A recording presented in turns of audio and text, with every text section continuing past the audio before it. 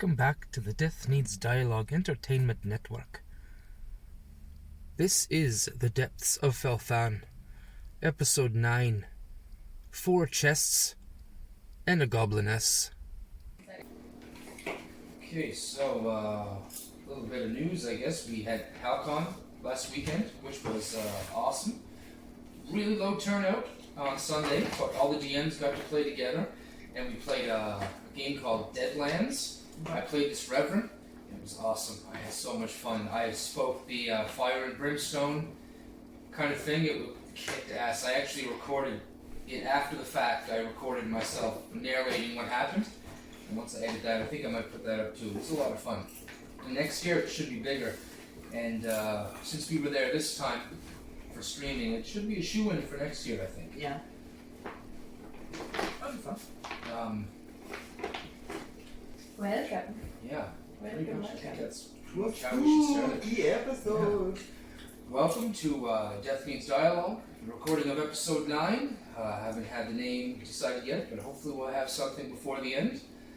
My name is Kale, the DM of this particular game, and I will be manning Deximus Orson, the owner and operator of the Iron Spine Inn from the town of Dellen's Crossing or Dellen's Pass, depends on who's going through it. Yeah. Names it that way. So we'll start on my left here. Please, my friend, your name and your character name and your character voice, if you so choose. I don't have a character voice yet. That's no problem, then you can be your voice. Okay. My name is Greg, and I am playing Cereza, a acolyte of Feldara. Hello, my name is Zach, and I am playing Erlon Silucient, or Gold Petal. I am just a humble high elf noble, I suppose you could say. My name is Sheena, and I am playing Asta Nani Firehearth. And she is a crazy old dwarf lady. It's just about there. I'm Heidi and I play Galus. I'm a druid elf, formerly a apothecary owner. Excellent. Thanks, guys. Last time we were... I'll give a bit of a brief on where we've been, actually. A bit of a catch-up. We started way back in episode 1. Way back in the continent of Delron, where we had Tanith, Ravum, and Erelon make their way to the edge of the continent of Delron and across the water into the continent of the Shears. They entered in at Cecil's Cock, where they had some interesting fireworks happen to go off in the middle of the night and burning down a portion of the town. They're not quite sure how much. They had left quite fervently after the fact. That was at that same night that Erelon had come to a crossroads of his belief and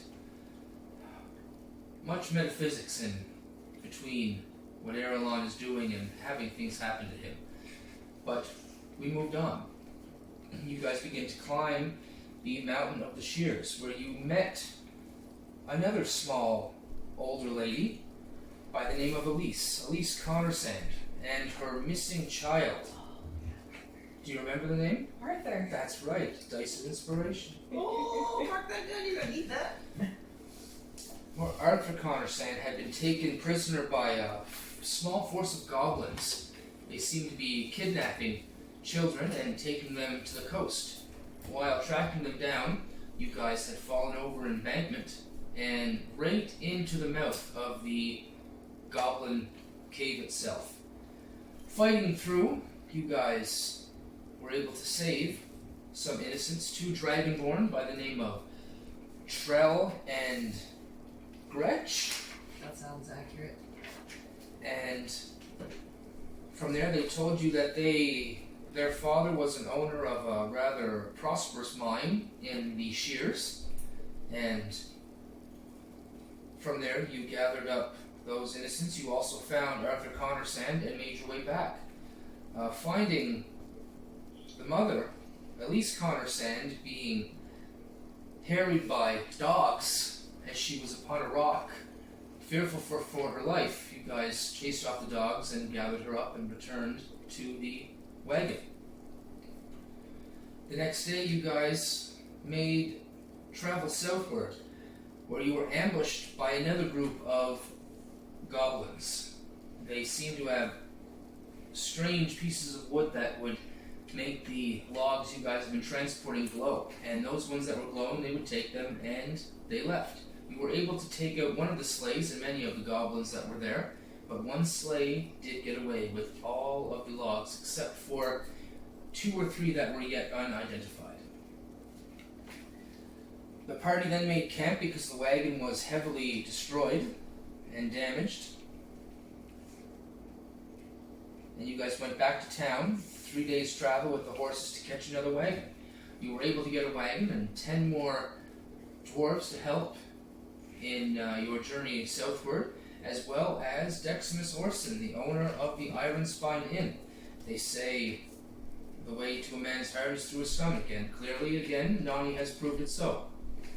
So you guys in that town got the wagon, got the extra horses and some help, and made your way south back to the wagon.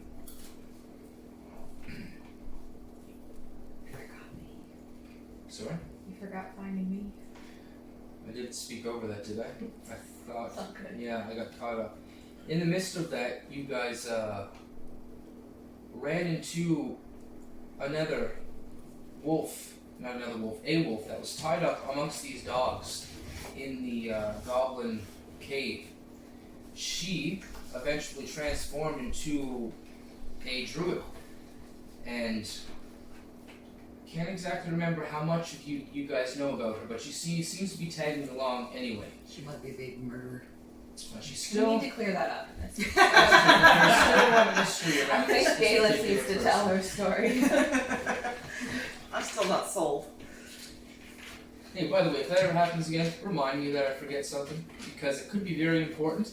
If not to you, maybe to me. Because I've forgotten some things, and it's like, I just want to rip the world apart because it was a small, really cool thing, and I forgot about it. I listened to the end of the Alcon one. Yes, and that's what it was supposed to be. That would have been a cool way, yeah. Oh, to wrap man, that up. I know. Damn it. By the way, that video is available on our Patreon. It's linked through a bunch of different stuff. Check it out. Japanese dialogue. That's right. So you guys, that is, at the time I think it was Tanith, Nani, Galus. I'm not sure if Erlon was there. I think that was the week you missed. I'm pretty sure it was. This way. There might have been someone else, but anyway, at least you 3 had gone back with the horses and got the wagon, more horses, and began to make your way back. And I had a bath. This is Yeah, true. you did. That was Yes. also big news. Yes, it was. Because I was dirty. I kept wandering into kitchens, hoping for the best.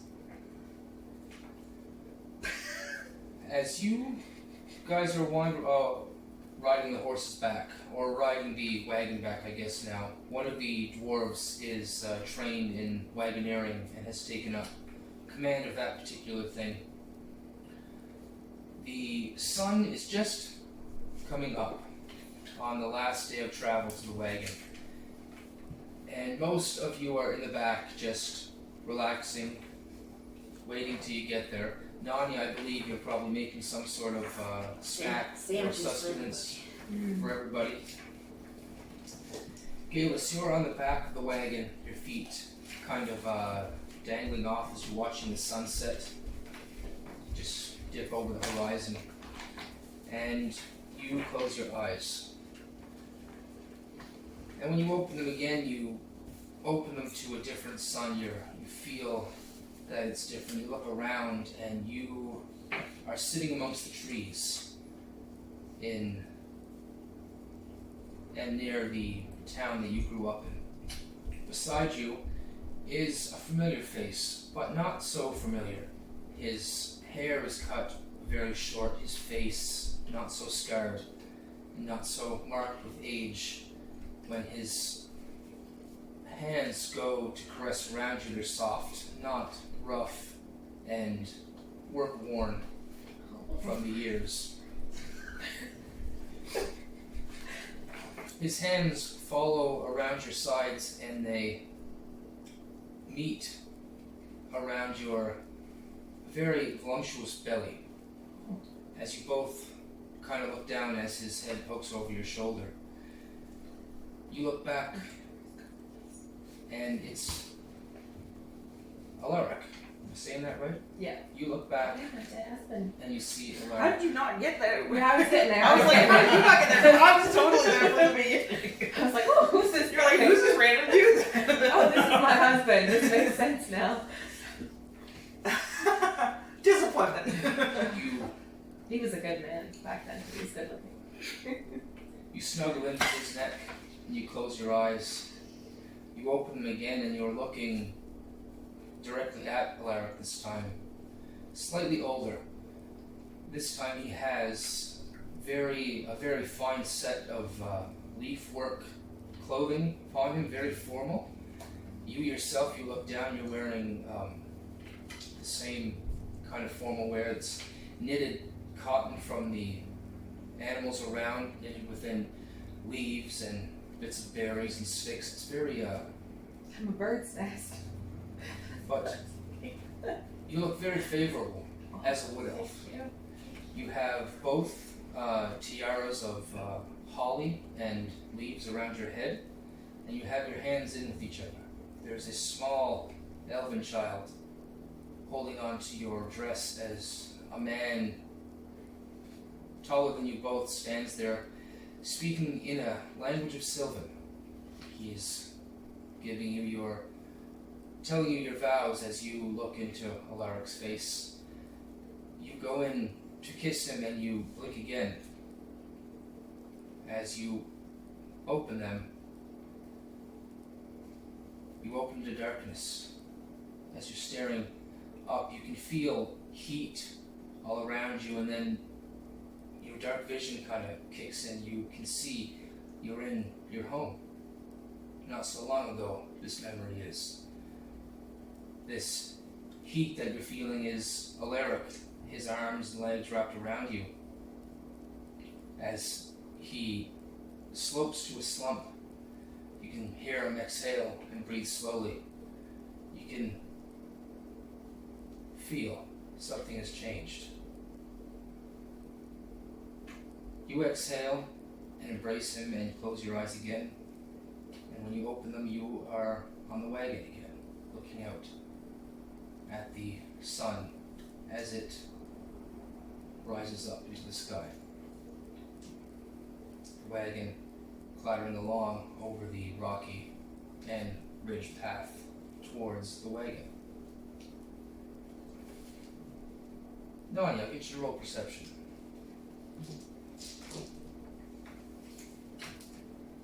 Here we go. Good starting. Yeah, it's a 9. 9? Okay. You are very busy with making sandwiches. Yes, I am. You have 10 hungry dwarves, and you didn't grab as much rations as you thought you would need to feed 10 hungry dwarves. So you're trying to make it stretch. Bottomless pits. That's what we're And after about 6 or 8 hours of traveling, if you guys wanted to do anything, speak to anybody, there's only the 2 active players here are only Nani and Galus. You guys make it back to the wagon without incident. That seems reasonable. Okay. The quiet day. Yeah. Erlon would have pulled out at some point during the travel. His I don't think Irlon was there. no, he was at the village. He was Well, at did the, he go too? he was Sorry, at the- okay, my Yeah, mistake. you Yeah. got the horses. didn't Yeah, I you? got the All horses. right, my mistake. Yeah. I I misremembered. forgot Okay, about perfect. that. So you would have, you would have been there also. So yeah. So Erlon would have pulled out the vial that he got from that shopkeep, and because he did buy one. The used one. Yeah, the used Yes, one. of course. So he pulled that out, but he didn't take out the bow or anything like that. He's just kind of going through the motions, and he's humming kind of like a shanty that he would have played on the hurdy-gurdy.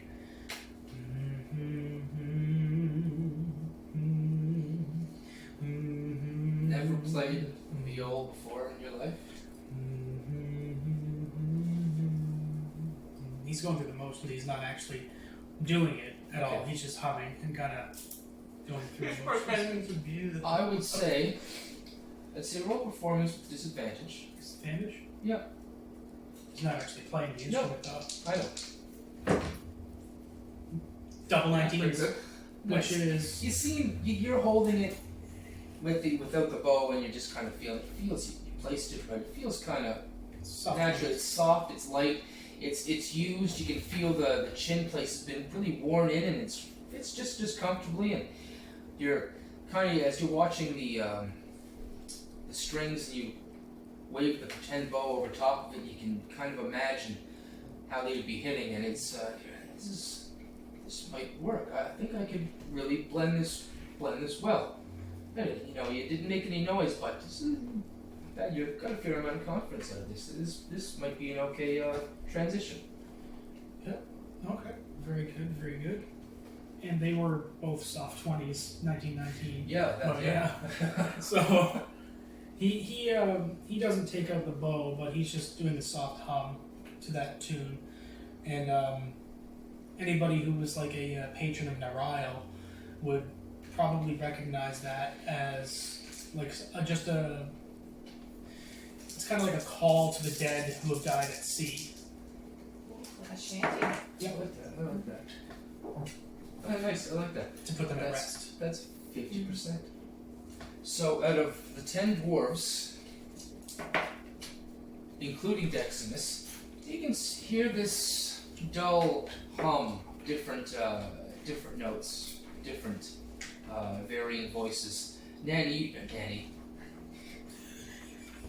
Nani, you pick up on it. You pick up on it right away. I know what's up. I've been around. Would I have known it? Roll history.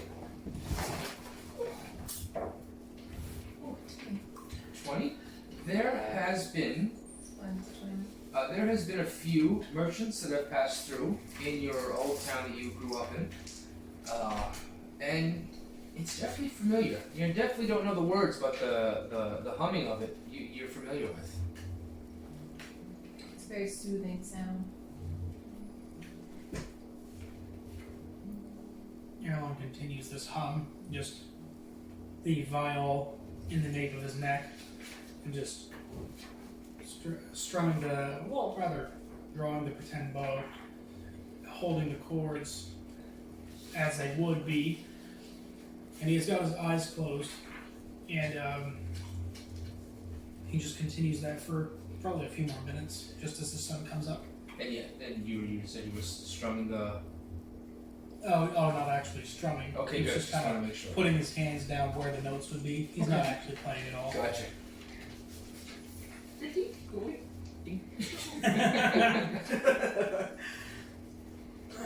As the day goes on, quite pleasantly now, there's some music, some food is passing around. Now, no perception on those sandwiches. 20. Not 20. Fantastic. We know apart from When it comes to Oh, food. why did I even ask? Yeah, Why did I even why did ask? you ask? Why did I just assume? Natural 20. Didn't even need the saffron, alright? This is just. It came out perfect. They lined up, everybody could smell it, everybody's humming. It's just a perfect kitchen in order on a moving wagon. With no canvas on top. There's a flatbed, so everybody's kind of sitting there just on this big flat piece of wood. and legs are dangling off the back. Yes, they are. She nibbles on a sandwich. Just kind of humming along with the tongue. Quite content. And you guys return to the broken down wagon. You guys can see the wagon has a perimeter of what look to be guards. They appear to be dragonborn. Maybe about 11 or 12 of them seem to be standing around the broken wagon as you guys approach. More than what were there before. Oh yeah. We didn't have Dragonborn with us before, did we? You had 2 children and 1 As a tan. kid, yeah, I was just saying, other than 2 children, 1 tan. Yeah, he doesn't count. Wow, this is new.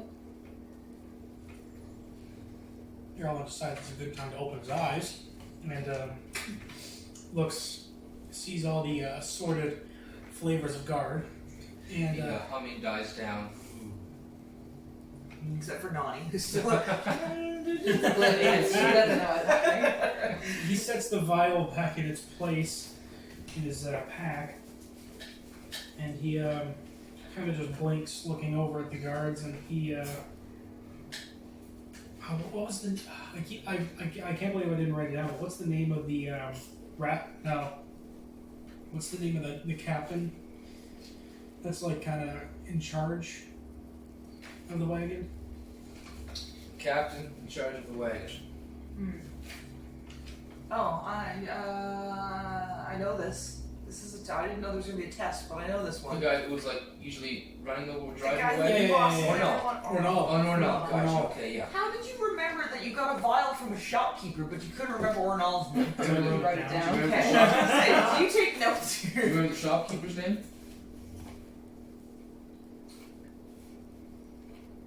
No. Damn. Bob. Nope. No, it was, Bob was my cat. He was a gnome. I know that much. No. That's definitely written down, but But yeah, no. So was it? Your Was it Zach? character's the one that owns the bar, right? sorry. You Yeah. own the bar, the bathhouse. The That was Deximus. in And he tavern. came with us, Yeah, didn't he? he came with it. Yeah, because Nana can cook. Yeah, but I flashed him for a bath, remember? Sure, you did. You didn't even need to either. You just wanted to Wow. flash somebody. Apparently. It's been a while, I okay? was gonna say it's a long road. At least you know you have. I don't know, You're it's a someone long who's road. interested. Galrish. That's right. I think it was Galbridge, Yeah, maybe. Galrish. Are you for Yeah. real? Did you write that down? Yeah, right There you there. go. Okay. I can start writing things down. Yeah, me Dice too. of You want my inspiration. share? I'm bad at this. Got it written down. That's good. That's good.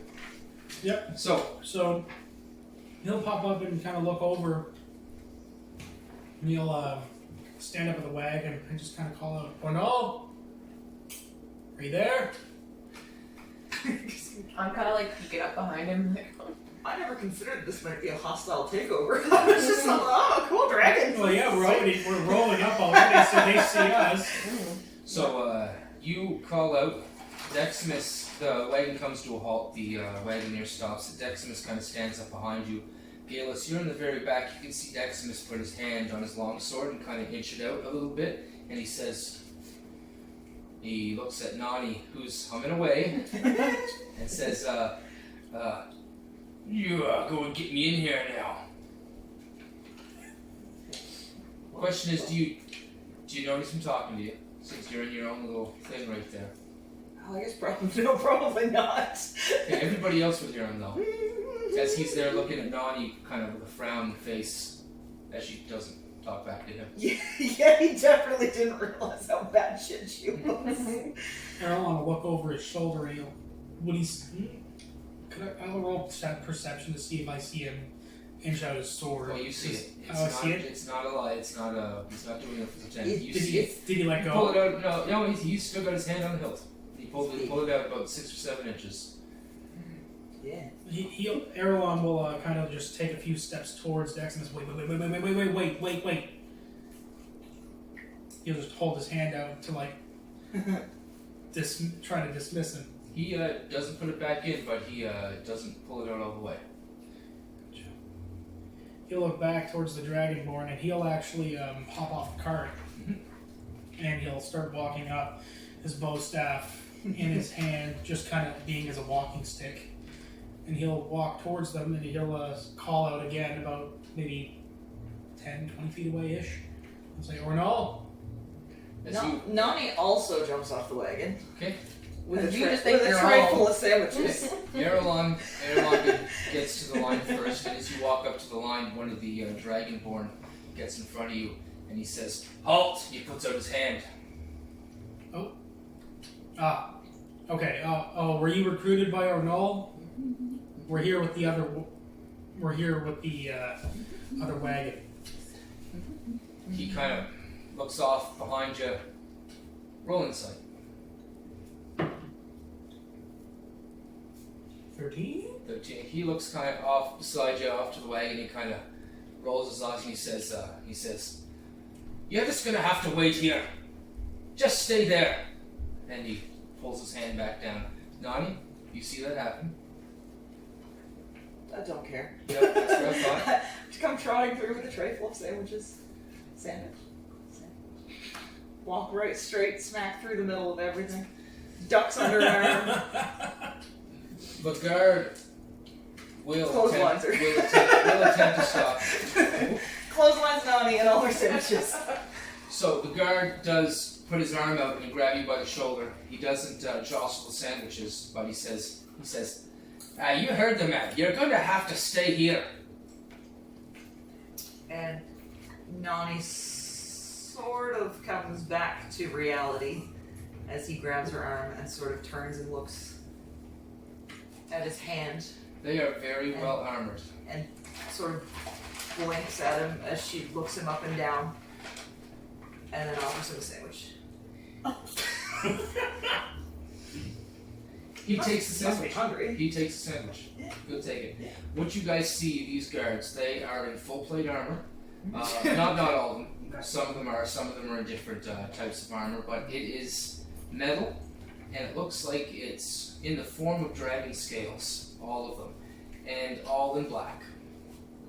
From head to toe. It's almost like chainmail that kind of sits over top of them, but it's linked almost small dragon scales to mimic that of a dragon that none of you really know, but outside of game, that's what it looks like. So there's no insignia? Yes. So this is You see the insignia of the Knights of Oros. Knights of Oros, the KOO. Can't remember what their symbol is. I think it was just a shield with a particular sword or weapon behind it, across it, whichever sword that you particularly fancied as a fighter, whoever. Yeah. And there's about 12 of them surrounding the wagon. And Would Erlon, well, I could roll history or religion, etc. Yep. To figure out if Erlon's familiar. He probably is just based on his background, but with a 23. Absolutely, yes. You've been around Tanith long enough. You guys have talked. Not so many words, you and Tanith, but you've kind of heard him talk about things. For context, I don't know if you were here for it. No, I don't think so. But Tim and Erlon have a strangled relationship. or Noel had Strangled sent- relationship. Or Noel had sent Erlon to go and wake Tanith up to go on the rest of the journey. And this Dragonborn is a heavy sleeper. Never wake a sleeping dragon. So We'll never want he's banging on the door. Tanith comes out, Erlon's like, Tanith, and he just grabs him and throws him into the wall across the hallway. So Now, in Tanith's defense, I did that because I had to make clear that Tanith wasn't here today and wasn't participating in the event. but George approved. It's becoming apparent that Tanith only really likes Nani, and that's only because she can cook. Who's Melanie? Nani. I kind of thought you said every. You need to put your That's Lamborghini happened. I'm back in putting it there. back. It's happened more than once, and I That's swear right, you we're say right. Melanie, and I'm like, who the fuck is Melanie? So Erlon darts his eyes back and forth between the guards, and he kind of squints and he says, he looks at the guard in front of him and he said, "Did Tanith send for you?" And the 3 or 4 guards, their eyes point directly to you when you say the name Tanith. And at that moment, you see Ornell kind of lumber with a cane on a leg that doesn't look so nice. Oh, yeah. Oh yeah. Lumbering over towards you, and he says, "Hey, let him in. Get your hands off her. And let her in here with those sandwiches. I'm starving." Oh yeah, because he lost And his Danny, leg in the... Nani sort of crosses her arms and just nods very curtly at him as she marches through the I'm not going to be a dick and say, "Where did the sandwiches go after you cross your arms?" Alright, she knows. Oh, nice. Okay. She had one, I'm like, Yeah, no, she's holding the Yeah. tray. Sure. Yeah, and they part as soon as Ornell says anything. They part, they get out of your way, and they allow you. And the rest of them stay on board. Galus, do you walk through? You stay on.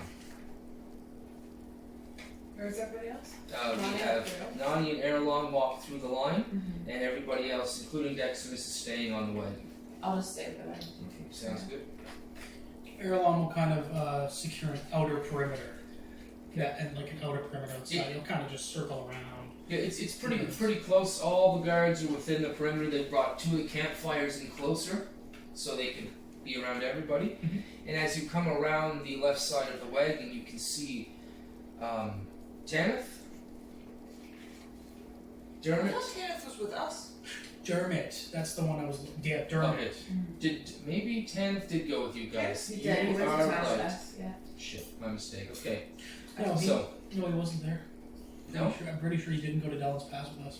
Okay. I thought we all, because he I was the thought he last did. one and we all went together, did we He not? got the horses when you got the wagon or Or something. he got the wagon while you got the Oh horses. yeah, George was there. Yeah. Yeah. Oh, Okay. George was there. Tanith Yeah. wasn't. Well, fair enough.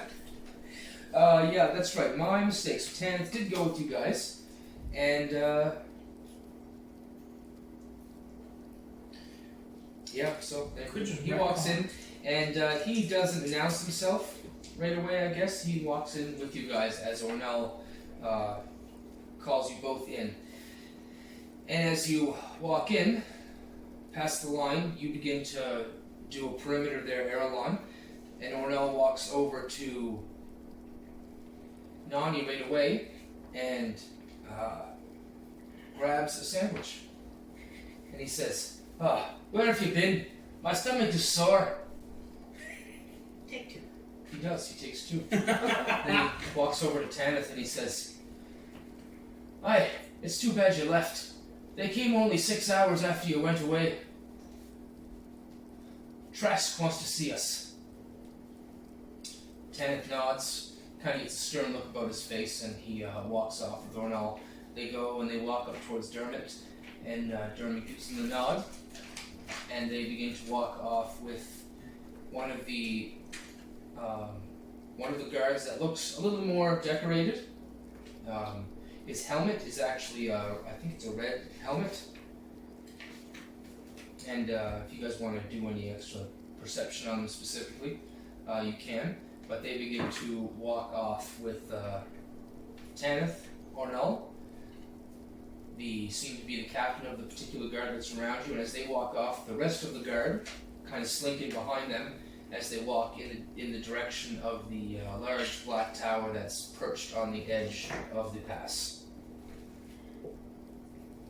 I'm going to find Frank.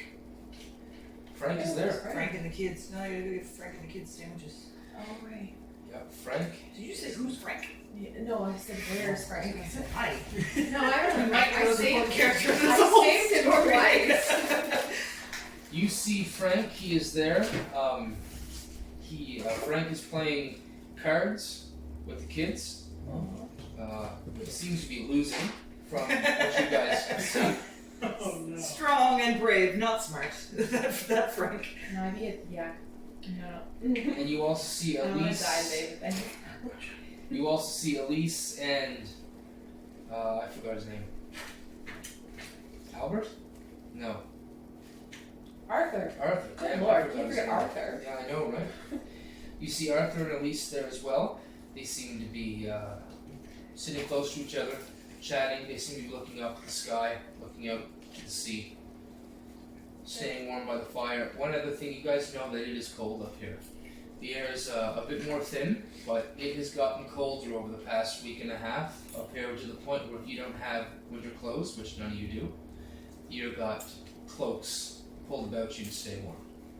Shawls, in my case. You're okay. Several You have like 11 Can shawls. I So. borrow one? Because I I'm do share on occasion, yes. Shawls for all the children. Wasn't it cold in Rel? Yes, it was. Yeah, because it's more north. It's not so more. Well, it is north too, but it's high up also. Yeah, It's very high up. Erlon would have been accustomed to that, probably. You've been in the lowlands for For the 10 last years. 10 years, so you're pretty much used to Canadian weather. Yeah. That's where you're at in where you were living at. What would the Gotcha. weather Maybe a little bit more south because you would have more. Like better farmland, I guess. That's what I'm looking for. Yeah. Yes, yeah. So More fertile land. Erlon would probably like remember how cold it was in Brel. Yep. But That's for sure. No, very similar memories being up here with the wind cutting across the ridge. If you ever took a walk outside on the rim of the caldera, freezing cold with the wind coming up and catching you. But as soon as you get back into the caldera, nice and warm again. But old memories though. Erlon does have a cloak. I'm probably not used to the cold anyway. No, you come from the same peaks, the cold snap peaks. It's cold there, but you're in the trees a lot. Not a lot of wind, but still cold. Yeah. Still cold. You're not you've seen a lot of snow still. I'm sturdy. You've also been a dog for how long? Yeah, that's fair. How what would you say that was, like 2 months? As a But dog? I'll get you to roll history now that we're here. Yeah. 4. 4. Fucking idea. I have no idea what day it is. I should maybe ask somebody. The transition between the animal form and the human form, you were a wolf for such a long time, you're just not sure. It could easily be a month or 3 months. You're not quite sure. There's a lot of Missing. different information.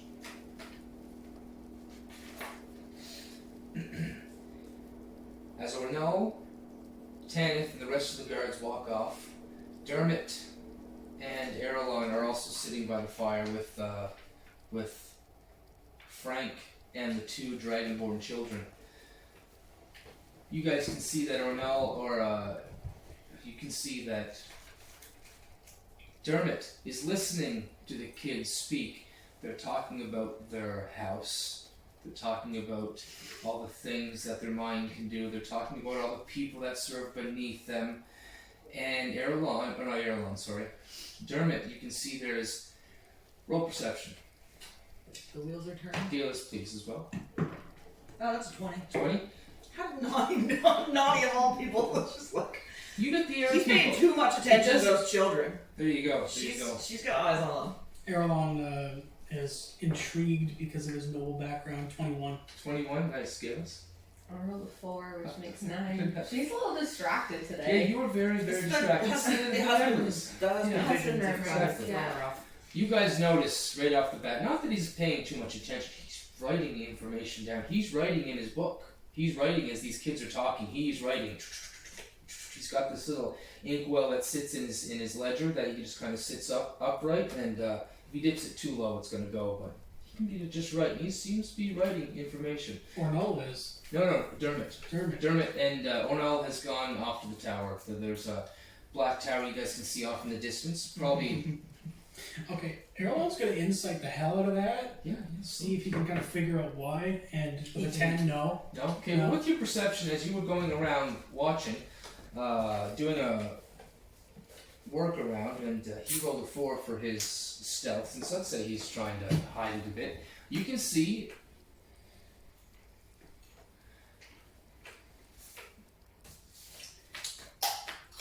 what is your native tongue, Dermot? What is your native tongue? It's going to be Elven.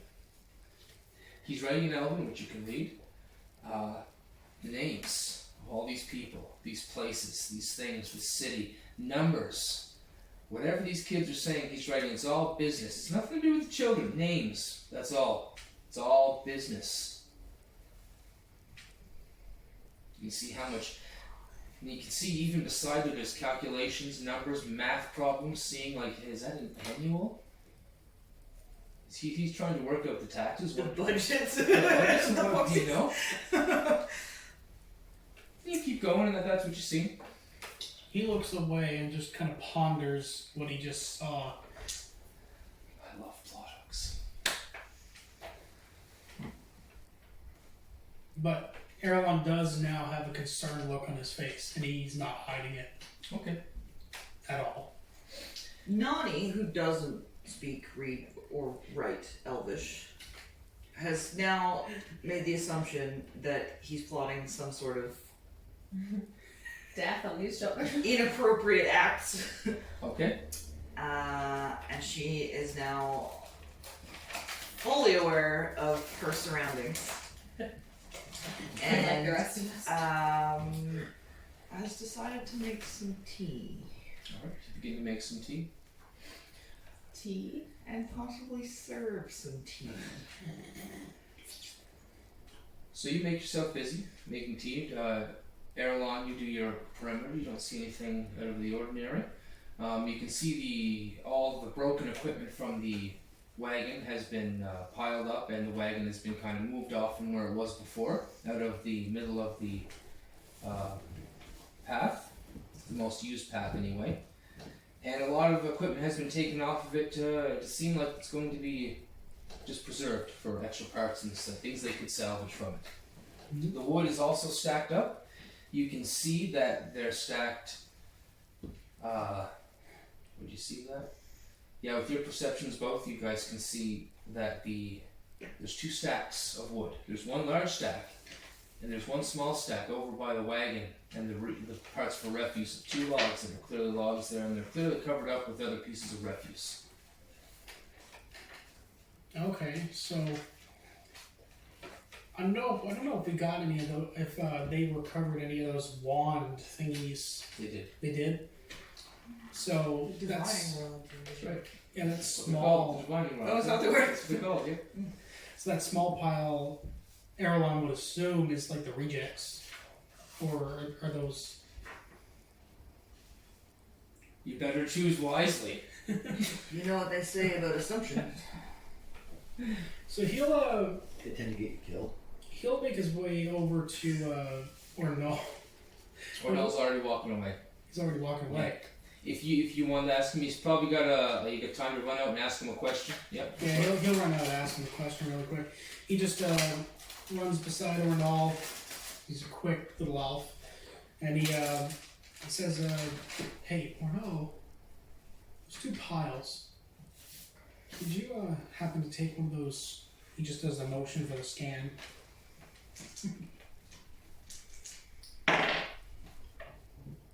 Okay, that's a 19 on his insight.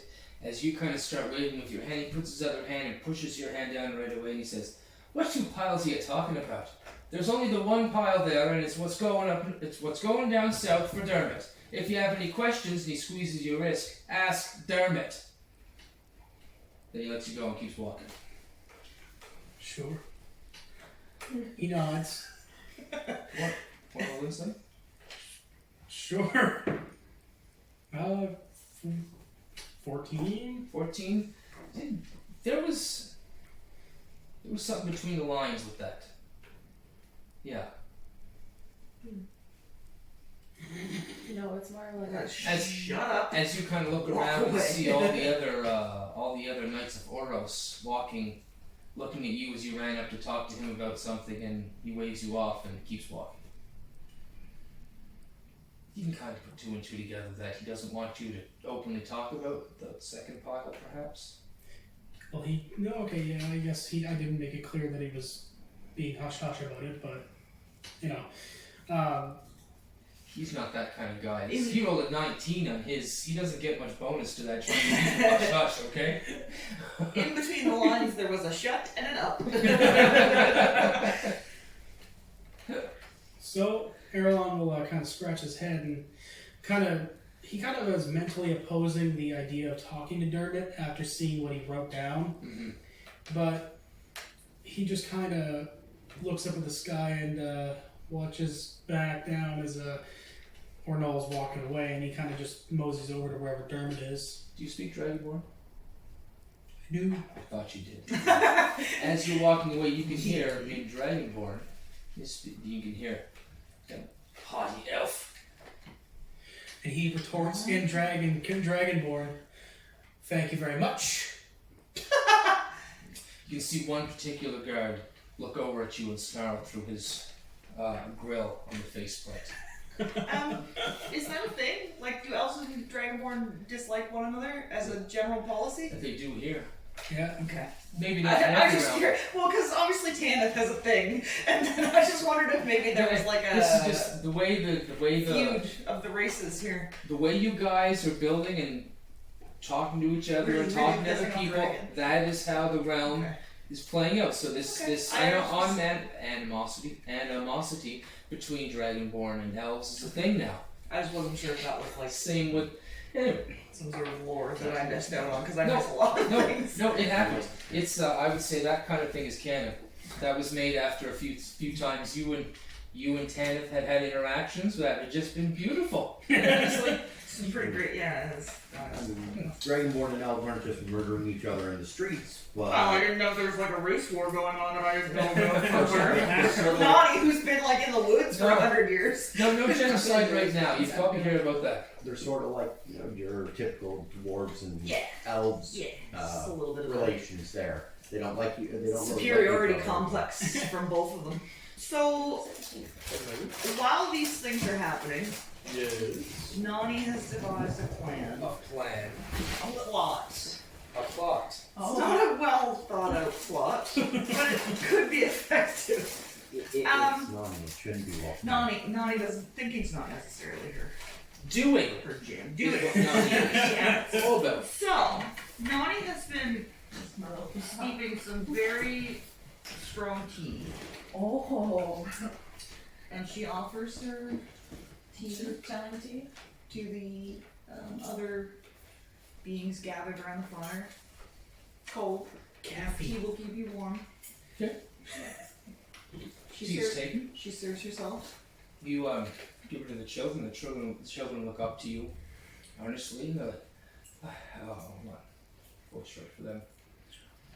Oh, thank you very much, Nani.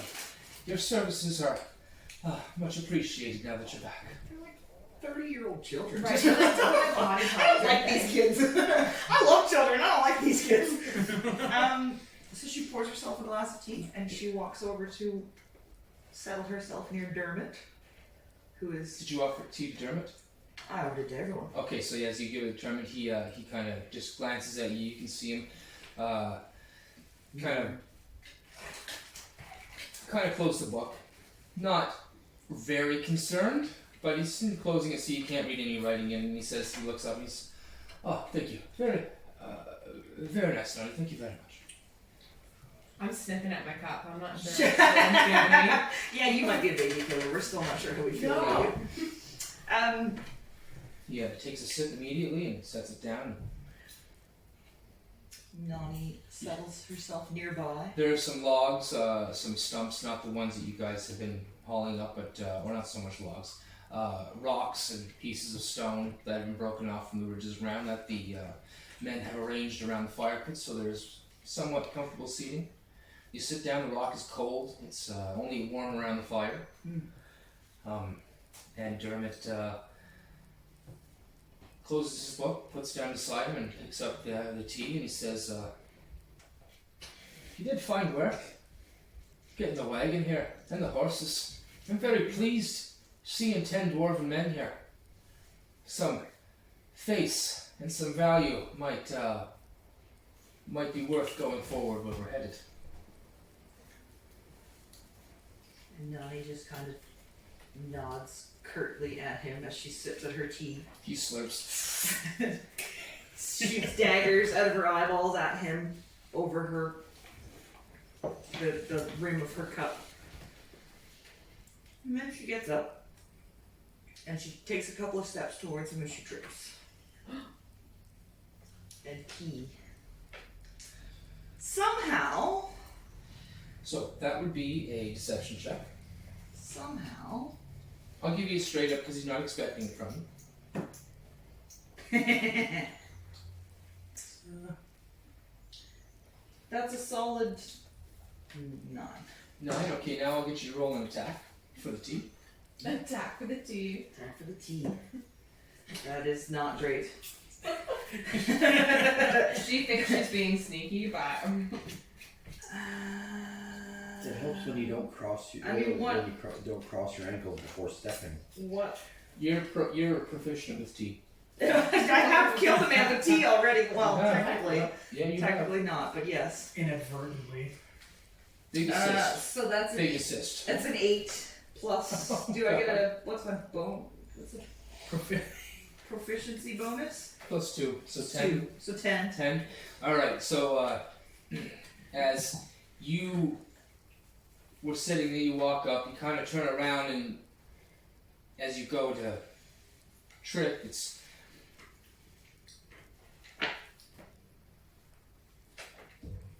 You trip, you think you're doing an okay job, the tea goes flying, and at the same moment, Dermot just kind of reaches down and grabs up his ledger again. As the tea goes flying over, you hit a bit of a splash, hits the stone beside, and he kind of sits up and flips the book back open. Doesn't even look at you.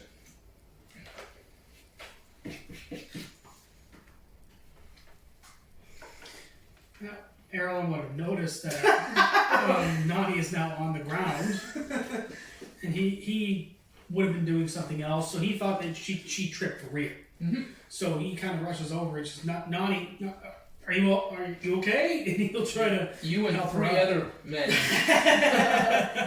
But you know you got 8 hands on you now, Nani. You're a little lifted up into the air. Your feet are dangling. Launched across the... You too, kind of air along a Yes, little bit. yes. You're feeling light on your feet as you're being picked up with Nani as Whoa. 3 other large men. Not me. Yes. And they put you down, and he looks up and he says, Dermot looks up and says, "Ah, fantastic. We'll have to get that wood that they took. Yeah, we'll need to go get that. Nani, you can go with them. Make sure they get here and back safe." Oh yes, about that, Dermot. He'll kind of wait for everybody to kind of shoo for a second, then he'll kind of crouch beside him, and he'll look over, and in Elven, he'll say to him, what's the deal with those 2 logs? Quietly, he'll say that. What's the deal with those 2 logs in that pile? He looks at you. Roll persuasion.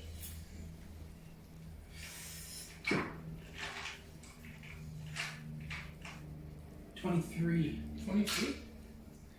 And he says, he kind of leans in and he says, he looks over at the 2 kids and he says, "You 2, go over there and play with something." They get up and they walk away. They seem kind of, off put by someone He wants gesturing to and play. talking to them in that way. Play. Yeah, Play. exactly. Play. It's like, where's all A the gold common coins child. at? And he says, he kind of gestures to a seat beside him. He'll And have he a seat. says, and his voice changes and he says, "Those goblins, they had a divining rod of sorts. And I was able to puzzle out which wood was the wood that is wanted. You see, when the order's made, we go in, we harvest wood. We don't know which wood is magical and which wood isn't, but we take it back and they buy it on the whole. Well, now we know which wood is magical and which isn't." Again, in Elven, he's going to say, "I take it you confiscated one of those divine rods?" I have. And I take it the 2 under... He'll do a thumbs up and point to the general direction of the refuse. He says, "Now you understand why we need the other ones." Yeah, saw them during the skirmish, and they were already gone with the wind. The Druidess had ensnared them, but we'll get them back. I have a feeling there's more to this than the simple luck of goblins finding us on this stark road to the south. That was organized. So when you're out there, be careful. See what you can see. Ravum will be staying here with me. You'll be headed out there. You, Nani, take that new girl. Seems to be standing away from everyone. Anybody else who you might think you need, but make sure you keep the rest of them here because we need to keep this wood protected. And these people, and there's children here now. Suppose it's a slight liability. He's saying that in Elven. Unfortunately. Well, at least you have the Knights of Oros. Not the particular eyes I want in my particular business right now. Understandable, but it's much better than nothing. If you're rested, I'd like to get this done as soon as possible. We're on a short deadline. He also looks to the sky and out to the ocean. He'll stand up, and he'll kind of brush himself off and start heading in the direction that everybody else is going. Dermot stands up with you when he says, fine job. Getting the wagon and the horses. Good with the 10 men too. We need them. And he shakes your hand. Good work, Erlon. Thank you. Appreciate it. And you move off. He moves off and Do you speak Elvish? No, I do not, but I've just witnessed a very bizarre conversation in a foreign language where they shook hands and walked away, and now I don't know if I can trust anybody except Frank. So Except I'm going to go to Frank. before that, Yep. Erlon will go over to Nani, and he'll. Well, you've been marked. Don't you try any nonsense with me, sir. I was too far away to do this, right? He confides in you. You wouldn't have understood what was going on anyway. You Yeah, I just- would know. Oh yeah, you are an elf. You told no. Are you Dave still was on the way? totally like, what the? At this I'm point, like standing over just daydreaming about my dead husband. so roll perception with disadvantage. I don't think I need a disadvantage. It's usually pretty good. Yeah, no. 5. No, you are still stuck in that She memory said loop. you don't need it. Yeah, I knew it was gonna be bad the first roll. You keep over-analyzing those 3 visions, those 3 memories that flashed in your head, and you're trying to put it together. Maybe you've done already, maybe you haven't, but just whether you're dealing with the answer in your head or you're not, or you're working towards the answer, you're very preoccupied in your head. So yeah, Erlon will try to find Nani. It's not hard to find me. I'm standing like 5 feet away, staring at you guys. And he'll kind of wait for Dermot to go away, and he'll kind of like we'll be moving in the direction that we're supposed to go, and he'll kind of. I also don't know that I'm supposed to go in that direction. Yeah, true. Because he told you in Elvish, I'm just standing there staring. So Erlon will say in common, "Well, we gotta start going," and he'll try to usher Nani along, and when or if they get an earshot, he'll kind of lean over and say, "Keep an eye on Dermot. Keep an eye on Dermot." He'll whisper that to Nani. And she just kind of whips her head around and looks at him. Very inconspicuous. And then looks at the children. And then looks back at Dermot, walking in the opposite direction. Over the way, And the new then wagon to inspect it. Meet the new 10 guards and Dexters. and then nods and walks over to Frank. Frank's Good having old, my reliable puppy As dog Frank. As you walking over to Frank, you can hear, "That's not how you play cards. You gotta flip the king over. That's how you win. That's how you take the money." Is he gambling with the children? Is he gambling with the children? He's Oh, proficient Frank, in bless him. cards. doesn't play croaker. Frank's not a smart guy, but I love him. He might be my favorite person here. So Nani sort of scurries in a very un-Nani-like way, because she usually kind of dawdles along. Scurries over to Frank, It's a mission now. and she tugs at his sleeve, and His first reaction is he tucks his cards quickly, and then it's naughty. He's, oh, that was a great sandwich. That was great. Thank you. there's plenty more sandwiches where that came from. What's But it I though? need you to do something. Oh, there will be. There can be. Oh, anything, naughty, anything. I need you to watch that one. Me? As she points. Honey's like, what the fuck did I do? And she points at Dermot, who's over there doing his investigations of the new wagon. And then she says, especially around these ones. And she sort of does a broad stroke around the children. He says, "Oh, what do you mean? What's he doing? I don't know yet. I can deal with this right now if you like." No.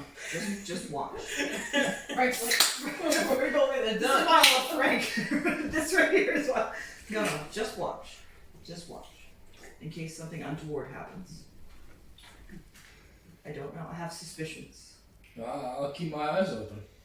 I might give him a cowboy accent. I had a lot Do of it. fun. Yeehaw! That means you gotta bring him with you. Frank. You gotta bring him with you if you want Please, that we gotta accent. take Frank. Frank, but then he has to stay with the children. Oh, do you want that cowboy accent? But he has to, his whole, I need him to watch the children. Odds or evens on the dice. Make a judgment call. Who do you love more, the children or me? Can we leave Tanith with the children? Can we leave Tanith with anyone? Friggin' Tanith! Oh, sorry, Zach. Give him a treat. Can we leave 10 with anyone? You met Tanith The yet? last two small things. He's the dragon, right? He's the Dragonborn cleric. Crushes things. The last two things, small things he's been left with, one got thrown off the ship and one got their head crushed into the bottom of the ship. Tanith can't be trusted. And they were both kind of green and scaly things. No. The short answer is no. We can't leave Tanith with the children. We need Frank. I would say Frank's a good fighter.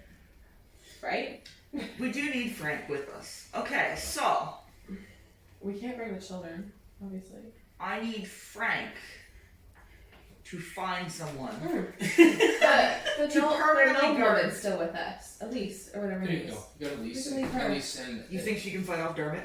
you think No, she'll but- probably make a big stink of it? Dermot's trying to murderate some children over here. You think everybody's I tell you what. I do think everyone's trying to murder. I That's tell you what. literally Okay. Nani's whole life. I'll tell you what, this is what's going to happen. You go over there and he says, well, I think my skills are best be on the road with you, but I tell you what, go talk around some of the guards. I've known them for a while. They'll keep an eye out on Dermot, and one of me is just as good as 3 or 5 of them, you know. Very well. Very well. Now let me finish up this game of cards here. They got me down by 2 gold. I gotta catch up now. Before we're leaving, you let me know. Where did the dragon children get money? They won it. Oh, yeah, they won it, and then now they're gonna... It started out innocently enough. Those children are swindlers. After the first couple of hands, they were like, this is too easy. He's like, no, I'll put money on it. And then they just took his money. Some Delron human. What an idiot. So, yes, he goes Very around well. after the game. You Very can well. see him talking around to a few guards here and there. They all kind of give the look. I'll get you to roll a stealth. No, I'll get you to roll deception with advantage because you're getting help from Frank. Well, neither of those are very good. Okay. You beat a 6. No. Oh, okay. Dermot, kinda, you can see him. Both of you guys' perception for the hour there. You guys can see every time Frank goes and talks to somebody, he kind of points it out. These guards aren't too shy about it.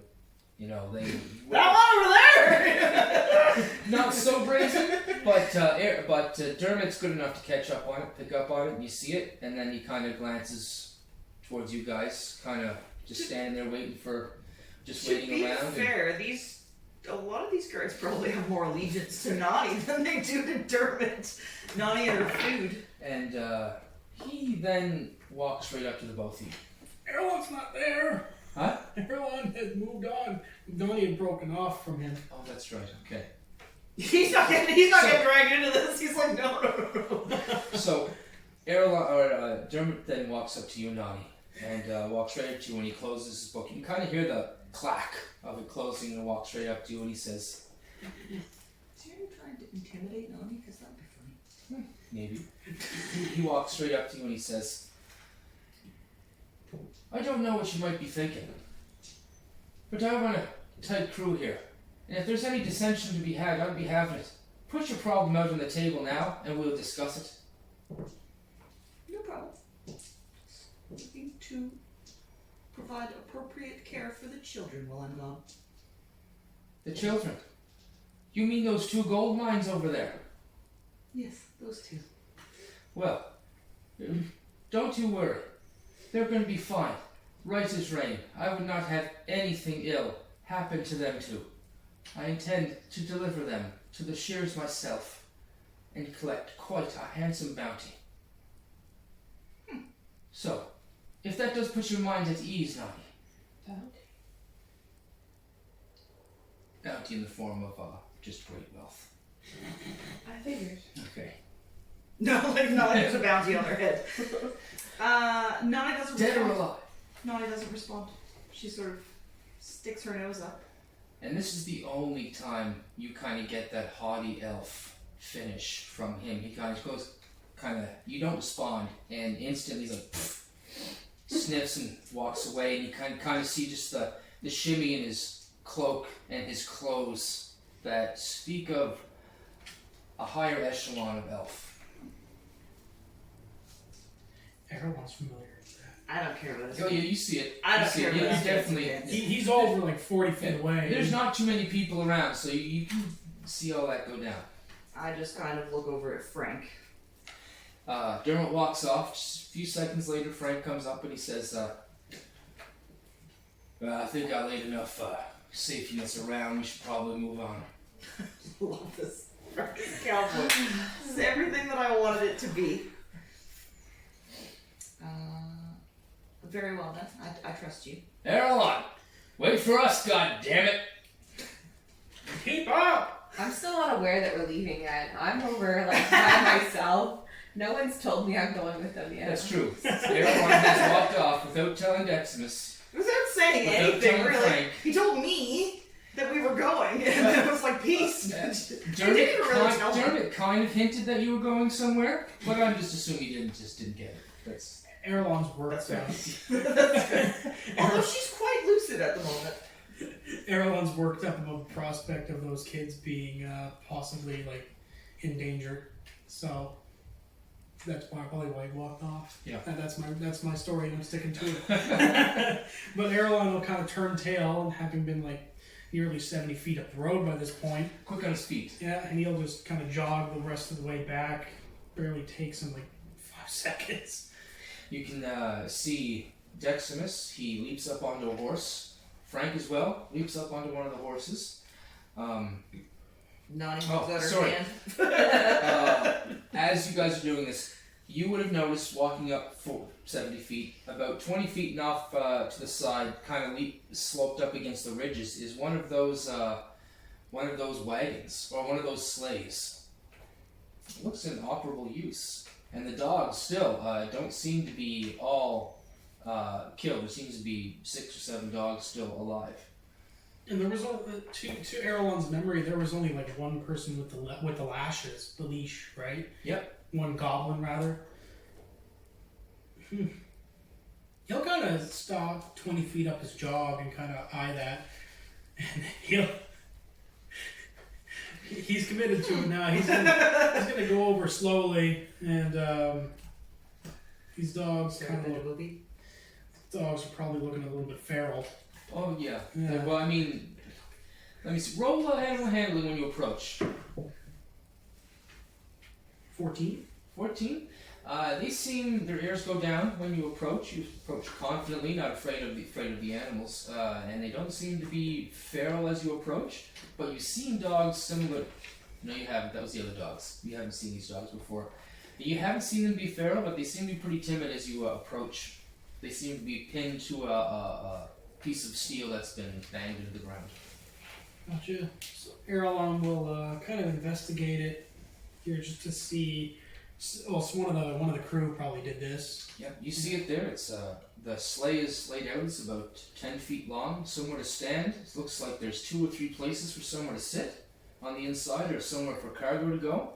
And there's the lashings all set inside of it. He'll kind of mosey it over a little bit, get a little bit closer to the dogs, just see how they are. Galus, you're kind of over in that area too. You kind of see him go off behind a bit of a ridge and investigate. And as you hear him approach, you can hear the kind of snarl and whining of dogs. We're gonna go have a look, see what's going on. Okay. As you approach from around the ridge, you see Erlon investigating the sleigh. Gonna walk over. What's doing? Oh, well, I was caught up and I noticed that there was this sleigh that the goblins were using. So I was just seeing if we can make any use of it. I'm not sure about the dogs, though. Something like tickles my memory. Would I have remembered my time as You remember running with them slightly, eventually making your way to the head of the pack after you've proven yourself through goblin troop and goblin troop. I think we should let the poor animals go. They've been through enough. No, I agree. no one's gonna ride my goblin sled. We'll tie Frank to the front. He can just No, that's when you guys want to let the dogs go. Totally cool. Yeah. That's alright. It's up to, I guess, everybody else. Yeah. Erlon will. I mean, I could pull the goblin sleigh. Oh my god. The big dire wolf on one side, pulling this little goblin sleigh. Both in the same size. God. No, it's okay. If you guys want to let the dogs go, absolutely cool. Yeah. Totally good for roleplay. I just gave you that opportunity because it was there in case anybody wanted to have fun on the goblin sleigh. Yeah, Erlon will, he'll try to just see if he can undo like the bindings or whatever, and he'll kind of just he'll lead the dogs if possible further away, maybe a good like 40 feet from where they currently are. Roll a strength to manage all the dogs. With disadvantage, because it's 6 dogs, 7 dogs. Make it harder. Would I still have some, like, would they be afraid of me? Like, would I kind of give off a bit more of a... Roll. What are you looking at? Intimidation, handling. Yeah. I guess, handling. would they kind of sense that I have been with them, kind of thing? If Like, would they, I want them to not fear me. do you approach? Yeah. Roll animal. I need a different Animal. dice. This one hasn't been kind to me. Animal. Hannibal handling. Animal. Oh, that's much better. 19 plus 3, so 22. Okay, so Erlon, you step down, you unhook one, you grab onto the leash. And it runs away. Galus walks over, and the rest of them kind of flock over towards her. So the question is, am I still rolling with disadvantage on that, or am I just using flat dice? Use it flat now because she's approaching and doing that. And it's strength? Yeah. Is it like athletics? Or like animal handling? You're anticipating it, athletics. Alright, so that's 18. 18, yeah, okay. He kind of darts off towards Galus as Galus is approaching, and you catch it. And as you approach the circle, Galus, all the other dogs kind of move over to your side and kind of do the whole squat tail between the legs thing. It's tail between the legs thing. Red leather, yellow leather.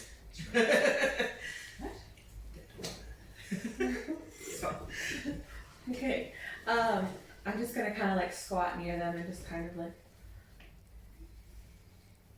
like telepathically talk to these dogs. You cannot. No. But you do have, being an elf from the woods, you do have a kinship with animals, and you can tell they've not had the best life. Yeah. And finding someone similar to them that they kind of have your scent, even though you transform, they still have it. They seem to kind of flock towards you. That's true. The underlying sweat scent of the past 3 days' travel is there again. And they seem to huddle around you. One of them kind of lays down beside you, and you see they seem to be naturally attracted to Galus. One of them, sorry. I'd say you'd have a green thumb, but your druidic magics that I saw you use the other day there does indicate that you have a little bit of an affinity for nature. Just a bit, I suppose. Comes from past life, perhaps you could say. So are you to dismiss them, or what? Well, let's see. We'll unbind them. If they stay with us, they could be of use. If they go, then they can go. So she starts untying them. Okay, you untie 1, 2. The second one kind of looks around and runs off towards the wagon and starts smelling the ground, eating bits of sandwich that have been dropped, bits of bread and cheese and meat. Seems to make its business around there. The rest seem to be hanging around you, Galus. Oh, great. I have puppies. 6? We have 6 dogs now? Well, 7. Oh, 7 puppies. she kind of says to herself, well, it gives the kids something to play with while we're gone. Perhaps we'll take one. Might be good for tracking. Alright. She'll take the one that's kind of sticking closer to her. Okay. As she walks away, the dog kind of toddles with her. Erlon kind of pinches the bridge of his nose for just a moment. Okay, and he lets out a little sigh and just starts walking towards one of the horses. It's like, ah, crap. Now. Alright, you walk over. They're still saddled up from the ride up, so they're still good to go. Nani, Frank walks up beside you. Grabby hands. He says he reaches his arms down. He says, "Saddle up, partner." Picks you up, flops you on the back. I got a 20 for my animal handling to get back on the horse. It was the same one that I used before. You're lucky. This one likes you. So I take it I'm going too. Everyone else getting on a horse. I should find one, I suppose. There's another one there. Am I proficient in riding an animal?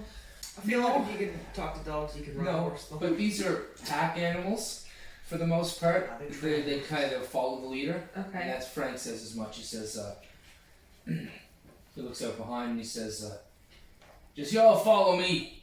All these animals will follow mine. I manage this one." He really is a cowboy.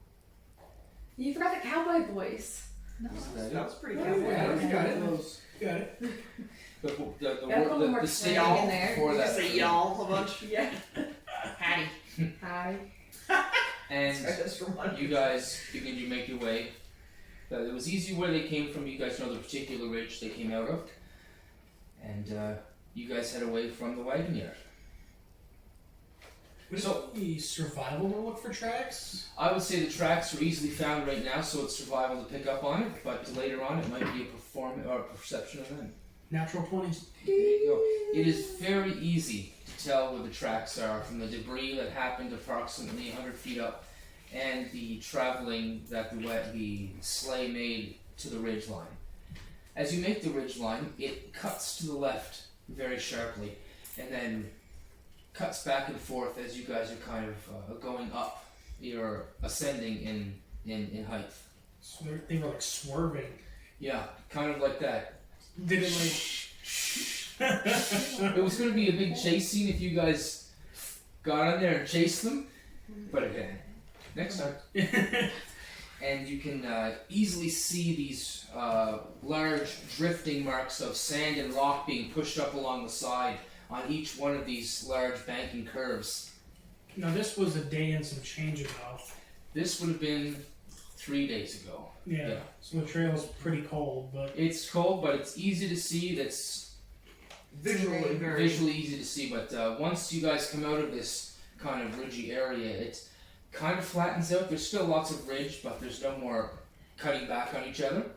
And I'll get you guys at that point to roll perception. Everybody who's going, that's Frank. 21. 7. 7. 15. 15. Okay, the 15, you are still able to pick up on the tracks that kind of lead out in a westerly direction. Erlon rolled a 21. 21, yeah, you're going to get something different. Nani's just staring at Frank's back. There you go. Yeah, that's all you can see. Back there, that's all you can see. And in the distance, you do see airlock with your 21. Yep. In the distance over this kind of ridgy, rocky area, you're not sure how far it is, but you can see 2 trails of smoke going into the sky. Dark, black, thick, but skinny. So thick enough so you can tell that they're there. You wouldn't be able to see them if they weren't this thick and heavy. So he'll kind of look back and yell as the horses are running as loud as he can. There's smoke! Up ahead! He'll take one hand off and point and just really quickly release. You can see. Don't yell smoke in the park. that's right. Oh, well, that's cool. I just rolled advantage with Frank, and he rolled 4 on both of them. Frank's not right. He's not the smartest. You're absolutely He's correct. a beefcake. So you call her out, and Frank kicks the horse and right up beside you on the ridgeline so you guys can both look out at the smoke. And then Nani taps him on the shoulder. He goes, "Where are we going?" Yeah, I second that question. Where are we going? Why are we? I just got on a horse and followed. Yeah, nobody actually told me why I was going. Looking at you, Erlon. Erlon clues in. We've been riding for about half an hour. After you've been following Miralon. Yeah. Yeah. Well, Frank was following because he's a soldier and that's what he does. But I'm just like, yo, He we're goes to going. open his mouth and he's like, he says, We're going. Erlon. Before, as soon as Frank says his name, Erlon cuts him off. It's like, sorry, Dermot told us we have to go and get wood back from the goblins. This is what we're doing. I don't know why it slipped my mind until now, but this is what we're doing. We're going to get wood back from the goblins. What's so special about this wood? She asks everyone because she has no idea what this wood is. Yeah, I mean, Galis really doesn't. She's know. really she's you're killing the block, that's right. We just picked her up one day. You guys know the history of it? Not even intentionally, really. To summarize, it's very expensive lumber. So you like building a house or something? He shakes his head. He shakes his head. Then what? What are you doing? Frank then speaks up and he says, well, in Delron we would collect this wood and we would make weapons and armor out of it. It's supposed to be magical, but you don't really know what you get. It could be magical, it could not be. The wood's usually pretty strong to begin with. It's like a box of chocolates. Very much so. Yeah, it's pretty rare to find something that's magical, and if you do, it's probably bought in the store or given to you from some old uncle or aunt, you know. But thinking about this now, we shouldn't be so loud and obvious up here on the ridges. We should get down below and try and track our way to this goblin cave. Erlon kind of looks around and sees if he can kind of make out any kind of pathways, if one would, that would lead more towards that smoke. Yep. Nat 19, and that's survival, which is 21, or perception, 23. So you still have the dog in your hand. Is this smoke? It's a towards chihuahua. the Sorry, Gales? What did you say? the smoke, is it like towards like maybe where ships might be? No, this is going inland. This is going inland. Higher up. We need to go the other way.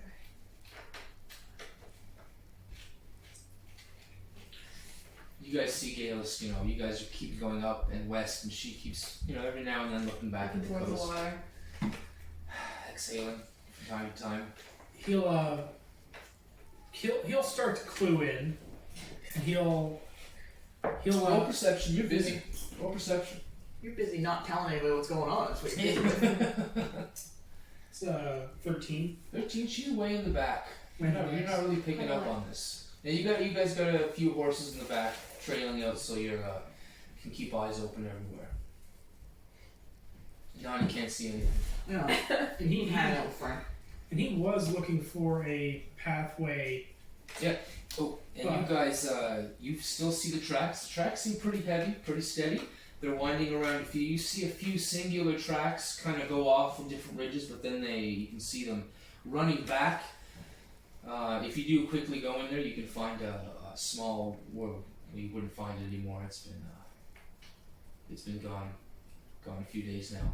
But that's what you see. But they're few and far between. They seem to be keeping on. Okay, Erlen will signal for everybody to just kind of like stop. He'll put his hand up and just he'll go, "Whoa!" and his horse will come to a as it echoes through the cavern. Whoa, whoa, whoa, whoa. And now he pokes her head out behind Frank and goes, "Put him in church." She's kind of mumbles to herself quietly. "Put him in church." Well, don't you know that's Dermot's number 3 right there. Dermot.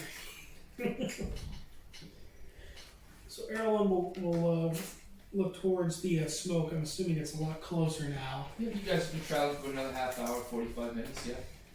He'll kind of look back and he says, this is kind of, well, I guess it's almost walled off from both sides. In the ravine? Yeah, you're kind of in the ridges and the ravines. They're kind of, they're not so back and forth anymore. They can kind of go up and they kind of turn around and then come back. And you hit a plane and have to walk around another ridge as you follow the tracks. It would be very confusing to get around here if you didn't have tracks to follow. You guys know that now.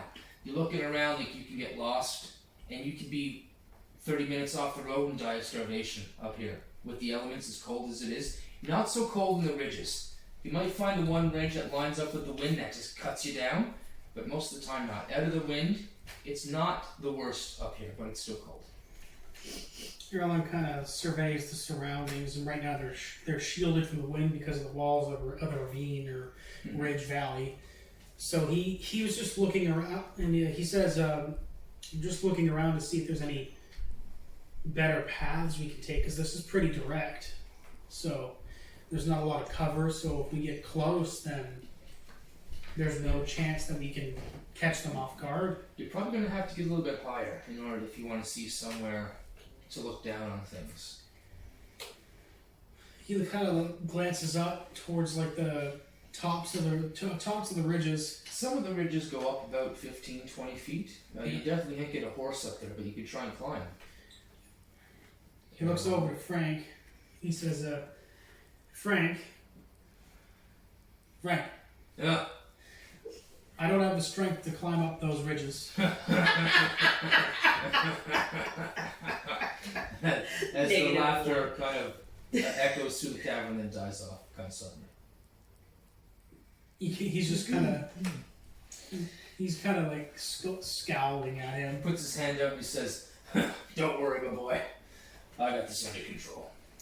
He gets off his horse and he begins to climb up the ridge. You can see him grabbing pieces of rock and ridge, pieces of mounds of dirt and dead grass that's sort of stuck in the ground. He pulls up and he manages to get up to the top of the ridge and he looks about. And for what he sees... Real good. Arrow through the face. No! I feel like Kale's gonna kill Frank now that we said how much we liked him. I'm waiting for it. As he gets up to the top of the ridge, you can see him kind of put his hand out and look, and he says, he calls down and says, "We're a bit farther than I had thought. You know, it's going to take us about maybe half a day. The ridge goes around, way around. I don't see a real direct route." The ridge goes around? No direct route? Well, then how do the goblins get through? He's just kind of trying to piece two and two together. He's got a puzzled look on his face. Perhaps they didn't go through. Maybe they went under. Well, that's true. Are there any like caverns that look like they had through the bridge? You've seen a few that maybe go in a little bit, but there was no prints or no markings to go that way. He comes back down and he says, "Perhaps you didn't understand what I said. I said it goes around, a place where you can't get through. I can't see the tracks from here, but one would only assume that you can only go that way to get around. Now, we could probably climb over up and down these ridges, but I'm sure it would take just as long to do that. Now, if you're thinking about maybe getting a little closer and then doing it, maybe you're working with something there, but I'll leave that up into the capable hands of you." Okay, see, so if that ridge goes around, he's kind of just doing like little curve symbols in the air with his finger.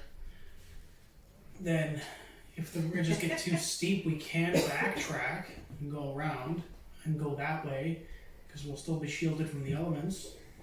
Could try that, go on the other side. If the smoke's coming from inside that dip or curve you were talking about there, Frank. He kind of ponders for a moment. How did you roll survival? With advantage with Frank's help from going up there. Oh. So that's going to be an 8 or a 3. Okay, alright, so 8 or 3. You guys begin to track the same prints and trail marks that you guys were tracking before, and you guys follow them. You guys travel for about another 2 hours. There are some twists and turns, but then you guys get to the long round part where you can't, where you track around. And at a particular point, you can see as you come around the ridge, you can see through the peaks of the ridge, just past the two trails of smoke in the sky, much further apart now than you've seen before. You've seen them, they were really close, but now they're almost maybe 60, 70 feet apart maybe? You're not quite sure. You feel that you're closer than you anticipated. And so these tracks, is there anything different about them now? They are the same tracks that you've seen before. Erlen will kind of start slowing his pace a little bit with the horse and look for anywhere where he can kind of stow the horses, like behind a large boulder or something like that. Overall perception? 10. There's a fair amount of rocky outcroppings here that you could probably bury the horse. We're burying our horses? The horse Sorry, tag I was so ends nervous. underneath so they don't run away. Okay. But probably not any that would be big enough to conceal them all. Probably not. No. Although this ridge is concealed from anybody walking around, if they were to look down on the ridge, they might see them. Yeah, of course. So, Erlen will kind of look back and say that we're a lot closer. It's that bend that you were talking about there, Frank. We're coming up on it now, and you can see that You're actually coming to the end of it now. end of it. End of it, yeah. Yeah, we're just past that bend, and we're way closer now. So, it must have just been how things were looking in the depth perception there. So, say we put the horses in some of the rocky outcroppings here and just stow them for the time being and go on foot from here so that we're less noticeable. Frank nods and he looks back at the rest of you guys and he says, dismount. I'm gonna go quietly. Don't make a noise. Alright. So there's 2 trails of smoke and they're considerably far apart. Would they be on one ridge and another ridge? I'm not sure. Okay. From this particular position, you can just see them trailing up into the sky. So in a ballpark, how far away would they be? Ballpark? Your perception was roll survival for this one. Yeah, this is definitely survival. Which means you might die. if you No. roll well. No, they're off to the west. They're off to the west. Yeah, no. So Erlen will kind of just start leading the group in that general direction, kind of sticking towards the left ridge, not staying in the center, so that if anybody's on the right ridge, they'd be able to see down, but they'd see them first, kind of thing. Left ridge, probably not So- easy. Are you guys going quietly? Well, Erlen is going to try to go quietly, so Okay, so going with the quiet, I'll get everybody to roll with stealth, please. I'm really still distracted. it's an 18 for Erlen. Okay, that's fine. You're in the back anyway. I rolled it at 1, so Oh, there you go. yeah. Okay, so that's a 119. That's not good. That's pretty good. There's a lot of good rolls there. So as you guys are leading out, walking slowly, walking on the left-hand ridge, you're walking out. You're walking out, kind of not walking too up high on the ridge so you don't fall, but it turns out to the right-hand side and begins to widen slightly. And further down, you can see it green off to the left, and then a cavern, a dark spot in the rocks seem to go inside. The hairs on Erlen's neck kind of stand up, and he looks at the cavern and kind of just looks back to the others, and he says quietly, "There's a cavern up ahead. The entrance is there. They probably went in there."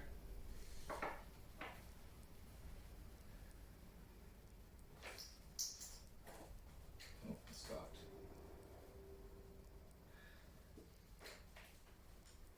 Erlon, Mhm. out of the darkness, about 60 feet away, a crossbow bolt peels through the air and catches you in the shoulder. It's a dirty 20 to hit. Yeah, it hits.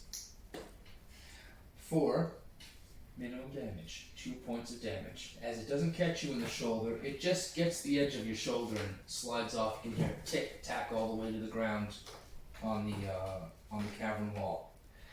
And you can see there's a goblin there, huddled in the darkness. Alright. So, in retaliation, Erlon will take out his short bow and he'll quickly try to knock an arrow and look for that threat. You see him. He shot at you, and actually, I'm gonna get him. He's gonna use his bonus action to hide. Roll perception. It's 10. 10 total. 10 total. Okay. You seen him fire, but you seen him move out of the way, and now he's in shadow again. Nani, you also are in that surprise round since your stealth was so high. Just accidentally snuck myself into a fight. So you're behind Frank, and Frank is behind Erlon, and to your right hand side you can see a cavern opening, and I'll get you to roll perception as well. 7. You do not see the goblin, but you do see Erlon grab at his shoulder as something flew by and hit him. Yep, they're firing arrows at us. Okay. You just, And now we'll go into initiative. Initiative. Yeah. 18. 13. 16. Okay, Galus. 13. I'm trying to give you both. Yes. Okay. Who had the 18? Me. Alright, Nani, very nice. Erlon? I got 16. And I just want to make sure I'm getting this right. Greg, the name I'm referring to you as in-game right now? For everybody? Cereza. Okay, sounds good. What did you Alright, and I'll get you to roll Cereza. perception as well, Cereza. Oh, sorry. Initiative, my mistake. That would be a 5. Okay.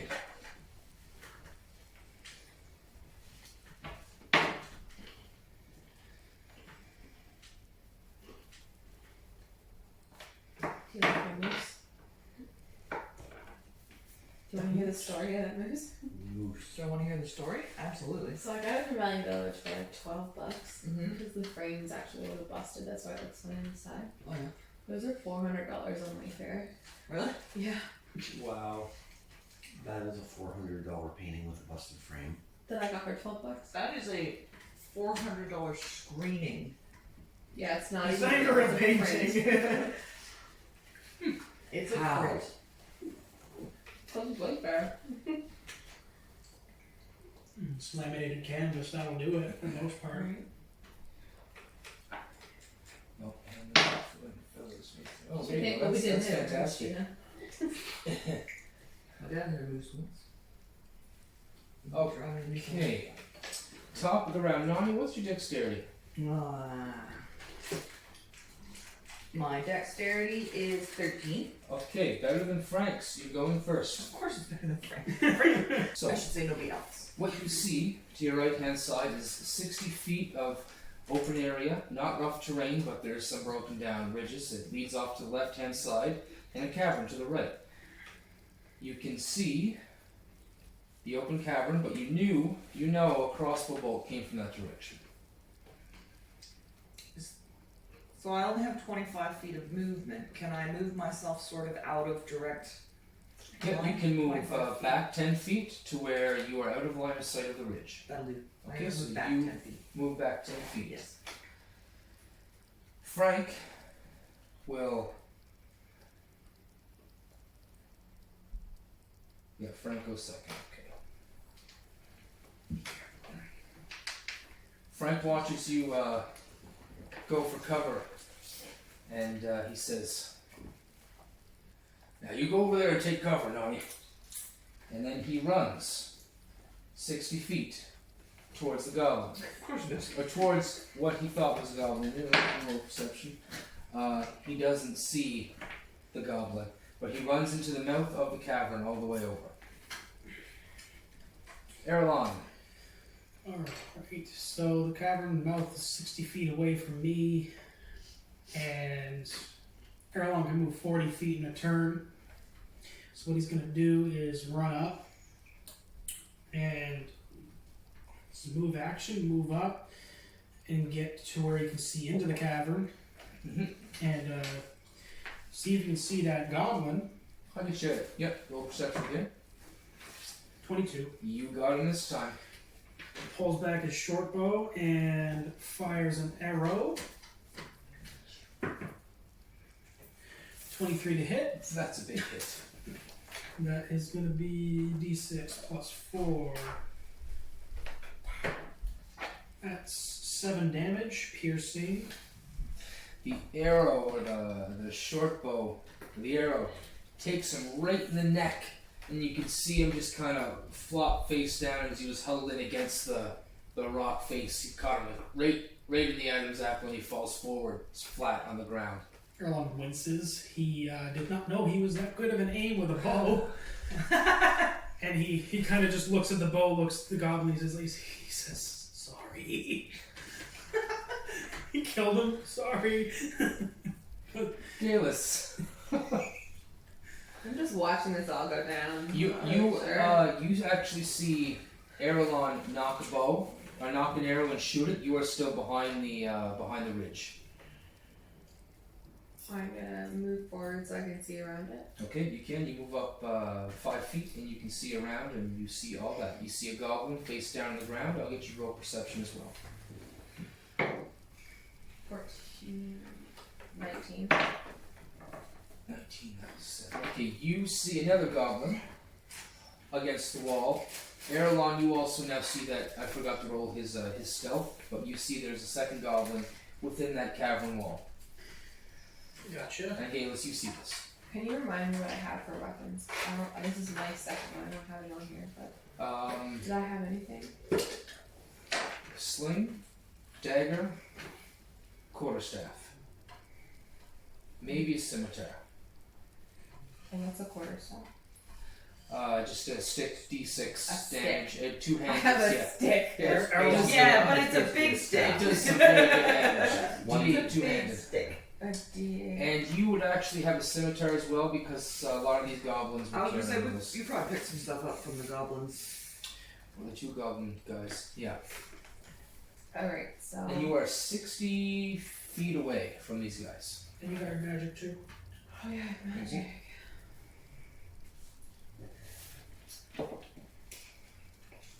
How far are the rest of them from me? There's one goblin, and Frank 60 feet away from you. Erlon is 40 feet up, and Nani is back behind the wall. I think I'm gonna go stay with Nani. Okay, She's got the right idea, I think. sounds good. You move back. Still don't really know why I'm here. Either, so I'm just gonna toddle over with her and maybe we'll stick together. Do you know Then you guys, do you know what's going on? Like, what are we doing? as Deximus rushes by you guys, Oh yeah, I forgot about and him. he says, he pulls his long sword and he says, "We're killing goblins!" And he runs by you guys. Stupid. Well, I guess I could get on board with that, because... Okay, after that, I can see if you want to use your move action after that, I'll allow that.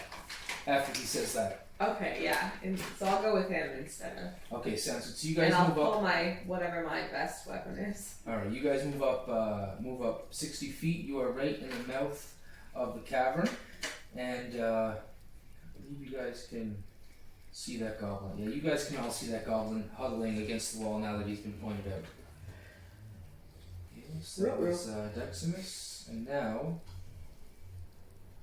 we have that. Cereza. From your location inside wherever they brought you, you were brought in with a bag over your head. You were deposited into a cage about 20 feet by 20 feet. the bottom of this cage, it started as dirt, soil, and rock, and there was a corpse in there with you. But soon they realized what you could do. An acolyte of Feldera is more than willing to give healing to those in need and find the beauty in any situation, which is hard to do sometimes, but stressed to the point, they will do their best. And even the lowliest and disgusting of goblin has some point of beauty about them.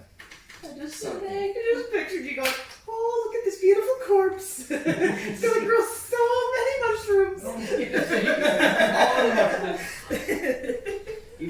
But now, after some time has passed, you've been here for a few weeks.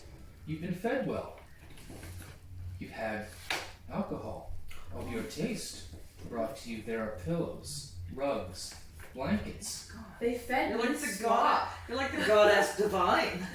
You are still behind a cage, but this is where you are. Around you, you can see and hear the clanging of an iron. And you can hear the clanging of an iron coming from across the walkway. You are in a rounded out, carved out area in the rock. In front of you, outside of the cage, you can see logs. About 5 logs. I'm going to call it 5. Okay. One of the logs seems to be being shaved down, the bark. Another log is set up upon stands, a sawhorse, and being cut up. You can see then these pieces are being taken out of the room somewhere else. In the middle of this room there is a large fire where they're heating implements and marking some of the pieces of wood. And the smoke, you can see it's thick as it hits this wood that they're burning, and it's going up into the ceiling, which goes into the dark at some points, and the smoke disappears. Every now and then one of them will come by with a gash on their hand and stick their hands within. And for the past 6 weeks this has been your motion to heal. So this dirty goblin sticks his hands in here, and you can see this cut in the wound, this cut in their arm. It is so straight, so perfect, so immaculate, such a beautiful cut. It will make for an amazing, wonderful scar. Okay. You're fine. We need therapy versus Yeah, Ayla's was crazy. Nani is was so nuts. You guys don't know some of the lore about Feldera. She'd be freaky. Alright. She'd be freaky. Well, I suppose this is what I've been doing for the past while, so I am going to heal this goblin, unfortunately. One second. Acting like you don't The like wound it. is somewhat insignificant, and your healing will be more than enough to heal the damage. Just mark off your spell slot for it. Well, I'm actually just looking at looking for the ability that doesn't tie to my spell slots. Oh, okay. So if you can find that, use that as well. That's totally cool. You heal his wounds, and he. Do you speak Goblin? I don't think she does. I do not speak Goblin. Okay, I speak Common, Elven, Dwarven, and Sylvan. Okay, you can hear this very rough, very hard form of maybe it was thank you in Common, but it was heavy Goblish. You're not quite sure. And then they kind of run away and get back to whatever business they were doing. You're women. I heal. Did I add my charisma to it?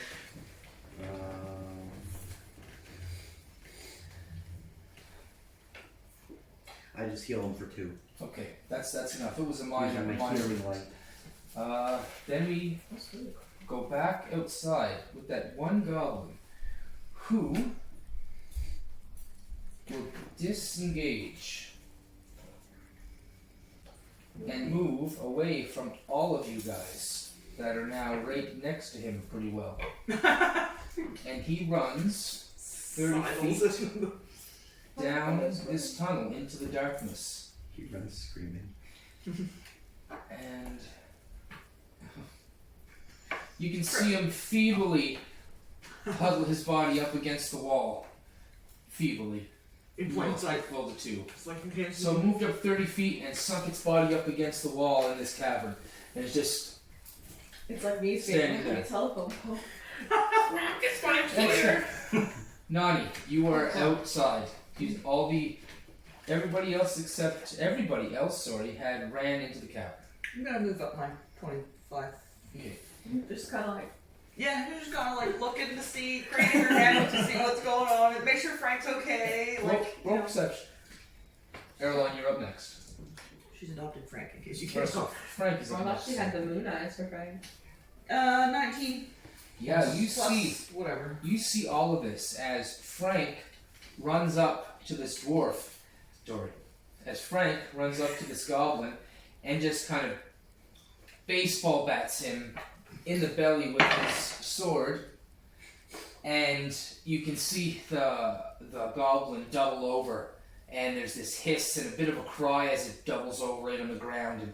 And Frank sweeps out the blade, and you're not sure if the goblin was cut in half or not, but it's on the ground now. Oh no. Now that it's Erlon's turn. My healing's gonna work on that. Yeah. Throw each half in and see what happens. So for confirmation, did the goblin get cut in half? You're 30 feet away in the dark. Yeah, Okay, no idea. vision.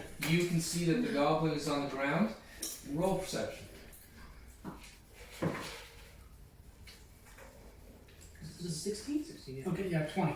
20, yeah, he seems to be dismembered in two halves. Oh.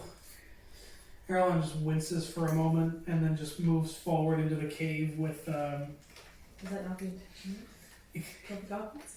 Yeah, somehow Erlon has walked into this with a cowboy, a feral woman, Feral? a nut job, and a skilled warrior, and expected something different. Expected not dead That goblin. sounds like every party. he's That's Erlon just is like he's the most. He's an optimist. Yeah, it's like everything's gonna play out differently every Everyone's gonna time. It's like die. the next time things are gonna be better. And the next time you will open a friendly dialogue Yes. with the goblins A goblin instead of being- I'll just learn to murdering speak them. Goblish. So Erlon will move up and just look and see. Can he see any other goblins anywhere? Any Your perception was what? 20 flat? Yeah, you don't see anything with the 20 flat. And any kind of divergence from this path or down the cavern? It seems to meander slightly, but it seems to be going in a kind of a straight line. And with that perception, you can also hear a noise. Ting, ting, ting, ting, ting, ting, ting, ting, ting, ting, ting, ting, ting, ting, ting. The car. So does that it forks, right? Or does it not fork? It did. That was coming. The noise you're hearing is from in the cavern. They did fork to the ridge kept going Oh yeah. somewhere else, but this was from the cavern and inside the cavern. Gotcha. Okay, so it's just there's no like paths like diverging off inside the cavern Oh, itself. yes, that's right. So with your 21, I'm gonna say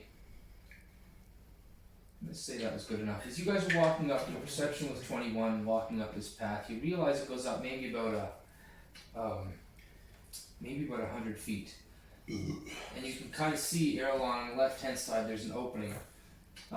You can just kind of see it as the ridge kind of dissipates and then comes out again. And further up, you can kind of see something on the wall, kind of just moved just slightly. Only slightly. Like the rock face lifted off just for a second. Did it look like fabric almost? Oh, we've seen this before. Could have been fabric. It's pretty far away. It's pretty dark. Your dark vision just picking up on the grays and the blacks kind of dissipating. I think But it you- looked wavy almost. So But that was after the opening on the left-hand side. this would have been outside. No, this is inside. You guys have moved inside. Okay, Erlon will move forward then, and he'll look and I take it nobody else picked up on this. No, you're in the lead. You, if you want to tell them about it. So Erlon kind of looks around and sees Frank with a 1.5 goblins. No, there's still 2 goblins. So just in multiple 1 and 2 pieces. halves. There's Two 4, and a half. 3 pieces of 2 There's goblins. total 2 goblins. 1 and 2 halves of a goblin. So he'll kind of say to Frank, he says, he just kind of, well, I don't know if Erlon is using dark vision. I don't know if Frank can see anything. Not much. Frank's just a He's little. just- You're right. You're right. You got party order. Who's in the lead?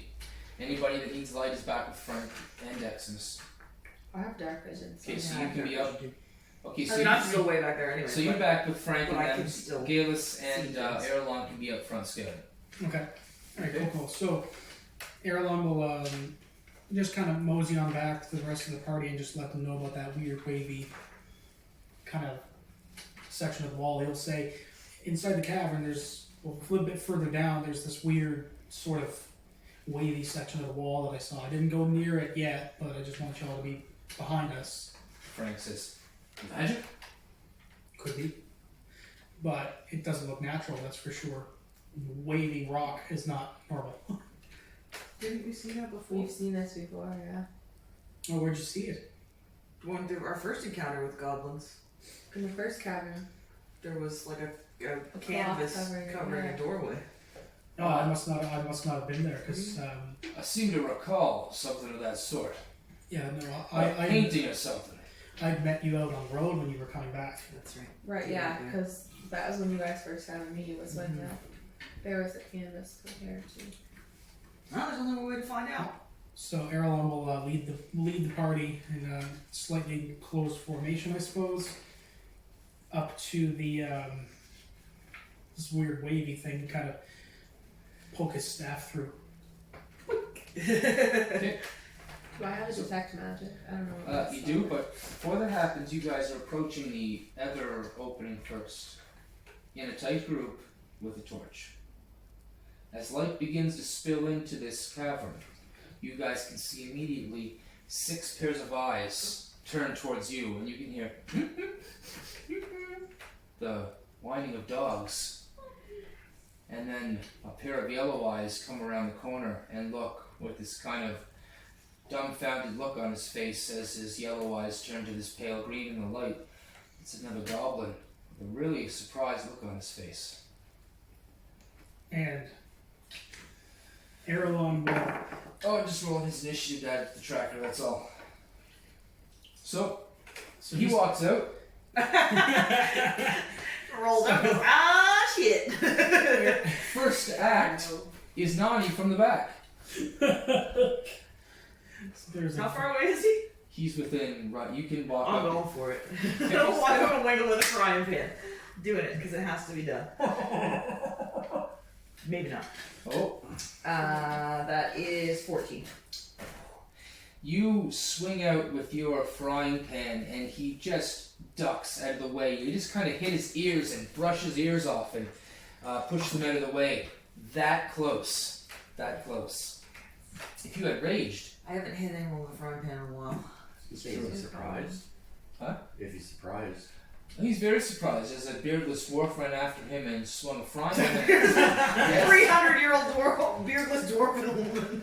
And then Frank, And exceptionally nearsighted. She needs glasses. with does the have glasses. Frank holding the torch high, walks up. Sliding around. Oh, yeah, that's good. Walks up beside Nani as the frying pan goes wide. He swings and turns right over with the frying pan and swings it down and does. Wolf. Oh, wow, it doesn't kill it. I thought it would kill it. Hits the goblin, slashes at the goblin's chest. You can hear the goblin cry out. Erlon. Alright. So, Erlon will kind of just take a couple quick hop steps up and just bat it with the quarterstaff. It's a dual damage. And that's a nat 1. Yep. I love that Frank is there. No. Roll your damage. Roll your attack for Frank. Oh, attack with Frank. Yeah. That's a 9. 15 to hit. 15 as you swing the attack. It goes wide from the goblin, or the goblin perhaps puts up his dagger at the right time, just deflecting it, and it hits Frank right in the chest and just goes, Duke. Not Frank. And key point, bonus action. He's just going to basically, he's going to push the staff off of Frank and kick the goblin. Deflect your own attack. Nope. 9 to hit. No.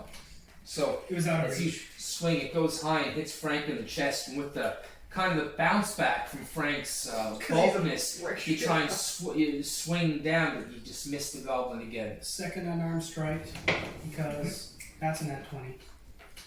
Better. There's only so much that this goblin can dodge. Eventually, your heel catches him just under the neck. Roll your damage, please. Got 10 damage total. Yeah, you kick him in the neck, and when you kick him in the neck, you can hear it immediately as his body limps and falls to the ground. No, I didn't like that. And Frank goes, well, I thought you weren't going to get your handle on that one.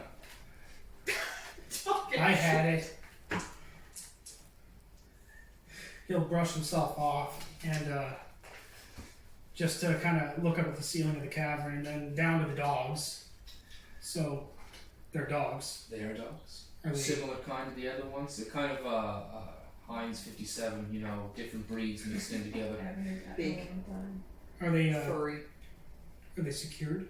They're secured, pinned in the ground as per usual. You see 3 goblin sleighs. Immaculate condition for goblins. Means they're not broken in half. They're well used. Yeah. And over in the distance, you guys can see cages stacked upon each other with pups and other dogs inside them as well.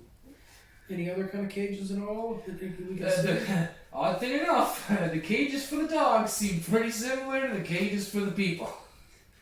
And is there any people in any of these There's cages? no people though. No There's people. no people. It seems like they're getting, you know, the cages from a wholesale goblin cage maker. Costco. Are there Costco. Goblin Costco? Are there any other goblins in this room? There are not. It's well lit now. The dogs seem kind of their pupils right wide, or no, right small now because the light is on, and but doesn't seem to be anything else. And this wasn't the wavy. This was just an opening. This was the opening before the wave. Okay. So Erlen will just kind of, again, pinch his bridge of his nose and just kind of say, all right, we're leaving these dogs here because they're all secured. They're just, if we let them go, they're liabilities. So let's move back towards where we needed to go. And he'll just kind of rub his temple for a moment and move through the group back up the other way. Okay, so the wavy part was after that space, so you have to travel past it to the wavy spot. Yep. And sure enough, you go up and you touch it, and it is fabric. It is a heavy, heavy canvas. And in the dark vision, you can barely tell the difference. When the light comes onto it, and I suppose you would see it in dark vision before, when the light comes onto it, you say, those colors aren't quite right. The rocks aren't quite that color. But in the dark vision, $400 on wager. that's right. Yeah, 400 gold. He will signal though before he does go up and touch the quote unquote tapestry. Yes. He'll say that he wants the group to stay back a bit just so the torchlight doesn't leak through, Of course. and he will just like kind of try to feel around the sides because he doesn't know what it is. That's right. He'll feel around the sides to see what it is, see if he can like peel it back. You reach in under the sides, and there's an opening. It goes in. He'll try to just kind of peel it back and Cautious. You peel it back. You stick your airline head in. Your very white, pale, elven face. And it's like putting Is on that a light stealth or bulb. perception? perception. And that's 23 for perception. Okay, you can see right down. It your dark vision goes for about 60 feet and Yes. stops. You see the 6 arrows Ton. that are flying I was out. gonna say, you see the sword as it. It seems to be smaller, maybe only about 6 feet high, maybe about 3 feet wide. So it's like Maybe a not. corner, No, you don't scratch that. It's not 6 feet high. It's like 5 feet high and about 2 feet wide. but it's like a corridor basically. Yeah, clearly it definitely is. 5 feet high. So am I the only person who can walk through comfortably? Frank and Deximus are going to have to get down, and they're going to be fighting in close quarters if they have any bad stuff goes down there. I think I'm Even holding I up would by have that to beat up on the slouch. Yeah, I understand. I'm not the only one who can walk comfortably through that hallway. And But there's, you guys are elves, Yeah, so you're you're 5'5", relatively yes. tall. and there's no other openings at all? Just that one. You can't see the 60. You can see 60 feet down, and that's it. But then the tunnel continues on. So it's long. Yes, it does. The tunnel that you're this It's at least 61 feet. hidden door. Yeah, you found the hidden door. That's what it is. Continues through the hidden door, but the tunnel keeps going. Yeah, and you can hear the clang, clang, clang, clang, clang, clang, clang, clang, clang from that small hallway. Okay, so the Santa's workshop is down there. Gotcha. So he'll turn back and let the rock tapestry from Wayfair kind of just. This is not sponsored. This episode is not sponsored by Wayfair or Costco. That's right. But But hey, if you you're want to sponsor interested- us, we'll take a Costco sponsorship for sure. Free membership. Yeah, that would go. For the low, low price of $49.99. And but wait, if you buy within the next 10 minutes, you will get not one, but two. One for your mom. That's not true. I just want you to know. That's not true. None of that's true. Heirloom. Erlon will just look back and take a couple steps back towards the group with his arms crossed, and just kind of point his thumb back towards that little wavy kind of spot in the wall. He'll say, "Yep, whatever's going on here, it's down there in that tight corridor. It's like Deximus, Frank. You're gonna have to you're gonna come back out with a hunchback. Yeah." You see Deximus kind of stretch out his back a little bit, and he says, well, if you're going to have to get goblins, you're going to have to go underground. Yep, and He's a bad mother. Thanks, Neil. I do recall the last time I went out chasing goblins, I got shot 3 times and nearly died. So somebody go in front of me, please. You can hear a I still have scars in the middle of my chest from the last one. Sacrificial 4-foot tall I was man. just saying, why don't we just send a little one in? You feel another. Sorry? We'll just send a little one in for a guide. Am I 4 The feet scout. tall? Yeah. How tall I am? Something like that. 4'1"? You are 4'1", yeah. You meet them. I need to. Are you going first, Nani? Yeah. Alright, Nani goes first. So it's going to be Nani.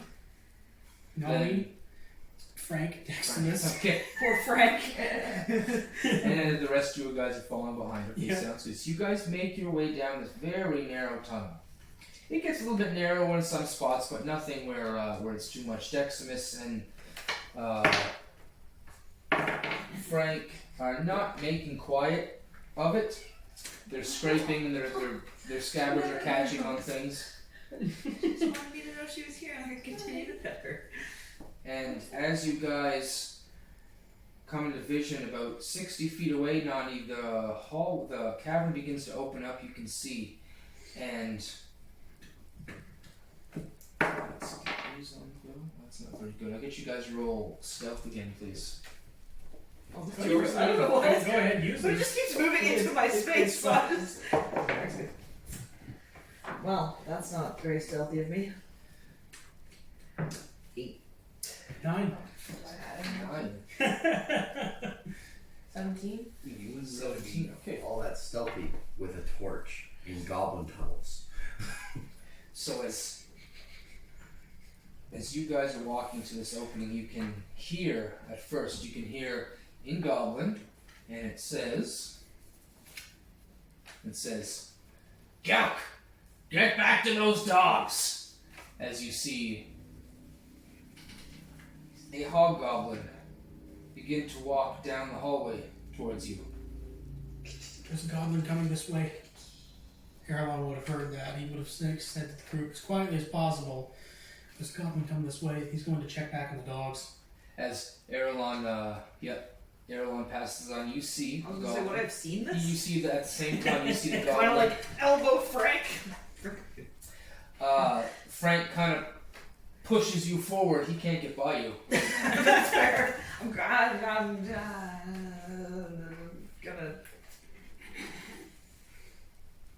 rage.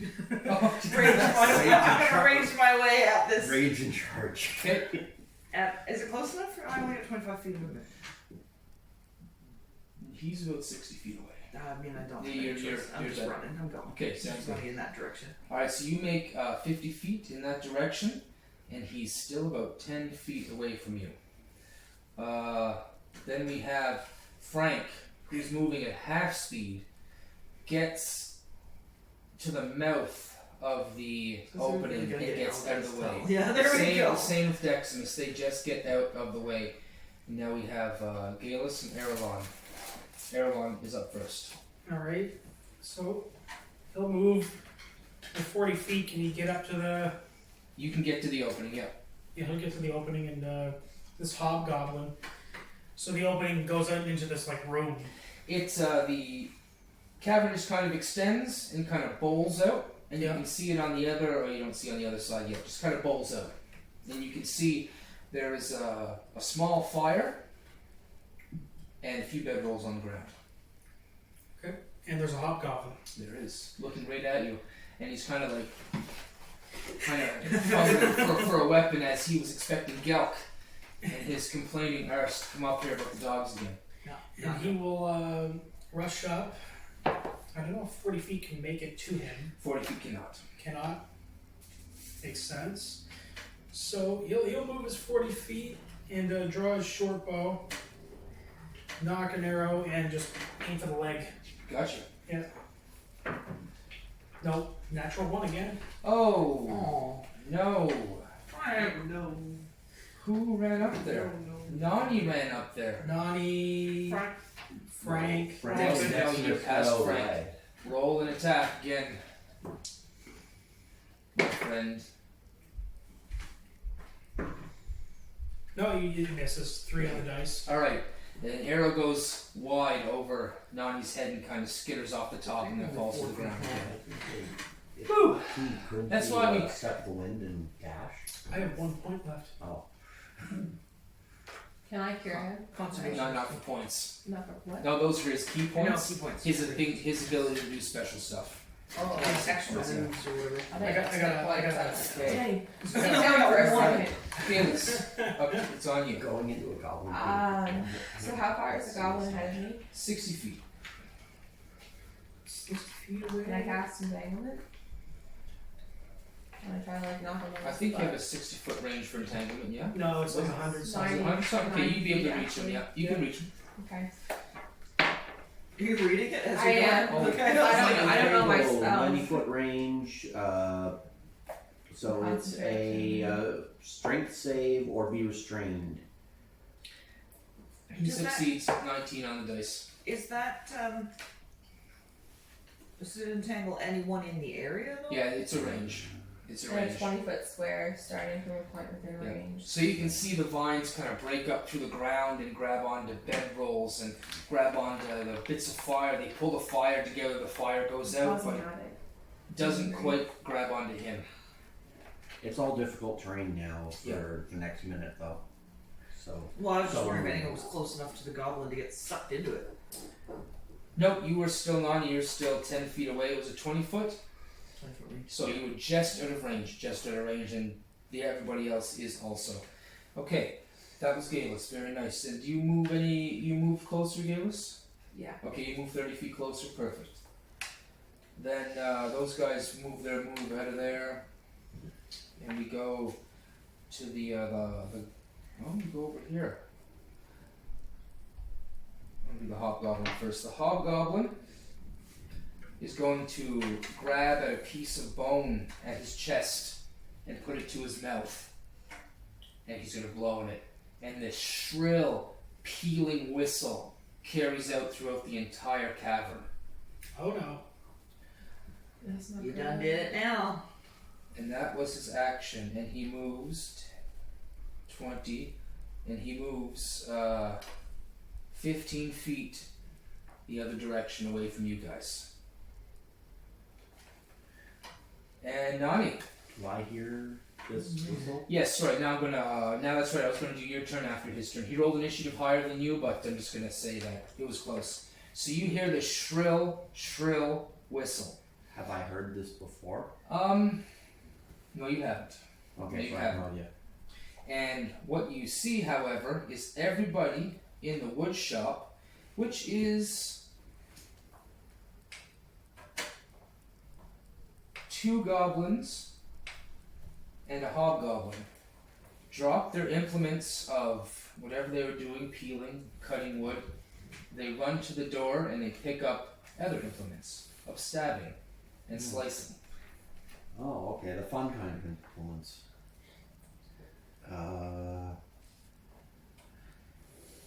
Okay. Not a whole lot I can do with them in the room, so I'm just going to wait for them to leave. And they leave the room. So I'll give you an action. They've moved their full move action outside of the room. Okay. I mean, you might be able to see the back of one of them in the hallway. Okay. I just want to quick. I imagine I would have had time during my stay here to see what sort of things are securing the door that is keeping on this cage. It's this big, ugly lock. This big, ugly goblin lock. They stole it from somewhere, but it's just, they picked it because it clearly looked big and awesome Yeah. to a goblin. Yeah, you can probably fit your both 2 fingers in the front end of that lock. Okay. Well, I am not overly. I'm not proficient with any sort of lock picking. Is there anything that I can, any like pieces of this wood that they're working on that's within reach of the edge of the? There's cage? not. No. There's Okay. not.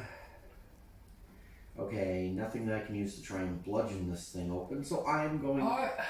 I would say that there's a small table that you eat your food on with 4 iron table legs attached to it. And the corpse.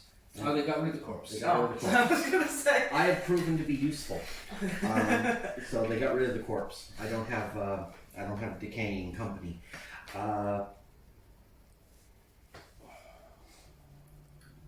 I'm gonna wait until I'm gonna let them get far enough away that All right. I'm not gonna be noticed trying to use one of these legs to break open the lock. No problem. You hang back. You hang in there while they move out of the room. All right. Now they move out. I'm gonna say that they got 2 attacks in. 1. Who's in the front? Is it Nani in the front? I think so. Okay. Nice. Nani, as you can see ahead now, a few more forms take up position in the hall in the cavern, and you can feel as a crossbow as an arrow shoots by your head. You can feel the air go by, and then you can feel another one pierce into your shoulder. It's a big one. It's lucky that yours raging right now. He rolled a natural 20. Nani got shot. Nani's not happy. 14 points of damage, So you take 7. which is very good, because that was a big one. Yeah. Natural 20 off the hop. That was pretty high damage roll too. 6 and a 4. Yep. 14, sorry, would have been 12 points. 12 points, my mistake. You only Also take 6. 13. Okay, so Now it's Frank. Initiative order, or did that yeah, change? it's Frank. Frank is going to Okay, it's okay. is going to run up to that hobgoblin that was standing there, and he is going to slice once and miss as the hobgoblin deflects it, but his second attack hits the goblin right on the neck, and that goblin takes a serious amount of damage. He has a grievous wound at his neck and shoulder. Hooch. Who does? The goblin, Oh. that hobgoblin that you guys seen just right there. I said not right. Come again. Okay. I saved him. I'm sorry. How many times do we have to teach you this lesson, old man? Stop getting shot. You guys are really. Is that That's the lesson. It's an important one, and he hasn't learned it.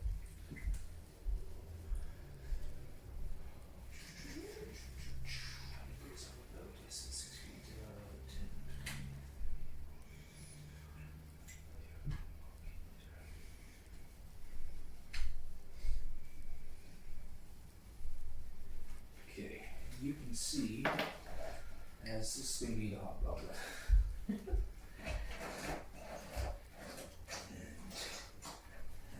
And he's green, which looks really cool. Warhammer means for the win. Oh, okay. You guys are over here. Well, they're over there. It's me. Okay, so You want we me to- had I'm that one. Okay. this one here. This guy had moved back 30 feet, 10, 20, well, He moved including 15. yeah, so that would be his move. The point, and it's only for one turn. Here That, somewhere? Can we take an intermission before this battle? yes, we can. We can do whatever you I'm want. gonna say this entire circular area is rough terrain, and ladies and gentlemen, we will take a short break. The 3 women involved in this story, and they're all nuts. Erlon's getting there. He's getting slowly more unhinged. He's something, yeah. See, I'm not crazy. I just refuse to see the bad in things. Okay. Oh, I'm crazy. I see my dead husband. I am also Also- crazy. Top of the Straight list. Nani, you are right here with. Oh, yeah. Nani there? Yeah. Okay, so you're there, and I think Are we? Nani got Franny one. is also up here. Yeah, we're recording now. Okay. Just making sure. And we had Deximus was back here, Galus also, and Erlon. No, I moved up in You my moved last up? turn. I was somewhere up here. Too, Okay, I think. so you're up here too. Perfect. Put you right there. All right, then the goblins Love that little goblin. came around. They shut off 2 shots from where they were, what they could Mhm. see, who they could get to, No, and then we go to the top of the list. Nani. Mm-hmm. Are the rest of those goblins? 25. Sorry. Are the rest of those goblins? Yeah, the hobgoblins in the middle and the rest of the goblins. I'm assuming that hits. Sorry. I'm swinging at that goblin frying pan. Yeah, what'd you roll? 25. Oh, yes. You and his And descendants. that's 9, 11.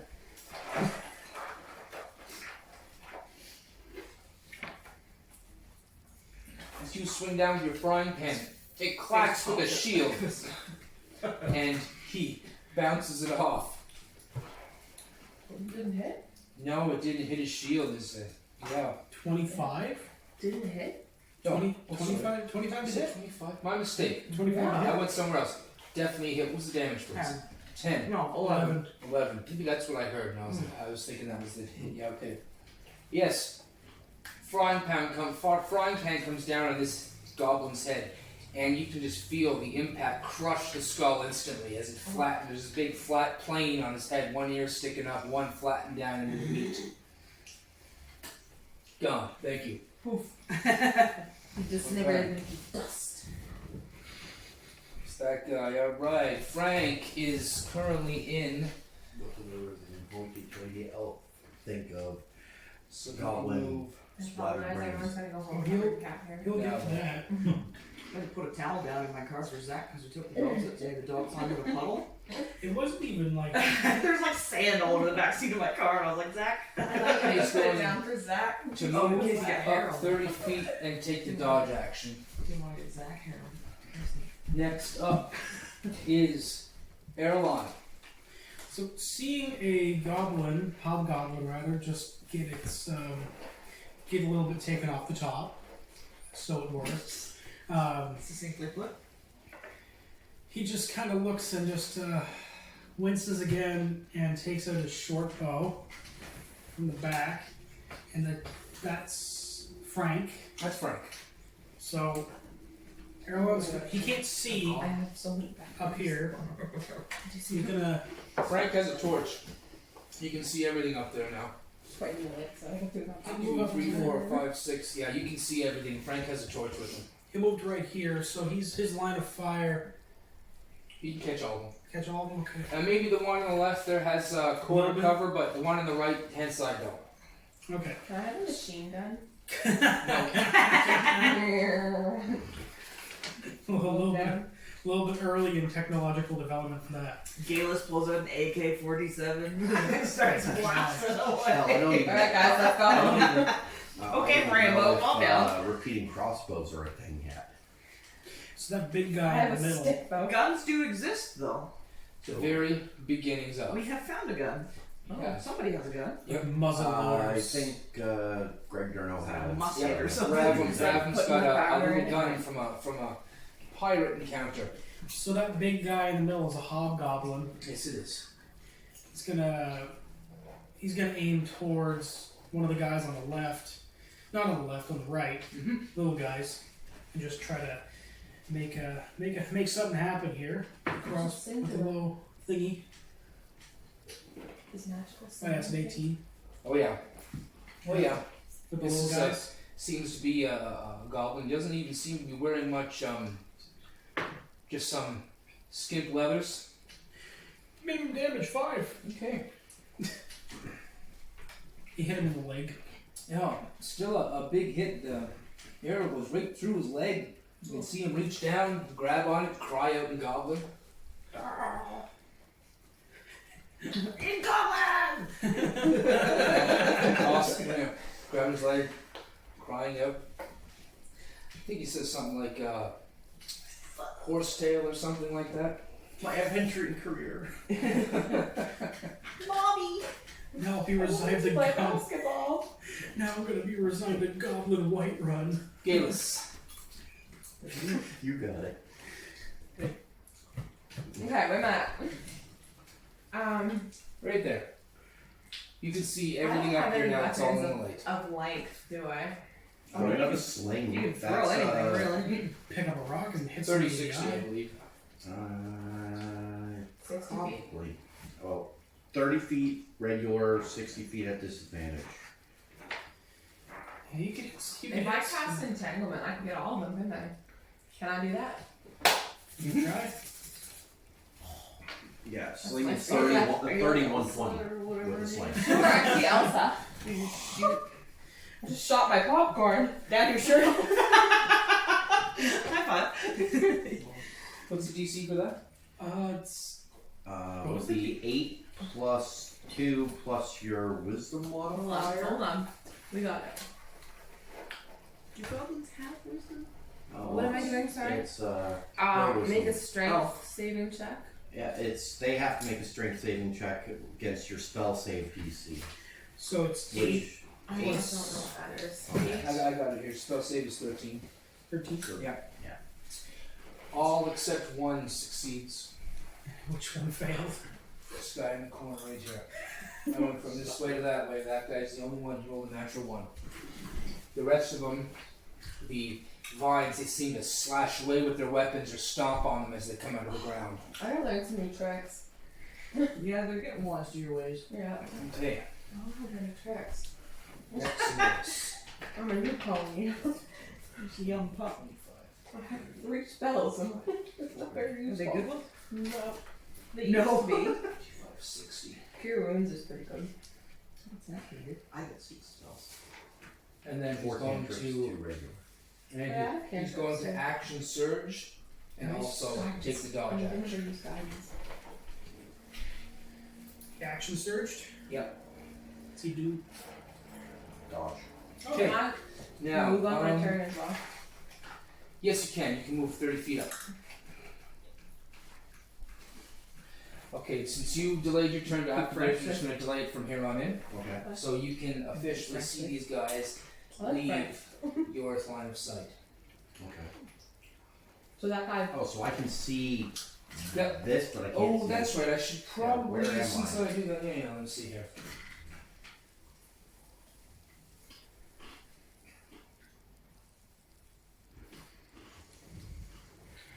It is comfortable though, this couch. Super comfy. If you want to be like slouchy. I know. Go Probably right. if you want to sit up, it's really hard to do. Well, I thought it'd be more comfortable. Whichever position No, I like you it. would like to see. Oh, I'm waiting for them to not be able to see me before I try and disassemble my table So, by force, good luck there.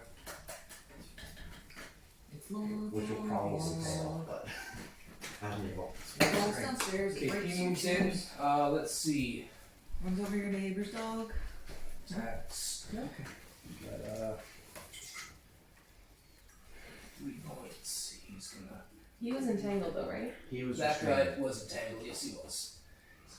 Come on, let me have this one. Yeah, he has to make a The strength. little save victories. every You need the little turn. victories. Uh-oh. Oh no, Deximus! No, it's William. That's not Frank. Deximus. No, Deximus is a bad mother, though. Thanks again, switch Neil. him out. Who's Neil? He's gonna switch him right. Shut up. You shut your mouth. Blasphemous.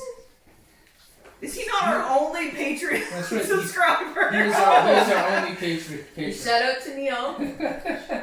Sorry. How dare Heidi will I'm pay. sorry. Don't worry, Neil. Heidi will pay for that later. Rock fall and Heidi die. Oh, that's not good Cave for collapses. Deximus. Oh no. Ouch. Okay, so what happens is, I need one of these. Where'd Big Boy go? I changed him into that goblin right there. That's Okay. the one. Yeah, I changed him. That was the trick. Sam was like, wait, he disappeared. So what happens is these flock of goblins kind of move in. As they move in around Deximus, they slash at his legs, slash at his hip. 2 of them miss. One gets in for 3 points of damage. And then the hobgoblin kind of strolls up, walks like right over the one goblin, and swings out for the attack at. Just one attack. Good. Swings out for the attack at Deximus. Rolls a natural 20. Oh no. With Deximus trying to dodge off and oh, that's not he used the dodge action. I was supposed to roll with Disadvantage. yeah, so I gotta roll another one of those. Okay, it's still a hit though. Not as many dice. Just not critical. Yeah. Goodbye, Deximus. Deximus takes a total of 11 points of damage as the hobgoblin comes down beside him as he's distracted with one of the small ones and slashes deep into the side of him. You can see the blood squirt out against the wall and begin to drip down. Deximus, where are you? Right here. 11 points to Deximus. Okay. Nope. Deximus! No. It'll be okay. Gladiator. Alright. Cereza, you see Shut up. the goblins move out of the way. You can still kind of see one. Just a little bit, just the edge of him, but he seems to be entangled by some vines and leaves and kind of turn the other way. Okay. Well, I am going to. First, I'm going to try and do it stealthily. So I'm going to see if I can manipulate the lock with my fingers. See if I can get that open without Sleight of having. hand disadvantage. Yeah. See if I. Were you thinking about getting that iron leg? I was thinking about it, but if I get the iron leg, it's going to make noise when I hit it against the metal. I'd rather than not know that I'm breaking out. With disadvantage, that is still an 18. Yeah, you stick your 2 fingers in there. Plus 2. And you know, Also. when they say, you found the spot? You found the spot. Click. The latch, you lift over the hook, and the lock completely falls off with the weight, the sheer weight of the lock, unhooks itself.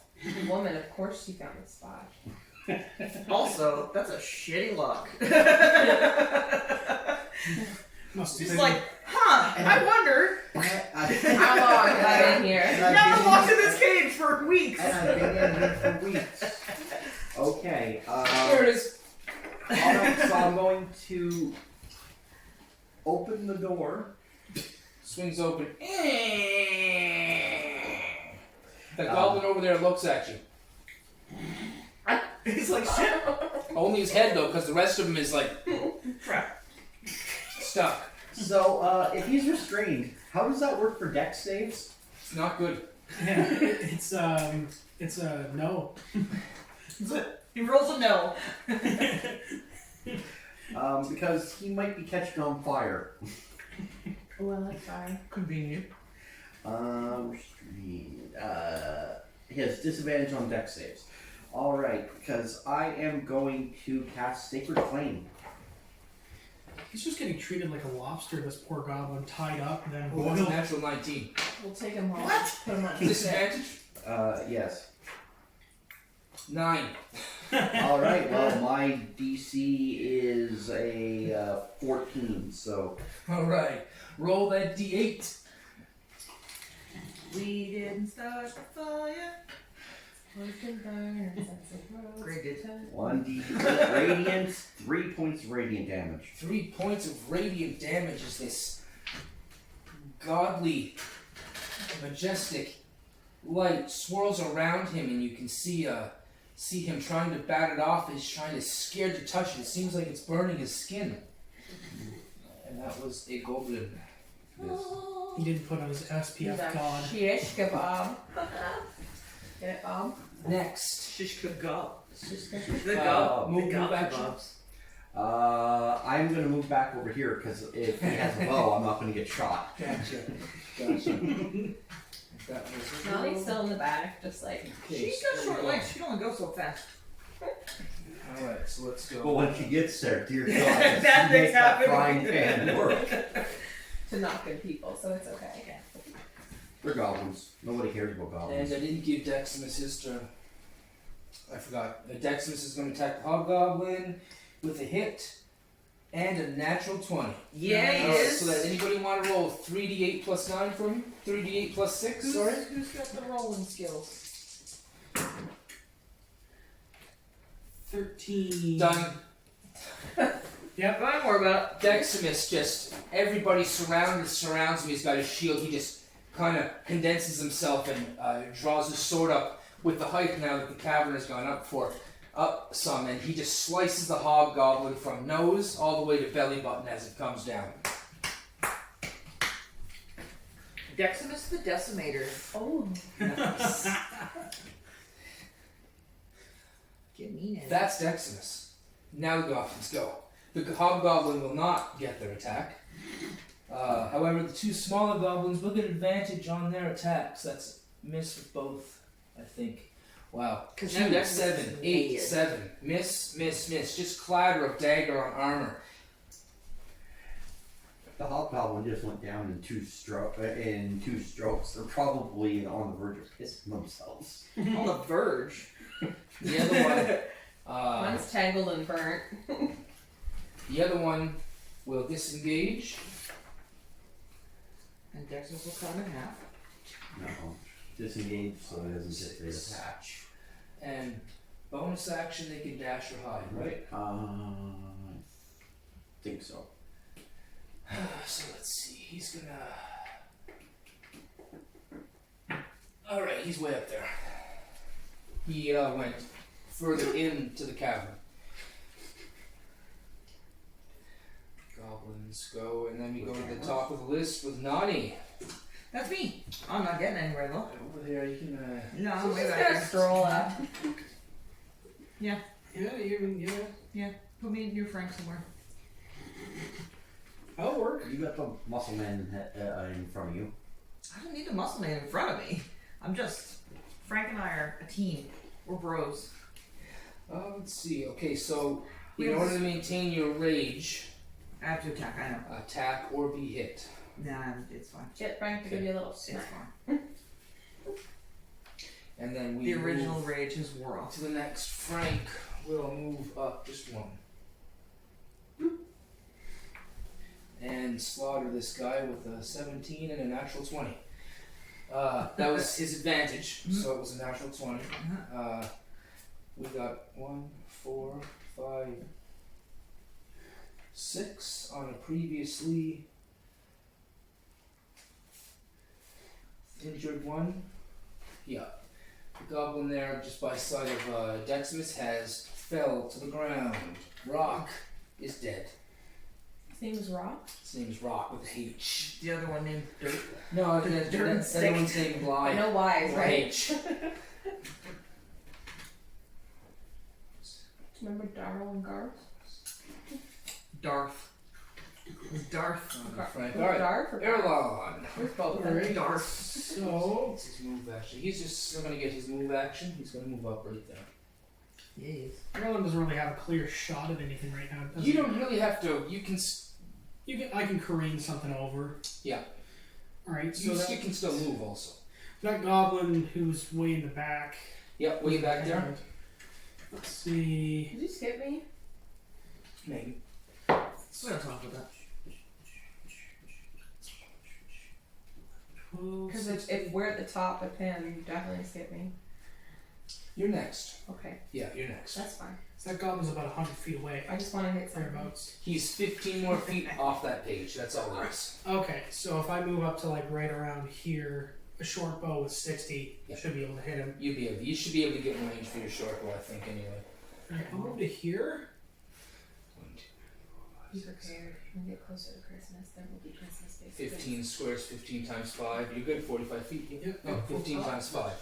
Sorry, Yeah. 12 times 5 is 60, so You're at 65 feet. so 65. you have You can still have some movement there anyway. You can get on the other Yeah. side of that, yeah. yeah. So So he'll you're go there, and he'll kind of glance over to the goblin beside him, but just draw his bow and just aim a shot and line it up into the darkness. And that goblin right there might think he's trying to aim for him. Let's see. 1, 2, 3. He will still be just in the barrier of dim light, as Frank has the light. Gotcha. So I should have cast some light here sooner. bolt Could have been. from the no, probably not 12 to hit. 12 is not a hit. Catches off the back of his armor. Well, he tried. That's the turn. All right. I'll sit down now. Fearless. Hello. So what do you see Hello. before you? Hello, sis target. Goblins. This little one right here? Yeah. There's 2 goblins, 3 goblins you can see. Ringer? Sure. Next to Frank? Through the wall. You'd have to land right about here. Okay. Or And I stand over the want fallen hobgoblin. What? Or stand over the fallen That's true. hobgoblin. You can stand on a fallen hobgoblin as well. I'm going to attack All right. with whatever's my You highest have. weapon. You probably use your Staff? quarterstaff. Yeah. 2-handed Okay. is a D8. Okay. Sweet. So I swing for the attack first, right? Yep. What's the attack bonus on a quarterstaff? I don't have it written. Dexterity modifier plus proficiency. Got you right here. So it'll be +4, I think you went. What else? I think. Shit, I don't have your stats on here for some reason. Well, my dexterity modifier is 2. So it's Proficiency gonna bonus is 2. So be, that so that's would going to be a 13. That's not going to be a hit, unfortunately. She's Okay. a lot of practice, okay? It's been a while. The arrow does kind of glance off him, but doesn't. Oh no, would you have been in what? Yeah. Quarterstaff, yeah. Quarterstaff. It hits him, but it just doesn't cause it in an area where it causes any damage. Maybe a little ouch, but. Okay, and then it's Deximus. Deximus is going to get his attack with advantage, and he's going to miss. Wouldn't you get advantage too? Because Because they'd be flanking. Would they not? no, you're currently you're not flanking. You're he's against the wall. Yeah, you're not going to be able to flank. Flank, you have to be Can I use directly my on dice of inspiration? Or, yeah. Yes, you can. Absolutely. That's just a reroll, right? Yes, it is. 15? That's a hit. Yeah. That's a big change. 19. Okay. Okay. So roll your So, D8. yeah, D8. That's D6. Right beside it, right? Plus your dexterity modifier. Which is 7, and that is the minimum hit points for a goblin. The goblin falls over. As you crack him in the side of the temple, he falls to the ground. Much better. Okay. And as he falls, Deximus is going to the mini in the red and purple. He's going to run over to that goblin that's no longer entangled and attack twice. Mm-hmm. Oh, a deuce and a hit. Okay, so you get a hit in Deximus. Oh, low attack. I was going to say, I did slightly singe him for 3. He is, was that the guy that was singed? Yeah, okay, that's right. Great. 3 points. That brings him to that. Okay, he's still. I think I allotted his damage somewhere else, so I just make up for him. So that's okay, but it's not a problem. He's at 1 point right now. He is not looking very good. That was Deximus, and then the goblins. And as he takes that lick from the sword, he pulls up his short bow and he shoots at the person who cast Tangle upon him. No. No, no.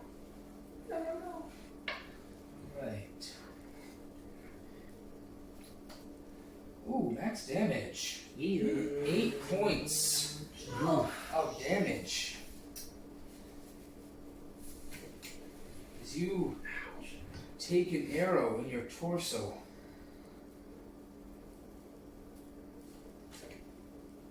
High or low? Low.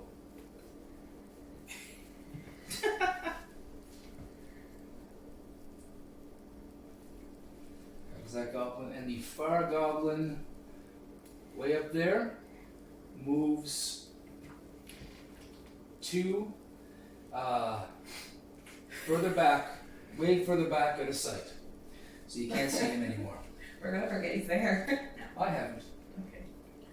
And that's that last goblin to go. Okay, Nani, you're up top. There's one goblin sitting there in front of Deximus. I can't get close enough. You can't? Where are you at? She's back here. Oh, She's still at that. There's sometimes 25. I only got 25. My legs are short. Yeah. I'm old. Yeah. I'll move up so I feel like I'm part of the fray, but I'm not raging anymore. So I'm just kind of here. I think you have javelins to throw. I think I used them all, didn't I? Did you use them all? Maybe you used them all. I think I've used them all That's for these exact situations. Yeah. Can I pick up a rock? Can I just pick up a rock and throw it? Yes, Alright, absolutely. let's do Pick that. up a rock and throw it. Yes. Oh, rock. Yeah, do it. She's not proficient with rock. What's that? Is that an extra one? Alright. So, you must walk here right behind Frank. Right behind Frank. You pick up this rock, and it's nice. See, you've got a handhold like a bowling ball. And you reef it back, and you launch it, and ding! Right off the back of Frank's head. Roll a 1d4, please. And add your strength for me. Poor Frank. Okay, good. Oh, strength. Oh, Frank. 5. Oh, My strength is pretty high. Frank takes 5 points as a rock the size of a watermelon smashes off the back of his head. And he looks back I and should says, have picked a smaller rock. that happens, and he looks back, his head ducked, and he says, "What in tarnation?" Sorry, Frank. What's the at for points? He's okay. Okay. Let's see here. He's okay. And then Frank moves. He's going to flank the goblin that was once, And now Frank's mad. oh yeah. And a little bit bloodied. And with a headache. Here's a Looney Oh, Tunes come style on, Frank. Wow. Zero. He misses all of them. He rolled 2, 3, 2, 9. He's mad. That goblin just dodging out of the way, slicing over top of him, catching bits of armor, but not catching any flesh. Erlon. Alright, Erlon's gonna move up. Did I miss somebody? I don't. Oh, I wait. don't think I went this turn. You don't think you went? No, I. That's right. You need to go. Sorry. Erlon moved up there. Okay, so 4 he's moving feet. up there. That's not going to matter, I don't think. So we'll take care of you right after this. Okay. And you would have seen there that elf just ran by. Okay. So with a bow. It is Santa's workshop, so. So Almost worth saying that. so that the distance that the goblin's He at. has moved to a turn and out of sight. Okay, Yeah. gotcha. And now that you're up there, though, you can see with your dark vision the end of that tunnel that does turn to the right hand side. It only turns right, no No, it crazy does. stuff. You don't see any crazy stuff. It seems to just go off into the right. Alright, he'll He'll use a dash and to get back up this way. Okay. He'll get right about here with his dash and start like making his way over here, seeing that there's somebody there, but he doesn't see him yet. It's like just a blind crust right now. Strange to be a cage in here. Yeah, empty looks like. Open. All right, Galus, Yeah. you've just taken an arrow. Sorry, Greg. Yeah, on you, my friend. Sir, thank you. Alright, so I see the elf The other start crazy coming in woman. here. The other grade. Okay. And he's got his bow drawn with like an arrow ready, and he's looking around cautiously. Goblins. Well, I've been helping the goblins because helping the goblins kept me alive. Now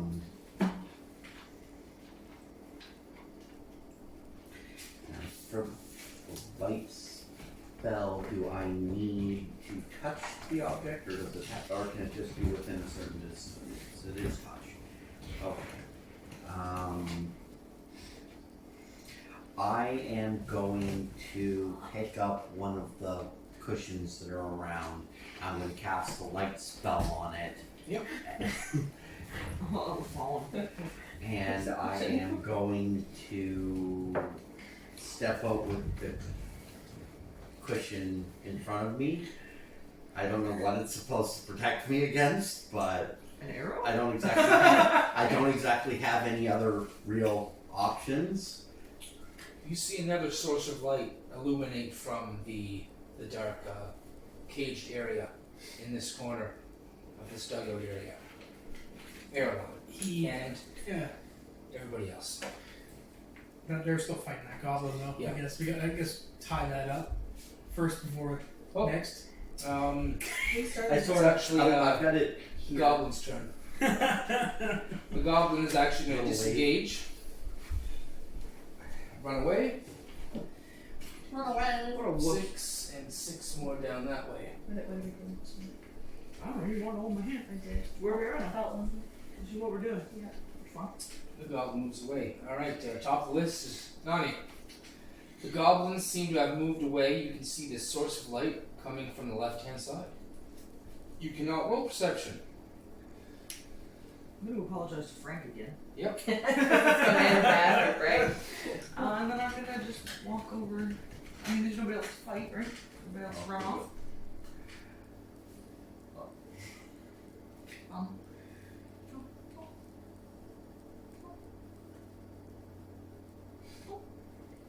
You're the dwarf wielding the frying pan. Just wanders That's what you see. meanders out into the cavern.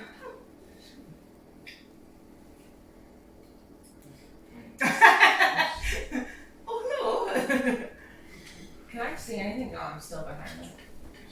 I think I missed up the turns. Anyway, it's kind of somewhat not combat right now, but still kind of counting rounds because you guys know someone did run away. Yeah, that one is. So bear that in mind. We're not in combat right now, but bear in mind goblins have gotten away. What do you guys want to do? So seeing Nani get in front of him, I Erlon. still have an arrow stuck in Sailor my Man. head. Yeah. Sailorman! That's not Sailor Moon. That's Sailorman. I don't know any of that kind of stuff, so. Just show that's the closest thing I can find to what I had in mind for the character. So Erlon kind of seeing Nani get in front of him, he's gonna switch out, grab his bow staff, gonna plop it down like a walking stick, lean against it, and he'll look back to the others and he'll say, he'll point off in the direction of that cave that goes off forward. This one right here.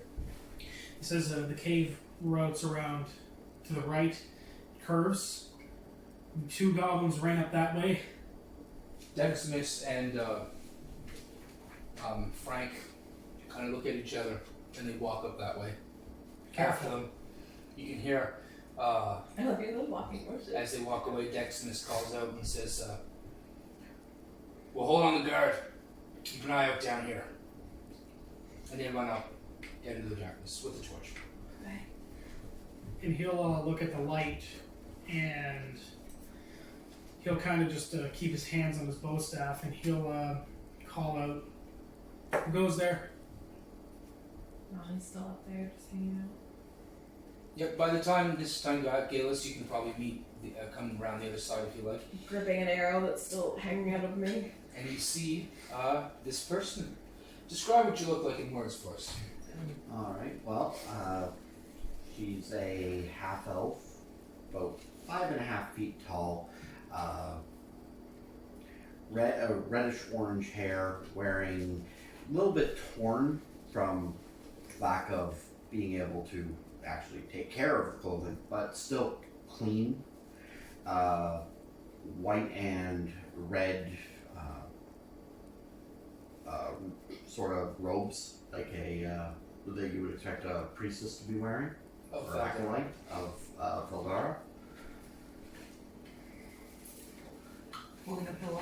Holding a pillow as the closest thing to a shield she could get her hands on. Shimmering bright pillow. The tassels just shimmering in the night, in the dark. So can we actually see her? Like, are we being blinded by this light? No, it's just regular. Regular. I was gonna say, I'm just staring at this bright light in the dark cavern, going, "What is that?" It's like a light bulb. Huh? Hey, everybody roll perception. Huh? Everybody? Yeah, well, not you guys. Yeah, we don't like you. All you three. Sir's and No. Erlon. That natural one. That's a 5. 15. 15? Okay. You're closer. You guys are kind of stunned by this cage and this very, what's your charisma? Huge? 18. Very, very beautiful half-elf of acolyte of Fel'Than. Clearly has been seen, clearly as you can see, in this cage in a goblin den. Nani, you're the only one who doesn't care for such things like beauty and pageantry. You look to your left-hand side and you see Galus kind of stumbling in with an arrow through her belly. She's bandaged or something. Yeah, I'm gonna go. Obviously, I'm gonna go take care of Galus, even if she might be a baby murderer. She's our baby murderer. Not at all. Galus has got to tell that story eventually. You gotta tell the story, or It just hasn't come up at the time we could tell it. Nani is literally just puttering around all the time. There's always a moment when you can tell it. Just saying, she literally does nothing except cook and hit things with friends. Well, seeing as I can see... A 5, easy enough, you can see this arrow sticking out of her as she comes around the corner. That was it. She wasn't quite around the corner, and you're kind of hiding there too. Alright. Well, I recognize this cage situation. Yeah. Yeah. Yep. That's why you didn't need to roll perception. You already knew. Yeah, I knew what was going on. I just extend a hand out towards you without getting any closer. One hand still holding the pillow. And a glowing white light surrounds my hand and then around the arrow as I use my healing light to restore 6 points of health. To which target? To the arrow. As you send your magic onto Galus, you realize that there's more than one target. There are 3, in fact. 2 of which are injured. 1 is not.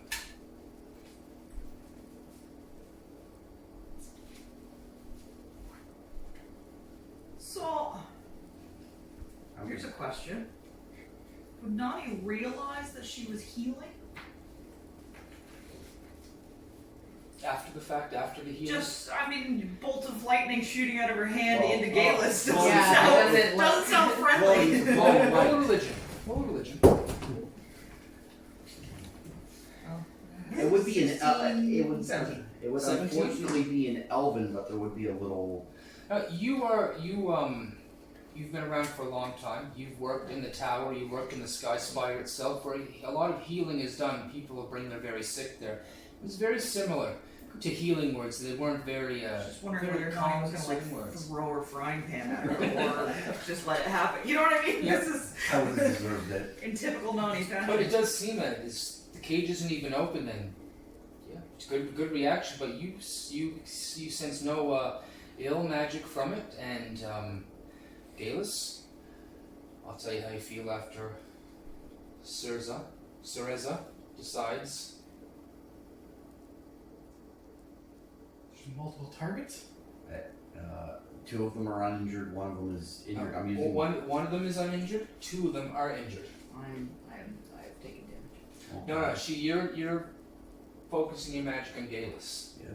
The one person there, but as you focus your magic Oh, on you're split Galus personalities. to heal the obvious wounds, you sense that there's another wound and another being. Yes. Well, I can only, with that ability, target one individual at a time. And I would have to touch the other person for me to use a spell. Roll.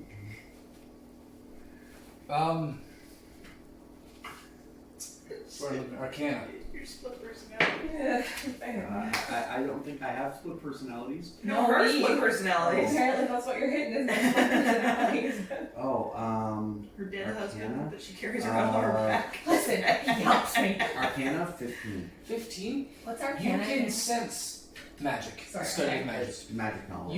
You can sense that one source of the injury seems to have a lot more energy behind it, a lot more mass of metaphysical mass per se. The second one is not a lot, almost just like an energy source. You can hardly sense almost nothing from it. Don't be killing my dead husband I carry around with me. No, I'm focusing specifically on the arrow wound. So me. Okay. So the arrow wound. The physical Galus that's the standing in physical front of you. yes, I Dwarven flesh. For like- or elven Oh, flesh. yeah, no. no, there is an arrow sticking out of that person. That arrow needs to not be sticking out of that person. I can figure out that other stuff later. Okay. Right, so me. Yes, you. You turn to Galus. Galus, you feel this warm, healing sensation encompass you, and you can see the arrow begin to work its way backwards, painless, as it begins to push out of your tummy. So I gained back that 8. You gain 6. 6, sorry.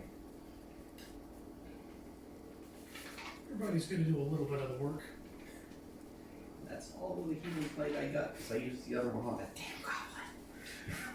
So are your robes, do they have any insignias of Feldera on them? No. No? You sure? I don't think they do. Okay. That's cool. That might be in her colors, but no. I went and spent the extra gold of my starting stuff to have a holy symbol of hers, but I imagine that the goblins would not have let me keep any of my stuff. Hey, do you need to cast your magic? Not this stuff. Okay. Then they won't. Yeah. So the colors of the robes might be the only indication that Erlon would have for religion. Maybe. Yep. He'll roll religion, see if he can figure something out. Yeah, 21. So Clearly, definitely an acolyte of Feldera, or a follower at least. Follower enough that they wear the colors of Feldera We're himself. not, right? Sorry? We're from a different sector or whatever. You got, Well, fair, you're not quite sure where she's coming from. Okay. Feldera is one of the gods, but you guys are coming from the continent of, I think, I had a name for it the other day, but the continent of the snow-capped peaks, the cold snap peaks. Yeah, and you guys are now on the continent of the shears. well, that was the grasslands of Brynhelda, wasn't it? Yeah. Yeah. So Erlon will kind of raise his brow. He knows I everything. made the map. You're like a Well, I mean, I remade. encyclopedia. I remade the map. I can't remember my own name half the time. So Erlon will pipe up and he'll raise a brow. He looks at Cereza and he says, "You're an acolyte, Feldera? Is that correct?" She nods. Doesn't say anything. All right. We don't have time for who and what. We kind of have a situation here. We need your help. So we can promise you safety as long as you're able to keep your feet on the ground and come with us. Stay behind.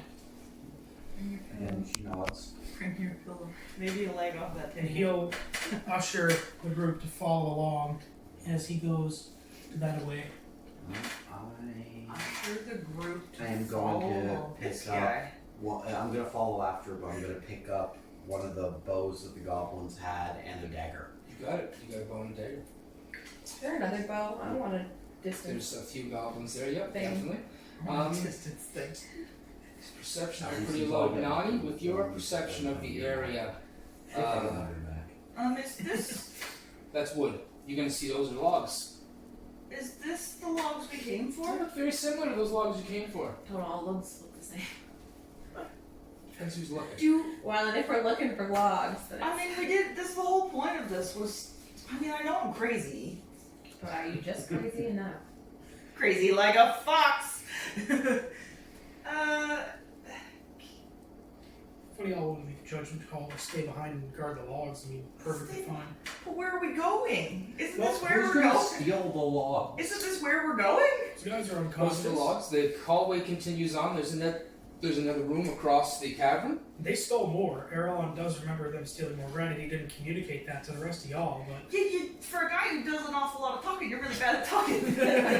Communicating to the Today crazy was people not where his we're day. supposed to You be brewed going. that tea too strong. I You did. can't talk. That was some dark tea. So what are you guys gonna do? You still have Cereza behind, closed. I suppose the door is open.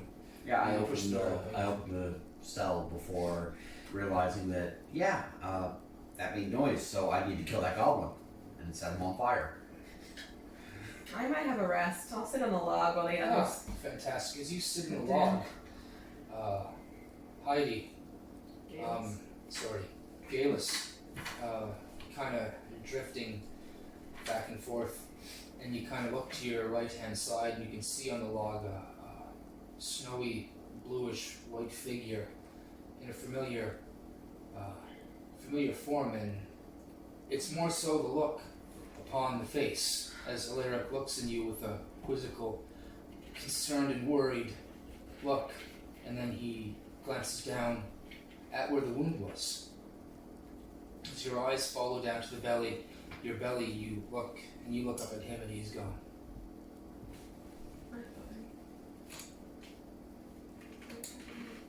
You guys can hear some sword slashing back and forth, somebody grumbling and crying out.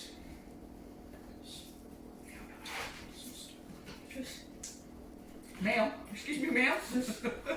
And you can hear two whiny screams peal out down the hallway. Frank, what the fuck's Frank doing now? Frank! We're going, Grandma Frank! that's why everyone's going. I just don't understand why we could. I'm so confused. Yeah, that's why Erlon was going that way, because they're still fighting. They said they'd take up the guard. That's why Erlon was like, yeah, we gotta go. So. Well, we found Sailor Moon and the Lord. I am not Sailor Moon. Hashtag Watch your anime. So, you guys are hear that fighting off in the distance of the cavern. Frank. What are you gonna do? We're gonna go help Frank. I'm gonna stay on my log. I'm tired. Stay on the log? Stay on my log. Well, you came for the log. I'll Alright, you guard guard it. the log. I'm gonna I'll walk guard the 25 log. feet. and call out to Frank. You call out down the hall. You call out to Frank, and you can hear. See where Frank is actually. And he says, "You better get down here." Keep going. Keep going. Okay, so you hear Frank. You guys hear Frank call that out. Erlon. Yep. Cereza, what are you doing? Erlon's already up there. Okay, Erlon's moving up. All right, that's right. Yeah, you're right.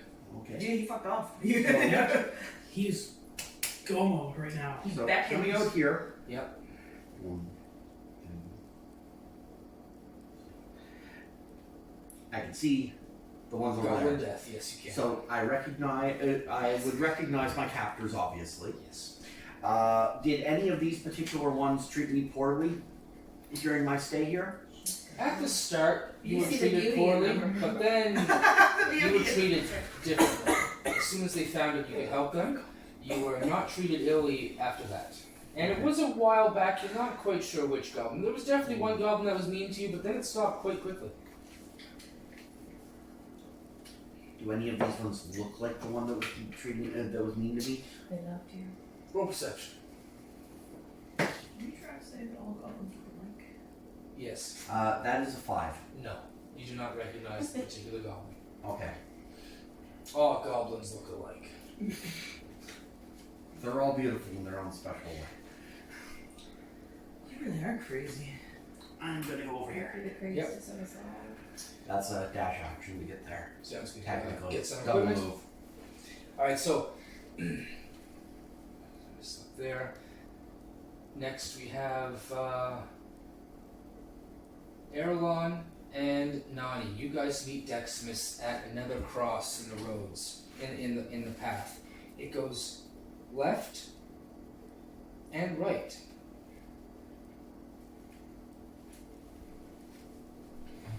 So is Frank not there? Frank and Deximus is there, yeah. Okay. You guys can see 2 goblin corpses on the ground. Okay, so looking at them, are they the same ones that ran? Looks appear that they got caught up to. All goblins look the same.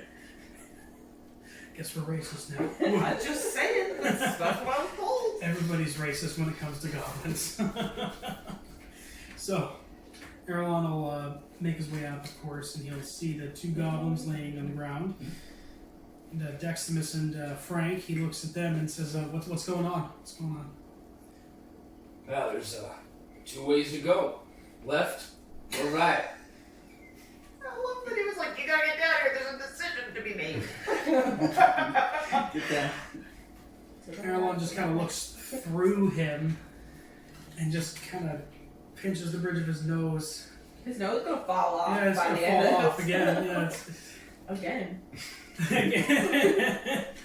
And he's gonna point to the left. He's just gonna say, "Follow, just lead the way left." Okay. You guys lead the way Can left. I? Yes? We've left Galus behind. Yes, you have. All by And me. yourself. You're, Oh, yeah. We don't really know you Yeah, though. well, to we're be not fair. super concerned about whether you- you follow along yet. Did you have something, what would you want to do? Yeah, we've left Galus behind. Did anyone else notice the logs back there? Isn't that why we came out here?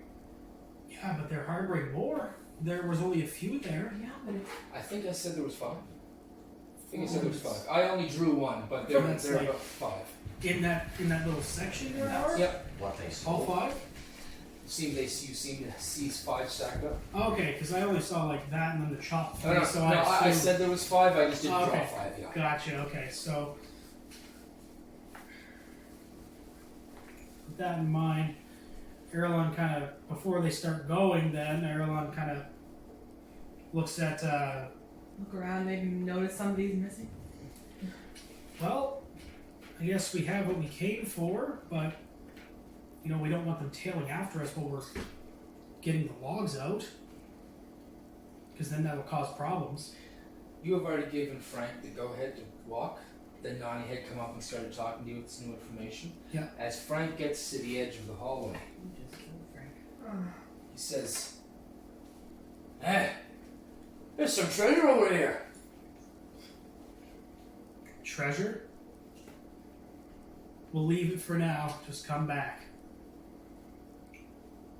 Turns around and comes back, nods his head, and takes one last look and comes back. Great. So Erlon will move forward back the way they came, and he'll say to Deximus just to stand guard at the foot of that mouth of that cave, essentially that goes down. Yeah. And Frank and let's see, he'll basically have it so that they go grab those goblins that's from that other place, see if they can kind of drag some of the goblin sense out into that main open area Okay. up ahead. Yeah. So they don't have to go down through the corridor, and tie ropes to logs and drag them through the corridor so that we can get them out. Because it's a thin corridor and those sleds probably wouldn't fit. That's right now. They're not going to fit through the corridor. So you guys start dragging out the wood. Unless I there are gotta any stand up objections. then if you're taking my seat. Yeah, that's really true. Unless there are any objections, I guess. But everyone can't carry any of those because he's weak as hell. So where are Deximus? Who's standing watch? Deximus and Deximus, I have him there. Aaron and Frank is all up further. No, just at the mouth of the cave up Okay. there. Sounds good. Just so they can see any immediate threats.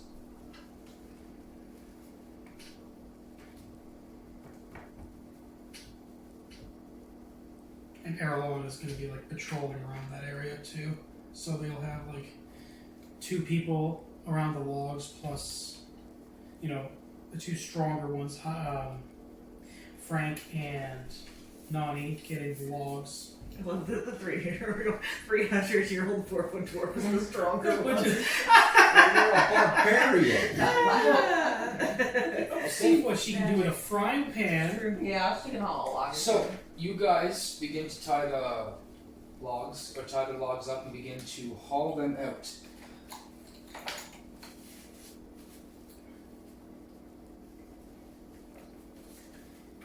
Oh, I said we'd probably Well, move they're, these guys out of the way. Well, while they're tying up the logs, I am going to put those 3 out of their misery if they're still alive. They would have succumbed to their injuries. Okay. Yeah. But if you had the opportunity, sure. Yeah, just the dagger that I got under there, straight up into the. You're just building them for fun now. Well, making sure that they are in fact dead. Okay, so there are 5 logs. These logs are a bit heavy. You're probably going to need Frank or Dex Smiths to be moving them, Yep. or Donnie herself. Donnie can manage it too. Frank and I can do the heavy lifting. Okay. Yeah, I'd say probably get the logs up near the mouth of the corridor, and like 1 by 1. Yep. And then go grab a sled, pull the logs out, just so it's quicker, I suppose. Okay. That's my idea. So you guys take the logs, get them set up, and you start taking them down a narrow corridor to a wagon you're going to have set up already? The sleds that were in that dog room. Okay, Yeah. so you guys send, who's down there set now? I need to know who's here because this is a dangerous area. Erlon is by the logs here. Sorting here. Okay, you have Frank. No, that's the Exodus. Frank and Nani is going to take the logs down the corridor. Yep. Who's going to set up the sleighs? That's a good question. Let's got that. I could wander back and keep the dogs calm. Yeah, that's true. Okay. Alright. Alright, that's what I was looking for. I'm going to stick with Deximus, and I will actually give him a cure wounds. Certainly, yes, Deximus is slightly injured. That is a 12. He is at full health once again. Anybody else quite Of down? max. I can cure wounds too. I don't believe anybody else Are is you taking down? injuries. How bad? 6. I was 6. I could give her some. You most certainly can. Yeah, so that's D8. Are you yourself still injured? I'm only down 2 points. Okay. That's not bad. So, Was that 1d8 plus 2? Or is your modifier? 3. Yeah.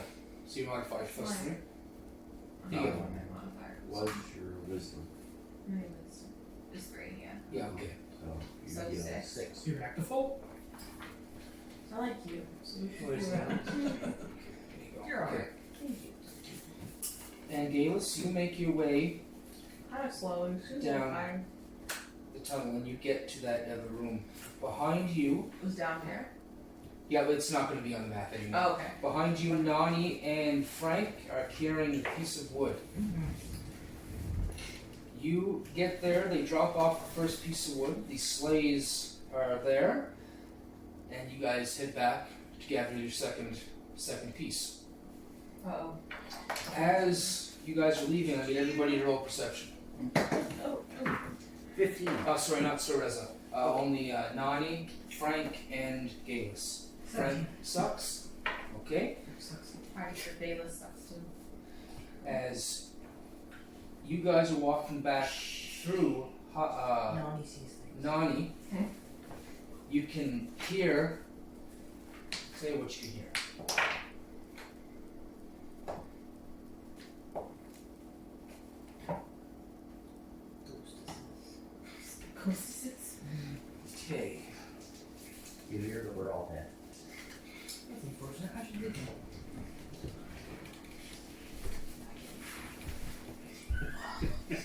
The rest of you are questionable.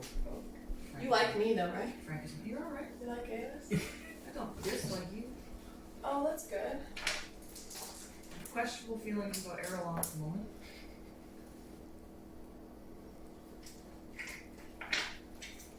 Okay, as you, Nani, as you and Frank are walking back down the tunnel, you can hear a scuffle and feet pattering on the ground, and then you can hear a scream, and then a yelp, and then you can hear dogs begin to bark. Galus, Oh no. as you can see Frank and his back disappearing into the walkway, into the corridor, you can feel a blade catching your side, another blade catching your leg, and another blade catching your midsection. Jesus. You take 14 points of damage in 3 separate attacks. That damn it. nearly killed me. I got 3 points left. I'm glad I healed you. Well, I'm Jesus gonna need Christ. something. Frank turns around. So that yelp was me. Yep. Frank turns around and runs back. Yep. I'm on the floor. Wait, This how way, far right? away are we? Like, were we all the You way guys back? are I thought probably, for me to be able to hear that? Were we all Oh, you the can, way? you I yelled pretty loud. Nani and No, I Frank, heard the footsteps and stuff. Nani and Frank are only 30 feet away. Okay. You guys heard it as you guys were entering the cavern. I'm asking because am I able to hit something? That's what I'm asking. I said 30 feet. I'm going to say the other one came around in front of you, Galus, to We're out here. flank. Right, Well, right, I'm right, doing the- right. Yeah, so we're just going to do a small little. Adjustment. This is the hallway going up, the small one, and it kind of branches out into this kind of hallway like this. And then there's the room that's like right here, I think. Would happen like right here. So we have Galus, we have Goblin on this side, Goblin on this side, and then you guys are like right up here. Right up there. So immediately Frank turns around, runs. I'm like down. I'm not doing so hot. Oh, you're unconscious? You got 3 Well, I have Oh, three if you're points, 3 so hit I'm- points, you're still standing up. Oh, okay. And you only drop unconscious to the ground when you hit 0. Okay, that's 1 hit. Oh, okay, that's only 1 I hit mean, for you could decide to drop Okay. prone, but then they have advantage against you. What are you doing? Frank comes running, it's slight. Oh, it's not, it's a different guy. My apologies. It's not a regular goblin, sorry. I can't remember those. His first one was definitely a hit. Okay, second one's still a hit. Okay, so he swings in with maximum damage to this rather built looking goblin. Looks a little thicker than your run-of-the-mill goblin. He doesn't skip that thing. There seems to be 2 of them. Nani, it's your turn. Okay. Forward ho. Let's see. Yep, there you go. So you can Wait, I'm nowhere near here. strike that goblin. Yeah, obviously rage because Of course. I've done things. And she's gonna yell to everyone else. So what'd you roll?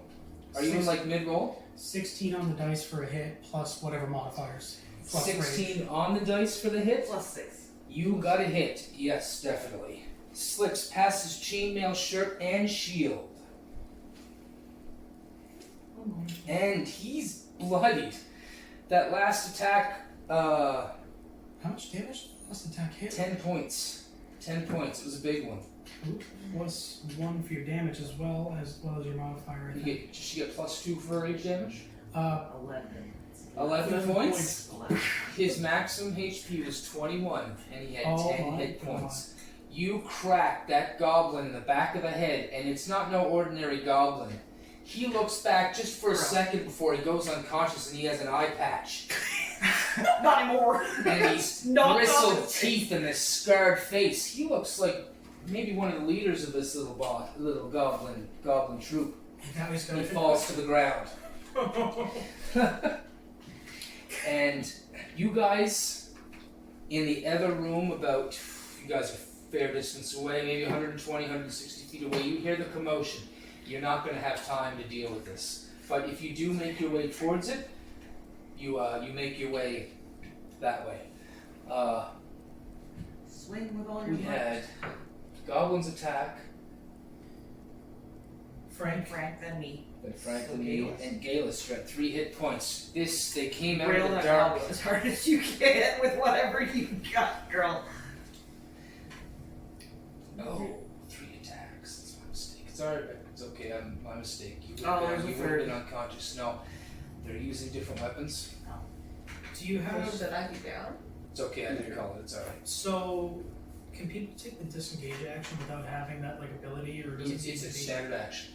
It would replace your ability to attack. You can't attack. You can only move your normal speed, but you cannot get attacked as you move out of range. So you can do that. Yeah, I'm You can run like hell down that hallway. I'm gonna stumble like hell down the Yeah, hallway. exactly. back You got- towards Yeah, the back guy with a towards- really big sword. Yeah, so like there. And Galus, one of the blades sticking out of your side, you can see it's got this wooden hilt, Ooh. and it has this slight burning sensation as it sits inside. Ye be poisoned. It's not poison, no con save, but it just kind of feels Wrong. wrong. Worse, Good worser choice. than a sword. Worser? Much worser. It's moved. And now back to the goblins. That goblin will. Kill me, probably. He will You're raging. look so I at am raging this look tree. at the both of you, sneer, and then turn around and run. And he's going to move 90 feet. Oh my god. 45. Move action, move, and then his bonus action for a goblin He's can over dash. here. So he moves 90 feet away, Goblins can move, very disengage far away from you, Nani. You can just see, you just kind of slump a little bit. That it's like, look at your feet. My little legs! I can't run that fast. And I can't let Frank go on his own. And Frank even says, Frank puts his hand on your shoulder and he says, "Don't worry, that's Irish." I do love an Irish accent. Irish I guy, do love an like, Irish It's accent. easy to fall into. Yeah. Y'all. Y'all, howdy. Y'all, ma'am. Hi. Y'all. Done. Let that goblin hit the dust. You would say. He's gone now. He looks like he's fleeing.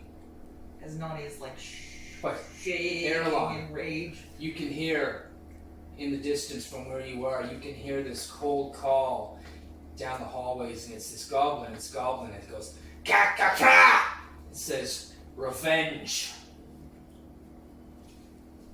And did it grow distant? Or can I not tell? It's echoing where you're at. It's just echoing throughout the cavern. It seems to be coming from back of you as well, just slightly longer after you heard it from the middle tiny cavern. So Perhaps the echoes are going around. up towards the First- entrance, Yeah, or out towards the entrance. You guys, Galus and Nani and Frank, watch him as he calls it out. He looks back one time, holding a blade in the air, and just for a second, you think that blade kind of maybe had a dull green glow to it, just for a second. Is there any glowing happening out of the I'm gonna say 90 feet would be a disadvantage. Yeah. You're still raging though. After your last rage, that's just throw a rock. You're just so Yeah. frustrated. Oh man. Don't let it go behind you. Double that 20s. Here it goes. No. 9 plus whatever strength. 6. So it's just No, 15. 6 strength. no, it's 9 plus 7 because you have 4 for your strength modifier, 2 for your prof, plus 1 for your rage. So 17. It's a 16. 16. Just under the AC. Just under. You can hear it hit something, and you can hear this. Ah! You hit him. Wait, what what? numbers did you add to that? where's the +1? Yeah, I don't know where Yeah. they start adding. So that's 13. You can get plus 1 to your attacks when you're raging. Is that plus 2? Did you get plus 2 to hit or plus 2 to damage? Plus 2 to damage. Okay. Plus 1 to hit, I'm pretty sure. I I might be wrong, but Even so, just slightly under his AC and not quite there. I know it gets better at later levels. So, you guys are here. So I want to establish the situation here right now. Is it quiet right here in this area? Yes, it is. So, hearing nothing, seeing nothing, 60 feet You down. heard those Except echoes? potentially and stuff. some sort of thing happening here. What does it say? Is it +1? It's just advantage on strength checks and strength saves, Yeah, because I don't bonus think anything triggers damage, until level 3. and resistance to bludgeoning, piercing, slashing. That might Reckless allows you to attack with advantage with melee weapon attack rolls, but it might. What you're thinking might be one of the abilities they of get. like an actual primal path or whatever. Yeah. Which One of doesn't the come archetypes. until like. This area is complete. You guys aren't going to find it. Sorry. You may find some stragglers, but probably nothing that's going to take you out as a party. If you hit that room, we'll run the little trap thing. But you guys are here. You guys, it seems like you have taken care of, at least cut the head off the snake by some portion. What's sticking out of some of us still. Yes. Yeah, I'm gonna go help Galus. Someone figure that out. What are you going to do? Carry her. Okay, you pick her up. Fireman's carry her Oh! back to the lady that shoots lightning out of her hands and saves everyone. Light, not lightning. So Nani, you gonna look at it at all? You want to tell me what you're doing? Just throw her up over your shoulder. You're still kind of half raging, so I said, I don't have any medical supplies of any sort. I don't think. you still have like a medicine check, things like that. She's got a blade sticking out of her side. It's apparent. You can see it. There's no blood. No, I'm just taking her back. Sounds good. You guys huddle through, and Erlon and Cereza, you can see Frank bustling through, and Nani behind her carrying Galus. She seems to be impaled by a wooden hilted dagger. I'm very low in hit points. You can see her eyes kind of like half closing in the lull of Nani's little trots. Erlon's gonna move up. He's gonna move up and see if he can kind of make the wound a little bit less painful. Medicine roll. See if he can do anything. Medicine check. 18. 18. The Just blade rip is it out. the blade Just pull it out. is deep. You just kind of hold there, and as Nani's kind of getting in the rock with Nani because she's not paying attention and just walk into the heel. You kind of walk up, and as she's just about to pull away, you just pull her at the right time. You barely even felt it as it slipped out. Roll a wisdom saving throw, Erlon. Just want you to know that all first aid training says you should never remove. Yeah, you should never take Yeah. an object because the blood is going to D&D ensue. is different. Just Always saying. take it out. Just saying. 18. 18. That's not bad. As you take it out, you feel this flash of heat and the sense of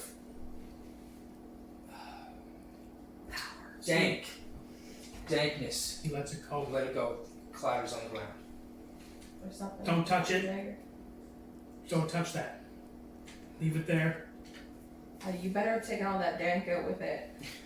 I don't want any left behind.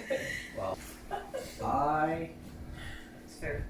I don't know where it's been. Yeah. I don't know have where that one dang spell came from. slot left. I am going to use Cure Wounds on you being stabbed in the belly again. I'm on to something here. This time it's only 6. This time, Better than that. again, when you cast your magic upon Galus, you sense 3 targets. One is uninjured. One is severely injured. One is only slightly injured. The severely injured one seems to be the larger metaphysical mass, but there's something else there that's injured that's not quite connected. It seemed. You do the math. It seemed Brain man. where the belly, where the first injury was from you remembering.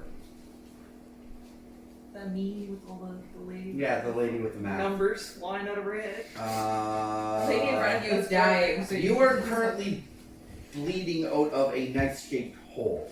I am going to fix said knife Very wound. Dank. Dank Knife-shaped wound. Focus on the physical. Yep, physical. You be possessed. Be possessed. You be a host for some sort of parasite, and you'd Yes, be that's accurate. and you'd be That's badly injured. So I take care of the badly injured. Because then the parasite can keep feeding off of you, and the metaphysical. Nani's figured this out. I have it technically, because I don't know what By you're chance, witnessing. who has figured it out? I know what's happening. Yeah, she's Okay. figured it Heidi out. slapped me when I said I know what's going. I know what's going on now. It took me. It's a combination of you saying that there's two and the metaphysical, and the focusing on where specifically the wounds were that told me. Your rolls were pretty high with your arcanas. Yeah. I'm gonna be honest. At first, I thought it was the dog. And then my dad has Like I thought it was the dog for you know what I mean. Like Yeah. that was going on inside your brain, All right, so I and then you're carrying your dead husband around Yeah, he's with me. Not bad. everywhere. He's my guidance. You're getting muffed up. So I healed the physical wounds on the person that I could healed see. Galus. Yeah, Gale. Stabby wound. Yeah, I Well, a little I, bit. I'm still low. I remedy big some wound. of the stabby wound. It's a big wound. The stabby wound is no longer dank. Stop you. bleeding. True. It's, You Later would we notice my that dankness. you would notice that there's no leftover poison, pus, or anything like Okay. that. It just seemed to be meant this burning sensation, maybe just meant for cruelty or pain. Goblins are dicks. So- Can that be the title of this episode? Goblins are dicks. You guys have this cavern to look through. We do. You do. Erlon's just fed up at this point. He just wants to get back to the wagon. He says, clear as day, like, if you want to look through it, go ahead, but I just want to go back to the wagon with all this stuff so we can just get it done with. Okay, so it will. Frank will help with the wood. He's moving the wood, but Deximus is a idle hand. He goes and explores a little bit, and if anybody else is here to explore, he can, walk around and look. It's not much to see, but I need to find my stuff. so you will be looking around. Yes. You immediately go into the room across from you.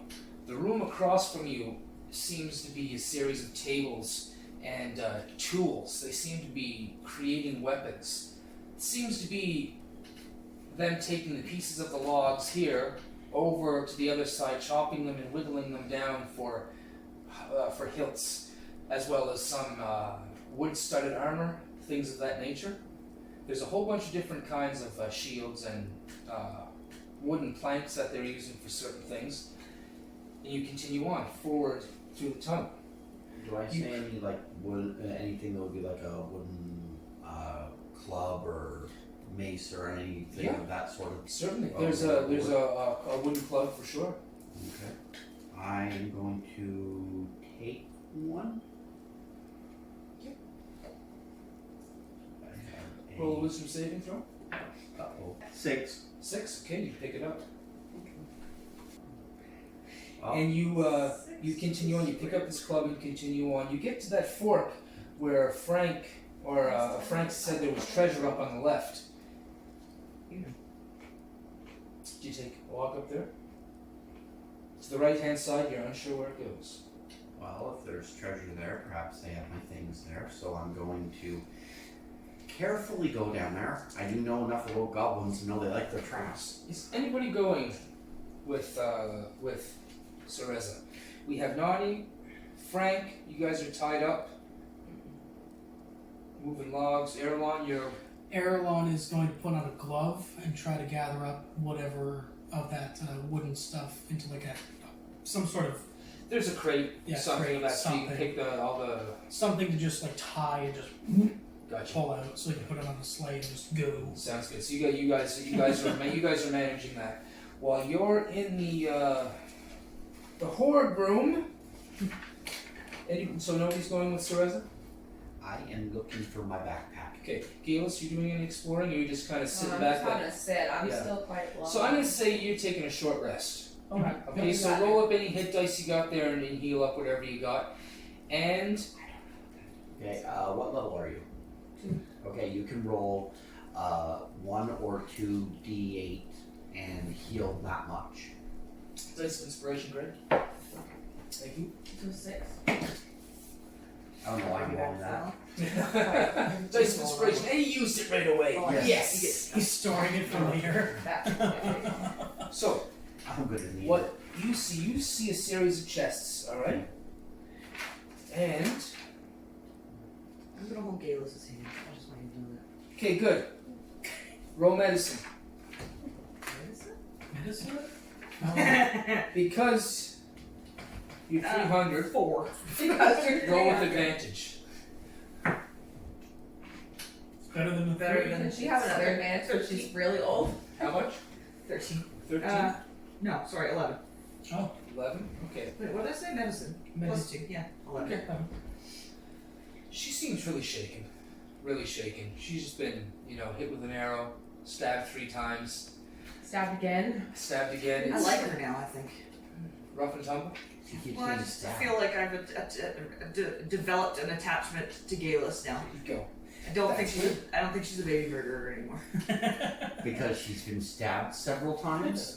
Well, So- see, in the beginning, Yeah, you she weren't kind here of when she- appeared, and then there were kind of murdered babies. Yes. Oh. Who's got a binder? I wasn't sure Zach, where she fit I'm in. going to be listing off some loot. I'm going to need you to write it down in your book there, okay? oh, sure. I'm sorry. Okay, so Scribe.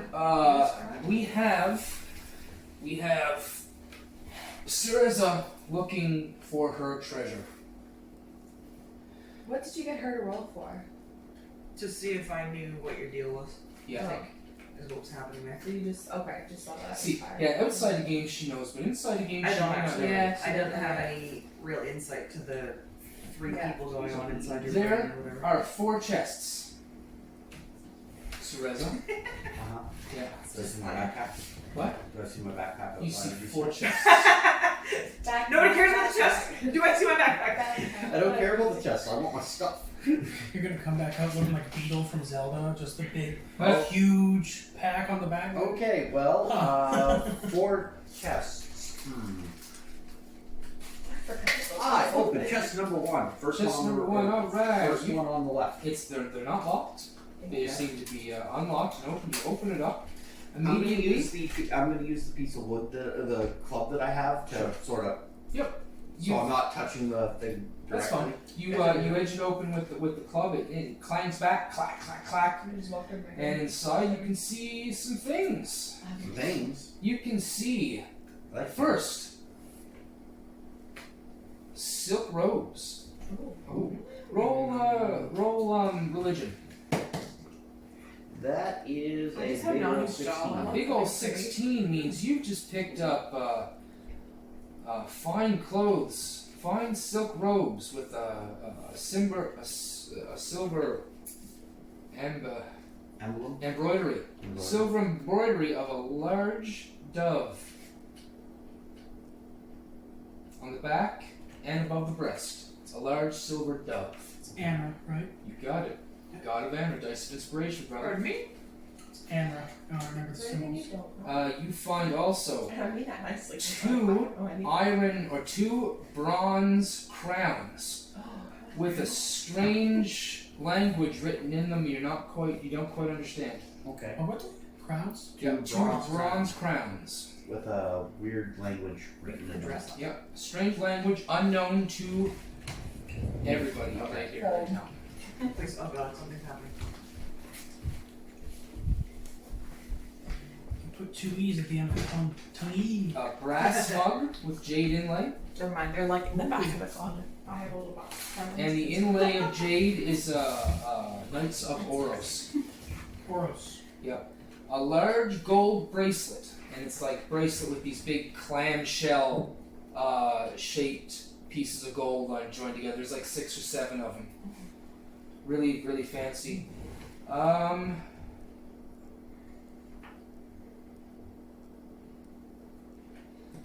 And a box of turquoise animal figures. A set of 30 different animals. T-pets. Do you open another chest? Is that everything in that chest? That's all in that chest. I dig through it. I don't see any of my stuff. I leave it all in the chest. I go on to the next one. Okay, open the next one. Open the next one. On the The You open that middle one? left. you find in here 2 you find a scroll, a wound up scroll with a tie around it. Seems to be secured. Seems to be 2 bottles with a reddish liquid in them, and a sack that is sealed. Okay. I didn't have anything in the sack. I am going to check the scroll. I am looking for a scroll. It is Oh, it should be a in spell space. scroll. Okay. Next chest. What if your backpack was inside the sack? But the backpack would be bigger than the sack one. Maybe. You didn't say it. Oh no, this is just a sack, like Jail a sack. money sack. Sorry, yeah. Oh. I would have said the Jail backpack. So you open the next case. As the case opens up, it's It's a mimic. Tiny goblin jumps out. Jack I in get the stabbed box. by a tiny goblin. Shanks. What's- God, it was nice knowing you. what's for your once. Yeah, thanks what's for your hit bringing points? out. My hit points are 9. Do I get any sort of save? You fall asleep. I'm gonna go. You fall asleep. Oh, night. You go unconscious. Okay. Okay, I take nap now. you guys. But we have don't know been- because we didn't go, did we? You And guys. also, we don't really give a shit. You guys have been working, Unfortunately. bringing on the logs. You got the sleigh set up, I'm just sleeping. and you're looking around. We're missing somebody. Oh, but did Deximus go in that general vicinity as well? No, he was helping, I'm pretty sure, because we just had the minis there. Oh. Yeah. I thought Deximus had gone to explore. I think he was just on guard. Yeah, he just Yeah, my bad. he was just on guard. So you fall asleep. Yep. And then some time goes by, and you guys are looking around, and you don't. Everybody's here, but wait. There was that other person that healed Yeah. Galus. Erlon peeks up after Oh yeah. Erlon Save puts me, I guess. one more thing into that crate, and he looks around. He's like, "Hey, has anybody seen that priestess of Feldera around? I haven't seen her in a few minutes." Frank comes in from the small corridor with Nani and kind of leans up against the wall. He says, "What? Don't ask me any questions." There was a lady, red, white robe. Did you see her? Looks around, and he looks back at you. I don't think so. But Deximus does pipe up, and he says, "She didn't come through here. I've been on guard this whole time." Well, she couldn't have gotten far. Yeah, no. Look, I'll go take a look and see what I can find. Take someone with you. We're not playing No. that game anymore. Well, Someone, if anybody wants to tag along, I'm gonna be heading down the hallway. See if she went down there. I don't know There where is she still went. a goblin running amok. come back. Thank you. Is there? It's seasonally appropriate. Okay. Is there still a goblin? You seen? Yep, there was that one that ran off We towards the one more exit. down there. Erlon didn't know. Oh, that's true. Yeah, They he just I heard. suppose, yeah, we didn't He tell just you. We heard, just he left. just heard revenge. That's true. That's true. Well, was that the one that yelled revenge? Well, then again, he didn't. Made some noise. He made some noise. Wait, he says in Goblin, like, "Ew." And so He says, Vomits. yeah, that sounds about right. Yeah, that sounds familiar. So did he say, and then he says the Oh my God. word revenge in Goblin? Did it sound like that? It was more like a Car. kind of Car. Listen. It wasn't We a don't car, speak. but Your conversation about goblins kind of leads you to the end that it was him that said it. All right. Well, since she didn't go that way, I don't know. I don't think we would have. Since we were taking the logs, and I'm pretty sure we would have noticed if she went out. did she That say way. where she went? No. She left? No. Well, So- then She's probably still in the cave, so I'm gonna go. she's got to be here somewhere. Yeah. So, erase that bag of gems. Bag of gems. Erase it. The turquoise. Oh, did you not write down bag of gems? No, Oh, the bag that We got that far. I never opened that bag. Yeah, but it's gone now. Okay. So you explore. I thought you had written that down. We'll Yeah, clarify so- this anyway after. Erlon will take somebody, whoever volunteers, to Take go Frank. with him down this way. This away. I don't Frank know why- exhales. I don't know. Come on, big guy. He follows you up. You guys begin. You guys Shall go we in go? We here. should go. We'll dawdle behind We're them. gonna go. Okay. Yeah. We're Sounds also good. gonna go. Frank and Airline go in first, and you guys see this priestess dressed in Regaling red light. and white Yeah, robes we're on the going floor. slow. It's this very beautiful snoring, just light on the cusp. It's like it's cute. It's not disgusting, but it's cute. She didn't snore like we do. No, I don't care how cute. She's Not in the her wrong not dead. crowd for She's- cute snore. She's breathing, and that's important. We need Claritin. Also not sponsored. But She must have been very tired to just fall asleep like that. You see, the 3 chests have been opened and are hanging backwards. You can see some stuff sticking out of it, sort of. So, can Can he you see? insight? Sorry? can we see in here? So I guess Erlon will insight to see if he can kind of put 2 and 2 together. I'm also gonna follow suit on that one. Oh, nat 19. Okay, Well, that's not good. with your insight and a perception, with a passive perception of at least of a 1 to see this, you walk over to the now fallen body of Sorry. Cereza, and you can clearly see she's sleeping peacefully. Quietly, she has a smile on her face, kind of curled up into a fetal position by the chest, and as you look in the chest, you can see these 2 orange eyes kind of huddled down the corner inside the chest of this female goblin in tatters, just shaking and looking up at you. Is it It's a puppy a goblin. puppy goblin? Erlon will blink twice. Twice. And, No, Specifically. specifically twice. and he just kind of scowls at this gobliness and Gobliness. and As if we think that much about goblins to discern male from female and give Don't them an they all look actual alike? title. Yeah, all goblins look the same. They're corpses. One way or Excellent. another. I love Gobliness, that's perfect. Please continue, sir. Oh, Zachary. Erlon's just going to roll his eyes, sigh, take out his quarterstaff, and just right down on his head. She goes unconscious. And with, Unconscious or murder intent? no, some dual damage. He just fed up, man. And she Revenge. falls unconscious upon some things in the chest. And he's going to kind of not having- hard, but Wake just, her back up? Oh, I just to wake her back thought you meant the goblin. I was like, you knocked it out. He has to do it again. That's cruel. I don't know if it's magical slumber, so he's just kind of Yeah, that's it. You wake up. he's not doing it hard at all, just kind of. What? My backpack. Mama, I don't want to go to school. I'm sleeping on the ground. The goblin put you to sleep, I'm pretty sure. Yeah, what happened there? I opened the chest and then. Your last memories No, were no, of 2 no. female goblins looking up at you, and then you fell asleep. You possessed. Where's the other one? Where'd the other one go? Other one? Other what? Like her, but not here. Like her? Like her, but she's not here anymore. There were 2 of them in there. Erlen So like her, but out there. quickly looks Yes. around. Did one of you steal her? He looks I around never for saw 17. 17, you look around. Gobliness. You look at the walls. It's really small. Only 20 by 20, but you see it. It's on the wall. Fabric. Oh. From Wicker. Wavy. Well, not waving right now, but it's a similar pattern. You know, they must have one artist doing this. Yeah, It's just really. got the same rock shape They're everywhere. commissioned. But you do see it there. They must have mass ordered it. He's gonna Like wallpaper, his- they just slice it off and hang it up. Erlen takes his bow staff and just kind of pokes at the wall, pushes the fabric in, and kind of whips it out. Just a hallway that goes down. It's a hallway.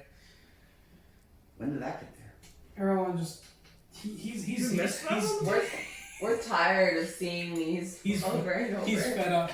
Outside again, this is the last of goblins for a while. We're getting through the level 3. Now we're Oh, I was thinking more about the tapestries. Yeah, we're getting tired of the I'm sick of the tapestry. artwork in this tired place. of the art. Somebody with all this talent. It's disgusting.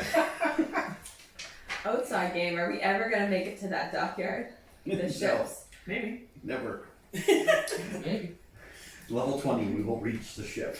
Well, So, someone else is gonna be 20 by the time we reach the ship. So Erlon is going to peer through the little section and see how far this thing goes down. Is it past 60 feet? Doesn't go up that far, maybe only about 20, but then it kind of curves slightly. You can't really see. But as you're walking by, you can see another one. Another. And you pull that tapestry away, or goblin? Tapestry. We should hiding just the take thing. these home And with it us. goes 60 feet We kind could of build a down. whole camp Out of and they'd sight. never You know can't we see were past there. that much. But Goblin tunnels everywhere. now that we're in here, I'm going to do the loot quickly before I forget. We're in an So, ant you got all the way up to the box figures. Yeah, there was the turquoise anno figure scroll. Good. So after that, These. first level spell scroll. 2 balls of balls. liquid, then there's a sealed money sack. That Yeah, there's that. There was a sack that is no longer there, so I'll ignore it. There's also The goblins, okay. there's also another. There's also in those as well. There's you guys see a staff like a walking staff with the head of a snake on it. Oh, great! I can have 2. You see a pair of boots that Galus and shoot, all of you except Nani, I guess, would recognize as a pair of boots of elven kind. They're from your particular breed, so I there's thought that. I was getting new shoes for a second. There's also a quiver. There's also a quiver in that same box. then one chest is left unopened. That's true, and there's one chest that is left unopened. Sleeping Beauty's gonna bust that shit. I think we should I leave it. want to open that chest. Is somebody going to try and stop me? No. If Erlon you will want to sleep again, you go for it. Move myself back to the Yeah, entrance. I'm in kind of case backing something up too. stupid I don't happens. want to. So you open it up, it flips up. On the left hand side immediately is a backpack. Is On it the my right hand backpack? side, We run that back. oh, it's a backpack. It might have a little bit of blood on it, but you're not quite sure it's yours, really. First off, precipitation, that shit clean. It's clean. Great You water. also find a few smaller sacks that seem to be filled with coinage.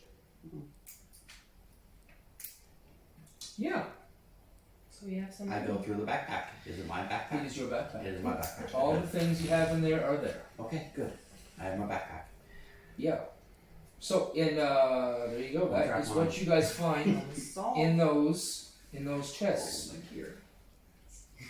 If you guys follow the other hallways, see where they lead. You get back to normal in here. I think they go on forever. We're not going to touch Yeah, that. we're in an anthill. We'll get We're lost. done. Yeah, Yeah, that, it doesn't necessarily go on forever. The one that you've seen that was pretty short, at the edge of that, it goes into another room that just seems to be bedrolls. And you find another room with a bigger piece of canvas above it. And inside there is a larger bedroll with a pillow and a nightstand, almost like an inn, but for like a goblin. Maybe the boss's room. So Yeah. a gob Take the tarp, the in? canvases for What? So a gob in? so we can cover it. Can Gates make a suggestion? Of course you can. We should start taking some of these tapestries because our wagon doesn't have a. Oh, that's beautiful. Oh my god. Yeah. Goblin They're all gonna match. Goblin Listen, if you want to take care of that, start ripping them down. Okay, Absolutely. I'm gonna take them down and start pulling them because I feel like they could be useful at some point. yep, good idea. Good idea. Canvases. Now, looking through the rest of this place, there's only 2 other big rooms. That long hallway leads down to another tunnel, and that tunnel leads to a place where goblins do their business. A winding tunnel down at the end, and it's full of sand. Oh, And everything. Lots of that going on. Following that back, there's a larger open room with a big fire in the middle and rooms built off with beds. It seems, though, that all the goblins have vacated this area. So we're gonna get our logs and we're gonna go. go. You guys, that's all. You got the loot in there, and I get them now. We load up the sleighs and, I miss Rose. you know, Will we see Rose again? Rose, I quite enjoyed Rose, I'm not gonna lie. possibly. Yeah. You never know. She's I back want to Rose play. to meet Nani, but that's not gonna work. She's back to play as one of those just in case characters. So, Break my friggin' brain. all right, you guys So get conversation the with wood. yourself. You guys see that there's no other goblins in there. You do catch, since everybody's walking around, you do find footprints of somebody walking away from the chest in that cavern. Fresh goblin footprints. I think they're maybe a little bit damp from the urine that the other goblin female filled the bottom of that chest with. So there was a At second. least my stuff wasn't in it. That's true. And, Your backpack's you a know- different. She casts sleep. That whatever happened casts sleep upon you. So if that goblin uses magic, What? Goblin magic. yeah, right, goblin That magic. sounds goblin, dank. Magic goblin. Some dank magic goblin right there. That sounds like Reverse something that needs to Oh, stand. the deck magic goblin. So that that being said, yeah, it's a bit of a ride to manage all the sleighs and the horses all at the same time. But you guys managed to get there. I'll get 2 years to roll a handle animal with advantage. I'm good with this, so I'll do it. I'm not. I'm good with it. Good with advantage? Nat 20. 19. No problem. Between the both of you guys, you got the dogs connected to the sleighs. The horses are set up, and everybody is in their places. And you guys make your way back to the wagon. It takes you a little bit longer because you guys are carrying and having more things. You got to tend to dogs and much more than just chasing some goblins down into a hole. But after about 4 or so hours, maybe 5, you guys get back to the wagon that's in sight. And you guys can see that it's just turning into darkness. I mean, the sun's probably about 3 fingers up on the horizon, but you're there and you break out. You guys can see immediately as people at the wagon kind of look up, their hands up, trying to block the sun under their eyes, and they see you and they wave, and you guys are known that you're coming back. Maybe it's just because they know Nani's coming back and it's supper time. I was just gonna say. Or they're just happy to see you guys. Probably not me though. Unless they're a little hungry. As soon as everything gets like slowed down to a point where they can get off, Erlon just goes up to Dermot and says, "Everything's back. I'm gonna go meditate.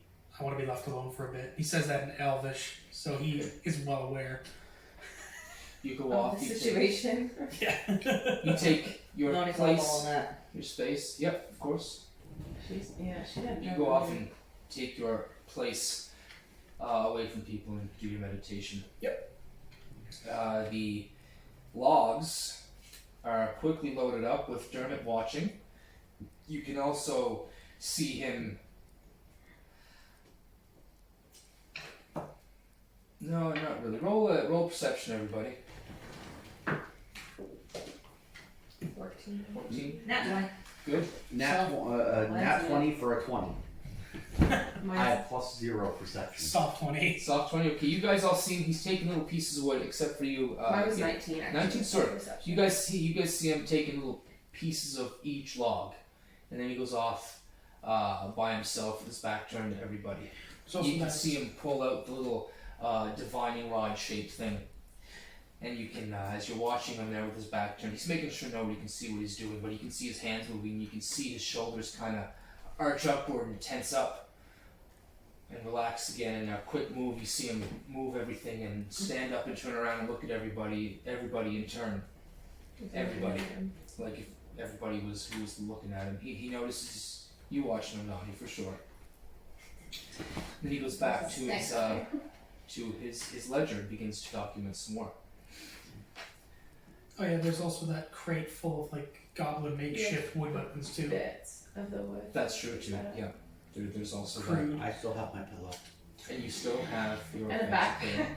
Yeah. And your wooden leg, Yeah, I have the wooden. the iron leg rather. The wooden club from the. Oh, the wooden club, From exactly. what the goblins were doing. Nice. Where's your character? Where's your sheet? I gotta make sure I write that down so I know you have it.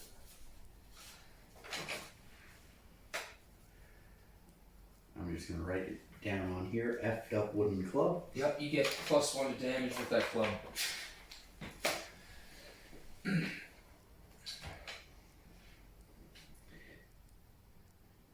Just damage or damage? Just damage. Okay. Yep. And you guys begin to make camp.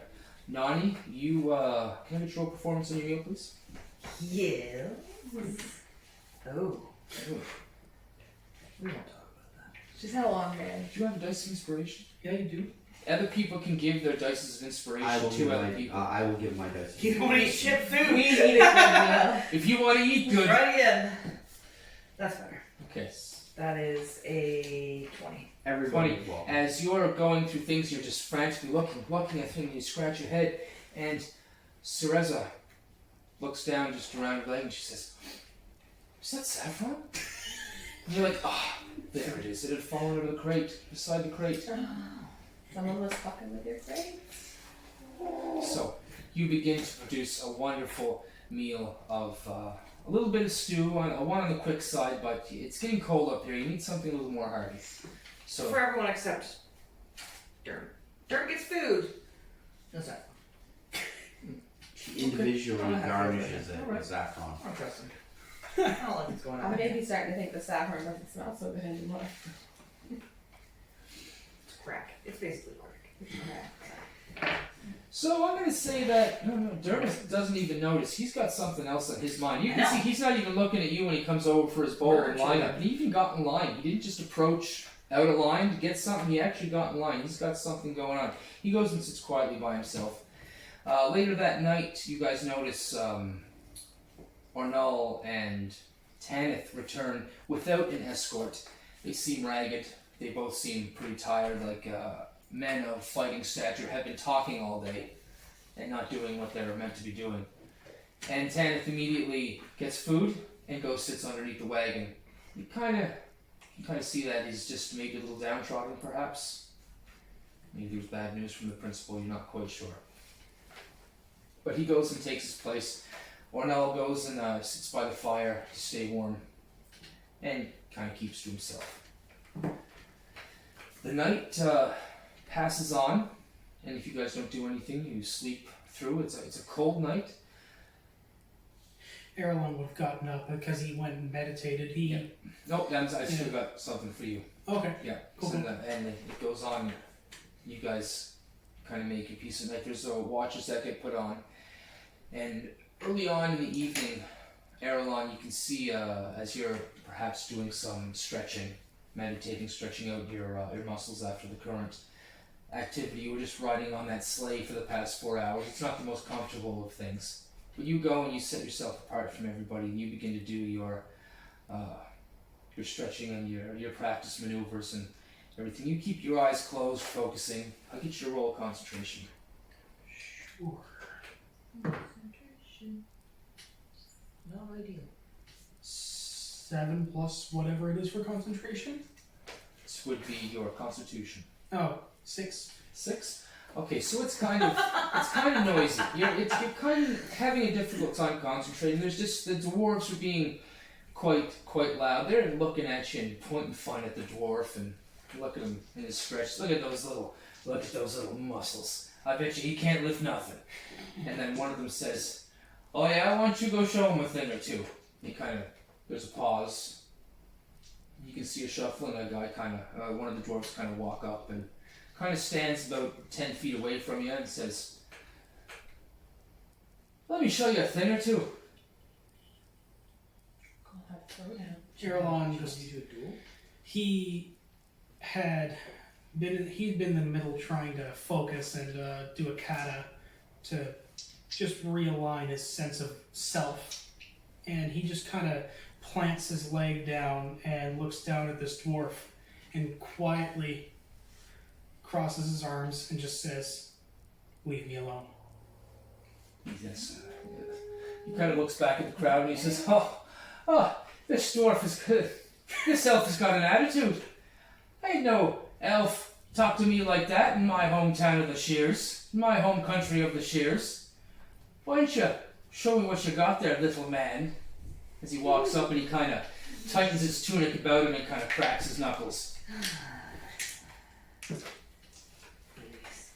Erlon, I'm just looking at Nani, like shaking my head. Erlon raises a brow, but he slides his leg back and raises his hands as well, open palms. He comes in with the right hand over your shoulder, and he misses, but you feel that he's put a lot of momentum into it. Okay, so he missed. The momentum carried him forward.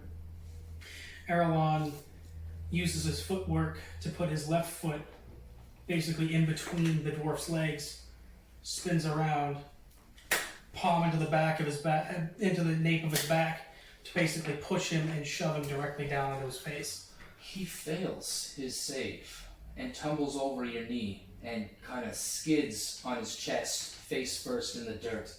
Now, as twilight just beginning, you can hear him skid, and you can hear this "oh" from the dwarven crowd behind you. He gets up quick and tries to sweep you with a leg. Embarrassing. You Jump. easily just hop out of the way as his leg sweeps. So he hops up and does a plant on his foot, twirls around, and aims a kick to the side of the dwarf, right in the Roll the attack. side there. The 16 to hit. 16 is a hit. You catch him in the side. You can feel a little bit of a crumble, maybe a little bit of a break in there, but he takes it. Roll your damage. Damage? Yeah. D6. Unarmed strike. That's 9 damage. 9 points. Big hit. You felt that you can see his greatest teeth as he kind of catches your leg at the same time, and as he throws your leg down, he comes back with the other hand with your fist again at your face.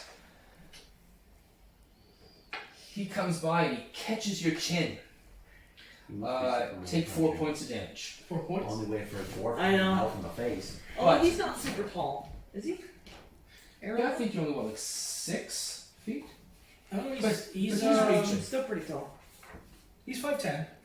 5'10"? Okay, just under the mark. A little bit short for a high elf. And he catches you on the chin, but he's still putting a lot of weight into it, and his you can feel the momentum of him carrying.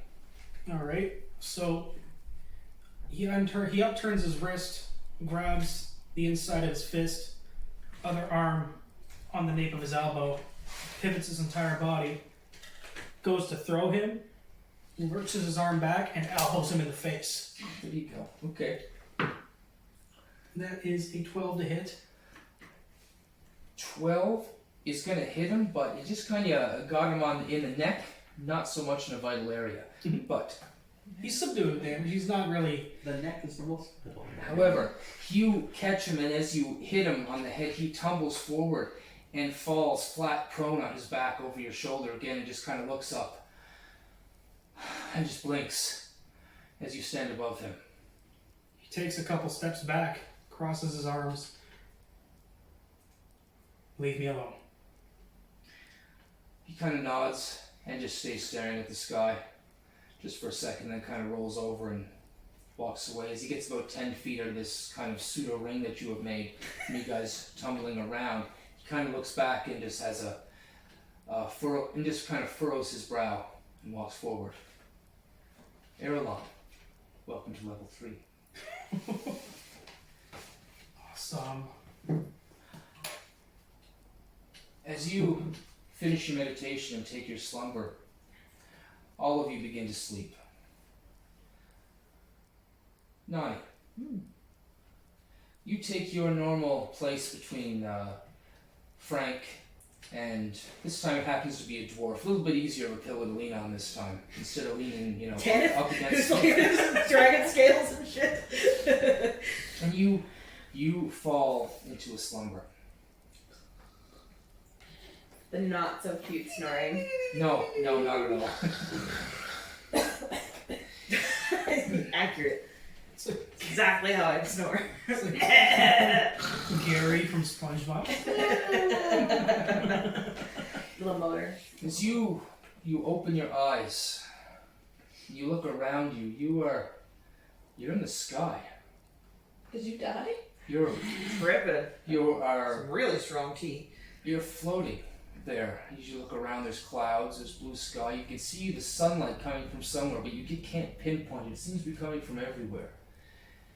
And as you look down at your 300 feet, years old. Yeah, it That could be dead. you may be coming. You're at peace with this. So this is what this is like. I was wondered. The clouds billow around you. You can feel yourself moving, but you're not quite sure in which direction. As you look down, you can see yourself. You're draped in robes. These white robes trimmed with silver. On your breast, you can see the outline of a dove embroidered in silver also. And as you look down, you can see at your feet almost little pieces of silver, all different shapes of different kinds, kind of forming up underneath your feet and kind of making a pathway forward to you. And it seems to grow out and off into the fog and into the clouds themselves. You feel compelled to walk down this path. Don't go to Rick-fil-A. You travel, and every step you take, you can see the edge of the path form more and more silver. And as you look back, the silver stays, and you can see the shine off into the sunshine. As you return your eyes to the front of it, you can see there's a female. She's slender, she's tall, maybe about 6'5", 6'7". Really, really slender, very pale skin, and very thin blonde hair, almost straight down to her scalp, falling straight down. And she's got her hands crossed, or her hands together, and she kind of floats towards you as you're standing there. She's about 10 feet away, and she floats to you. It takes a few seconds, but as she reaches out towards you, she touches your forehead, and you can feel this warmth start from your head and kind of filter down through your body. And as you look down, as if you're watching the heat go all the way down, you can see the silver trim on the robes that you're wearing glow, a bright white light, almost bright that you can't see. But then you look up again, and all you can see is almost the inverse of her face because it's so bright. And you wake up. You're sleeping between Frank and one of the dwarves, and you're staring right at the sun as the sun is coming up.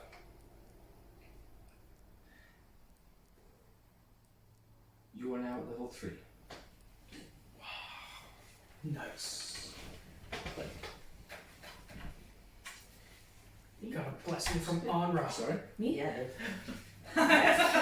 Come on, everybody got one. Come on. I actually have to check the games. I don't know. I'm not. I don't think you're I'm the gonna far get list. So Yeah. But Do I yeah. get cool idea? Everybody else though, write 150 experience for that particular thing. So add you guys to add 150 experience onto your list, and you guys are now at level 3. So do as you will with your next level. I think Airline, you're still going into Monk. still maintaining monk, of course, and What you're is probably the- heading for your 3rd level of barbarian there. Nani? Yeah. I have all Okay, What's the these point now. level for 3? 900. Oh yeah. 900. Yeah, a little bit of ways for Yeah. the 2nd tier heading through. It's 2,700 for 4. That's right, it is. But experience comes a little faster and heavier once you get up there. Yeah. So I am you guys sleep and get slumber. You wake up, Nani, with this fresh feeling of warmth around your body. Get you to roll your hit points though while we're here. Roll a d10 for your hit points there, Nani. D12 for your hit points, Nani. Yeah, right, me too. That's right. So you get more hit points as you run. Yep. Every level you get a... 12. Oh, very Nice. nice. So add your constitution to that and add it to your max HP. 0. That's 10. No. 0. 1, -1 combat. Okay, so this is why there's gods that exist. When a poor roll for hit points is rolled, Roll. Done. I like that. Roll. the gods, a D8, the gods can re-roll that dice and it must be accepted. You can choose to take your own, Let the gods. but I have a feeling Nothing or. that is a cocked D8. Wow. That's beautiful. You're lucky because it's a 1 and a 4. I'm going to re-roll that for you. 3. Still better than Between nothing. a 1 and a 4. It's really- Yeah. So, you guys make your way. As you guys are heading southward. You are squishy, aren't you? Yeah, no, I have a -1 constitution modifier. I have a 0 constitution But you have a modifier, max, so I'm your not. max is 15. Right now it That's is a all level he 3. has. Yep. Man, I'm You are a 19 at level squishy 2. Very little soft. bugger. Very soft. It's not 34. I think with gaining hit points, you're guaranteed to gain 1. Even if you have a negative mod, you can't gain less than 1. You lose it. You have negative 1, you're like, ah. Every level I lose a hit point. You could have a con score of 3, and you would still get 1 hit point. But you would reduce the amount you rolled, so you need a 5. You would need a 5 in order to gain, 6 in order to gain 2 hit points. As you guys, the next day, you guys begin to travel southward again. It's getting colder, and you guys are traveling much more steep now, heading up the ridgeways. As you get to a certain point in the road peels off and heads west some more. Elise, she pulls on your shawls, Nani, and says, "This is our way home. I'd like to have you over, but I don't think the timing is going to be I don't think the timing is going to work out." She looks at the sky. "The season's coming fast. I can smell it. If you guys have anywhere to go, you best get there fast. Because if you come with me to have the feast, you're going to be stuck there for the season." So as they bid their goodbyes, they hug you, Nani, her and her son Arthur, very thankful, and they say, when you're coming through again, please stop by. It's just that way, about 3 hours walk. We'll have that celebration we said we'd have for you. Guarantee it. Until then, thank you so much for saving my son. You've brought so much more warmth into my life again. She kisses you on the cheek, Nani, and she bids goodbye. And they leave down that particular path. You guys continue heading up. About 3 days in, you guys meet you guys meet another wagon. And as the wagon begins to come headlong into you guys, you can see Dermot stand up, and he waves his hand in the air, and you guys can see from the other wagon there's another gentleman who stands up and puts his hand up in the air as well. The wagons seem to stop, and Dermot gets off with Ravum, and they go and speak with this other man who looks like an elf. You're not quite sure, full or half. He seems to be closed up in his robes. It is quite cold up here. But they do some talking, and a sack of gold is passed over, and Dermot tells the workers to unload the wood. Now you guys would know that Dermot had placed 7 logs underneath the wagon and secured them there. Now he did this in the dark of night. If one of you would have been up for patrol or for a pee, you would have seen it. But for the most part, most of you are unawares. So most of the dwarves and the men take the logs from one wagon and put them on the other, and I think it was about 11 or 12 logs or something like that. And they part ways.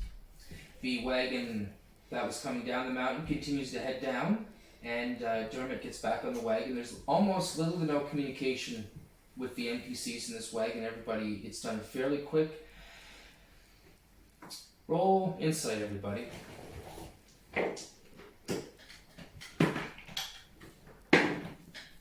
18. 18. 17. 18's a DC for this. Nat 20. Okay, definitely. That's a 13. 13. Okay, anybody above DC 18? Something's fishy. This isn't right. This is done far too quick. There's not a lot of talking of every other kind of meeting Dermot has had with people. It's been to be seen, provocative, so it can be seen. This is very hush hush. You can't hear anything he's saying. The gold is a pouch is transferred and put into a sack that Dermot has. The wood is loaded and the wagons are gone within 20 minutes of each other. Now it's happened so fast that people are breaking out some snacks, and it happened before anybody can really even catch heads or tails of it.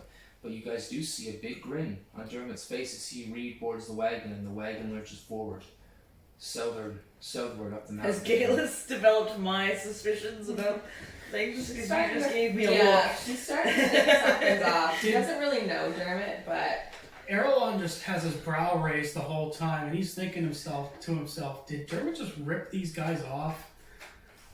he's keeping some wood for himself. The magic stuff. He gave them all dug wood. You're keeping all the magic stuff. So anybody with Because the they buy it in- natural 20, Cereza, you've seen, you But you don't care. both one on the logs, but it's not really up to you. For say these people just saved you, you're not going to throw them under the bus. That was a beautiful deception right there. Yes! There is beauty in Dice of everything. inspiration, brother. Dice of inspiration. Nice. Okay, so you see that the wagon's part and Dermot. After about an hour, Dermot, you kind of hear Dermot giggling a little bit as he's talking up with Ornell, and Ornell's not really getting it. But you, if anybody who's hearing, he's very pleased. He also stands up and addresses the crowd, and he says, "Unfortunately, we've traveled a little too far along. It's taken us a bit longer than we anticipated to get to this particular place." And as if he's saying it, fate comes to drop by. He kind of glances out to the sea and he says, "We'll be having to stay in the shears for the next little while as snow begins to fall." One flake lands on your nose, Nani. You can see it drift by your face, Galus, as the snow begins to fall. And you can hear the exhale of all the dwarves that just left Dellen's Crossing. And you can hear one of them speak out and be like, my wife is going to kill me. As you guys make your way further south. I'm the only one excited about the snow. No, he's like, yay! Also, Nani, you would notice that you would be heading back to the shears at this point. We have a lot of history in the shears. Yes, I do. Remind me who lives in the shears normally. Dwarves and Dragonborn. Okay. Yeah, for the most You're part. right. So that's. Nani has a lot of history. Have I ever with been dwarves. there? No. My people. You have not been. So as you guys are making your way up south, there's chattering about where you're going to stop, and the decision finally lays on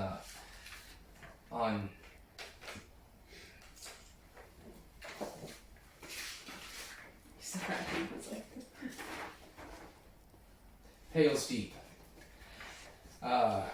You think the decision was always there, but Dermot seemed to force the hand to go to Pale's Deep. If you were Nani, you would know. If you were to enter the sheer mountains at the top, sheer peak itself, it is very high class. Anybody who lives in sheer peak, at the very peak of the underside of the mountain, incredibly posh, royalty, rich beyond belief, and you're looking at this rangy crowd of mercenaries. They would not be let in the front door of sheer peak. So Pale's Deep is the second choice.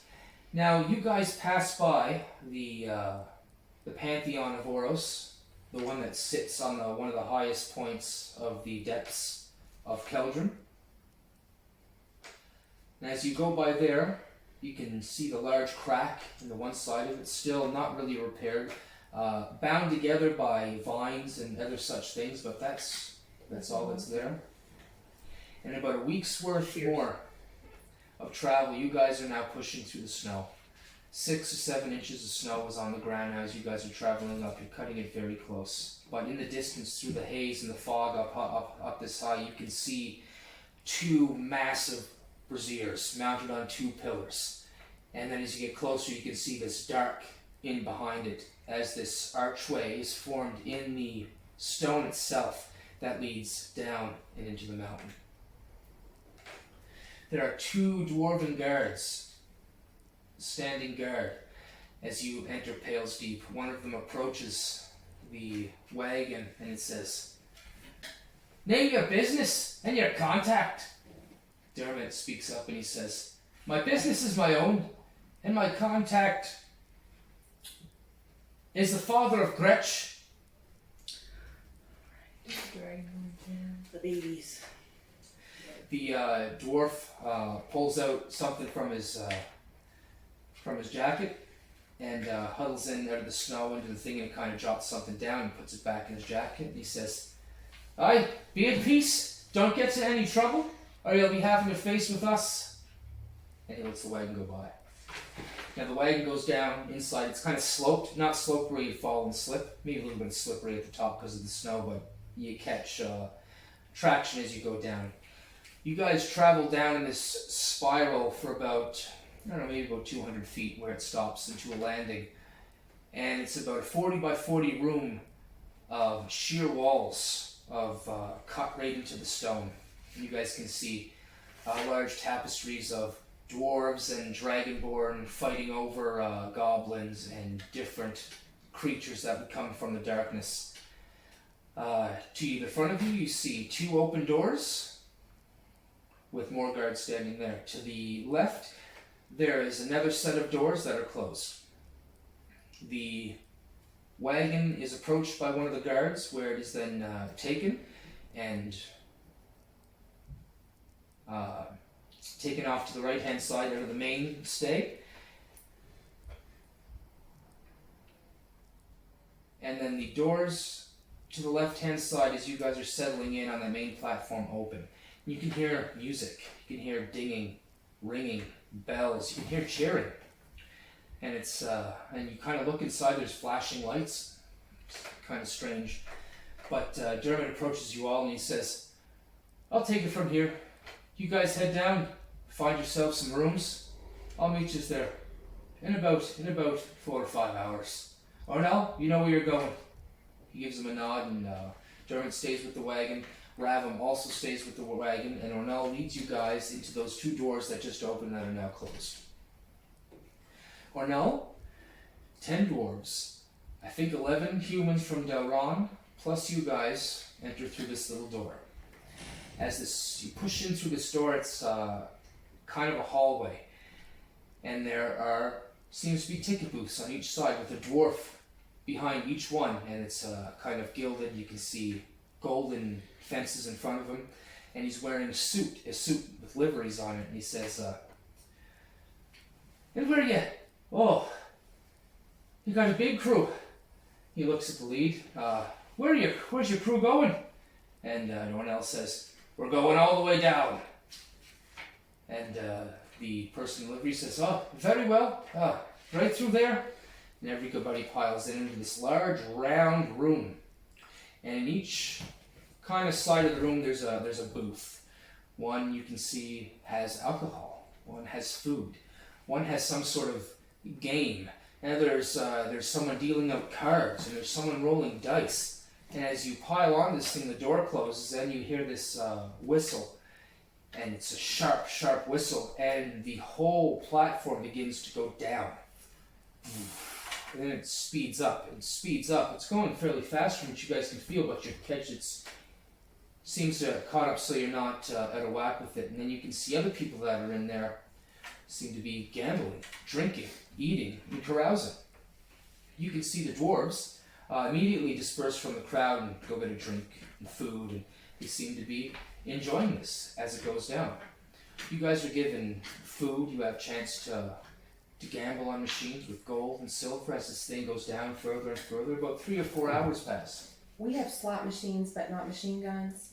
Yes. Just wanted to clarify that. Yeah. Gnomes are greedy. Okay. Yeah, not deadly. So you have those.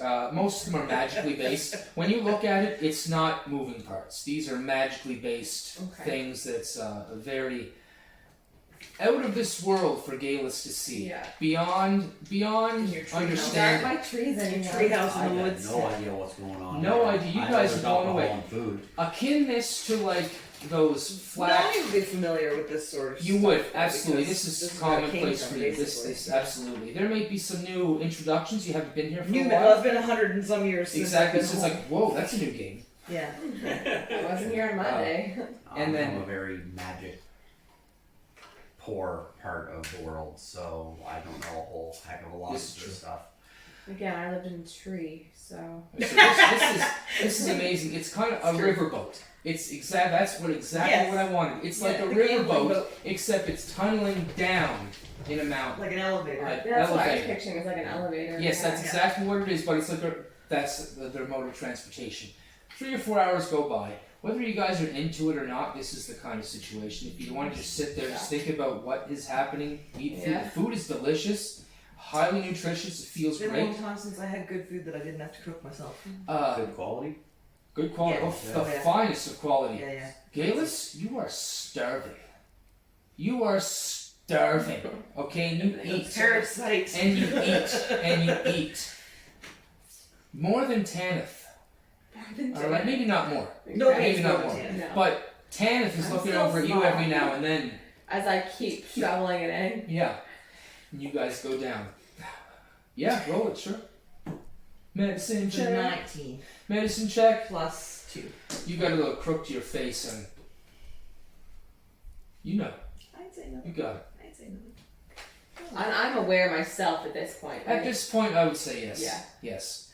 And you guys can feel the slow of this elevator kind of slow and then come to a stop, and you get that slight jolt in the in your knees God, as I it hate feels. that. And One that- dwarf falls over because he's been drinking too much. Right on his back, and he lets out a big laugh. And then a door slides open, and then you guys exit that one. I take a something with me to nibble Oh, on. of course. For the Yeah, definitely. Yeah. Just like an old loaf I'm of just bread. taking a little loaf of bread. Shoving it into her Turkey face. leg. Tanith is like, As he Is that also for me? grabs a loaf of Yeah, bread. that's right. he's like, okay, well, she's eating more than me. We gotta. You guys we pull gotta like eat 3 that. days rations from everywhere you go. You guys walk into this next platform, and it's similarly round but smaller, about half the size. You guys, it's a little crowded with everybody on there. The other people that were on there before didn't get off; they stayed there. Just you guys, and maybe 1 or 2 others that look kind of downtrodden, kind of scuffed up. Look more like worker sort of that type. And the elevator begins to close off and go down again. This elevator, not as fancy.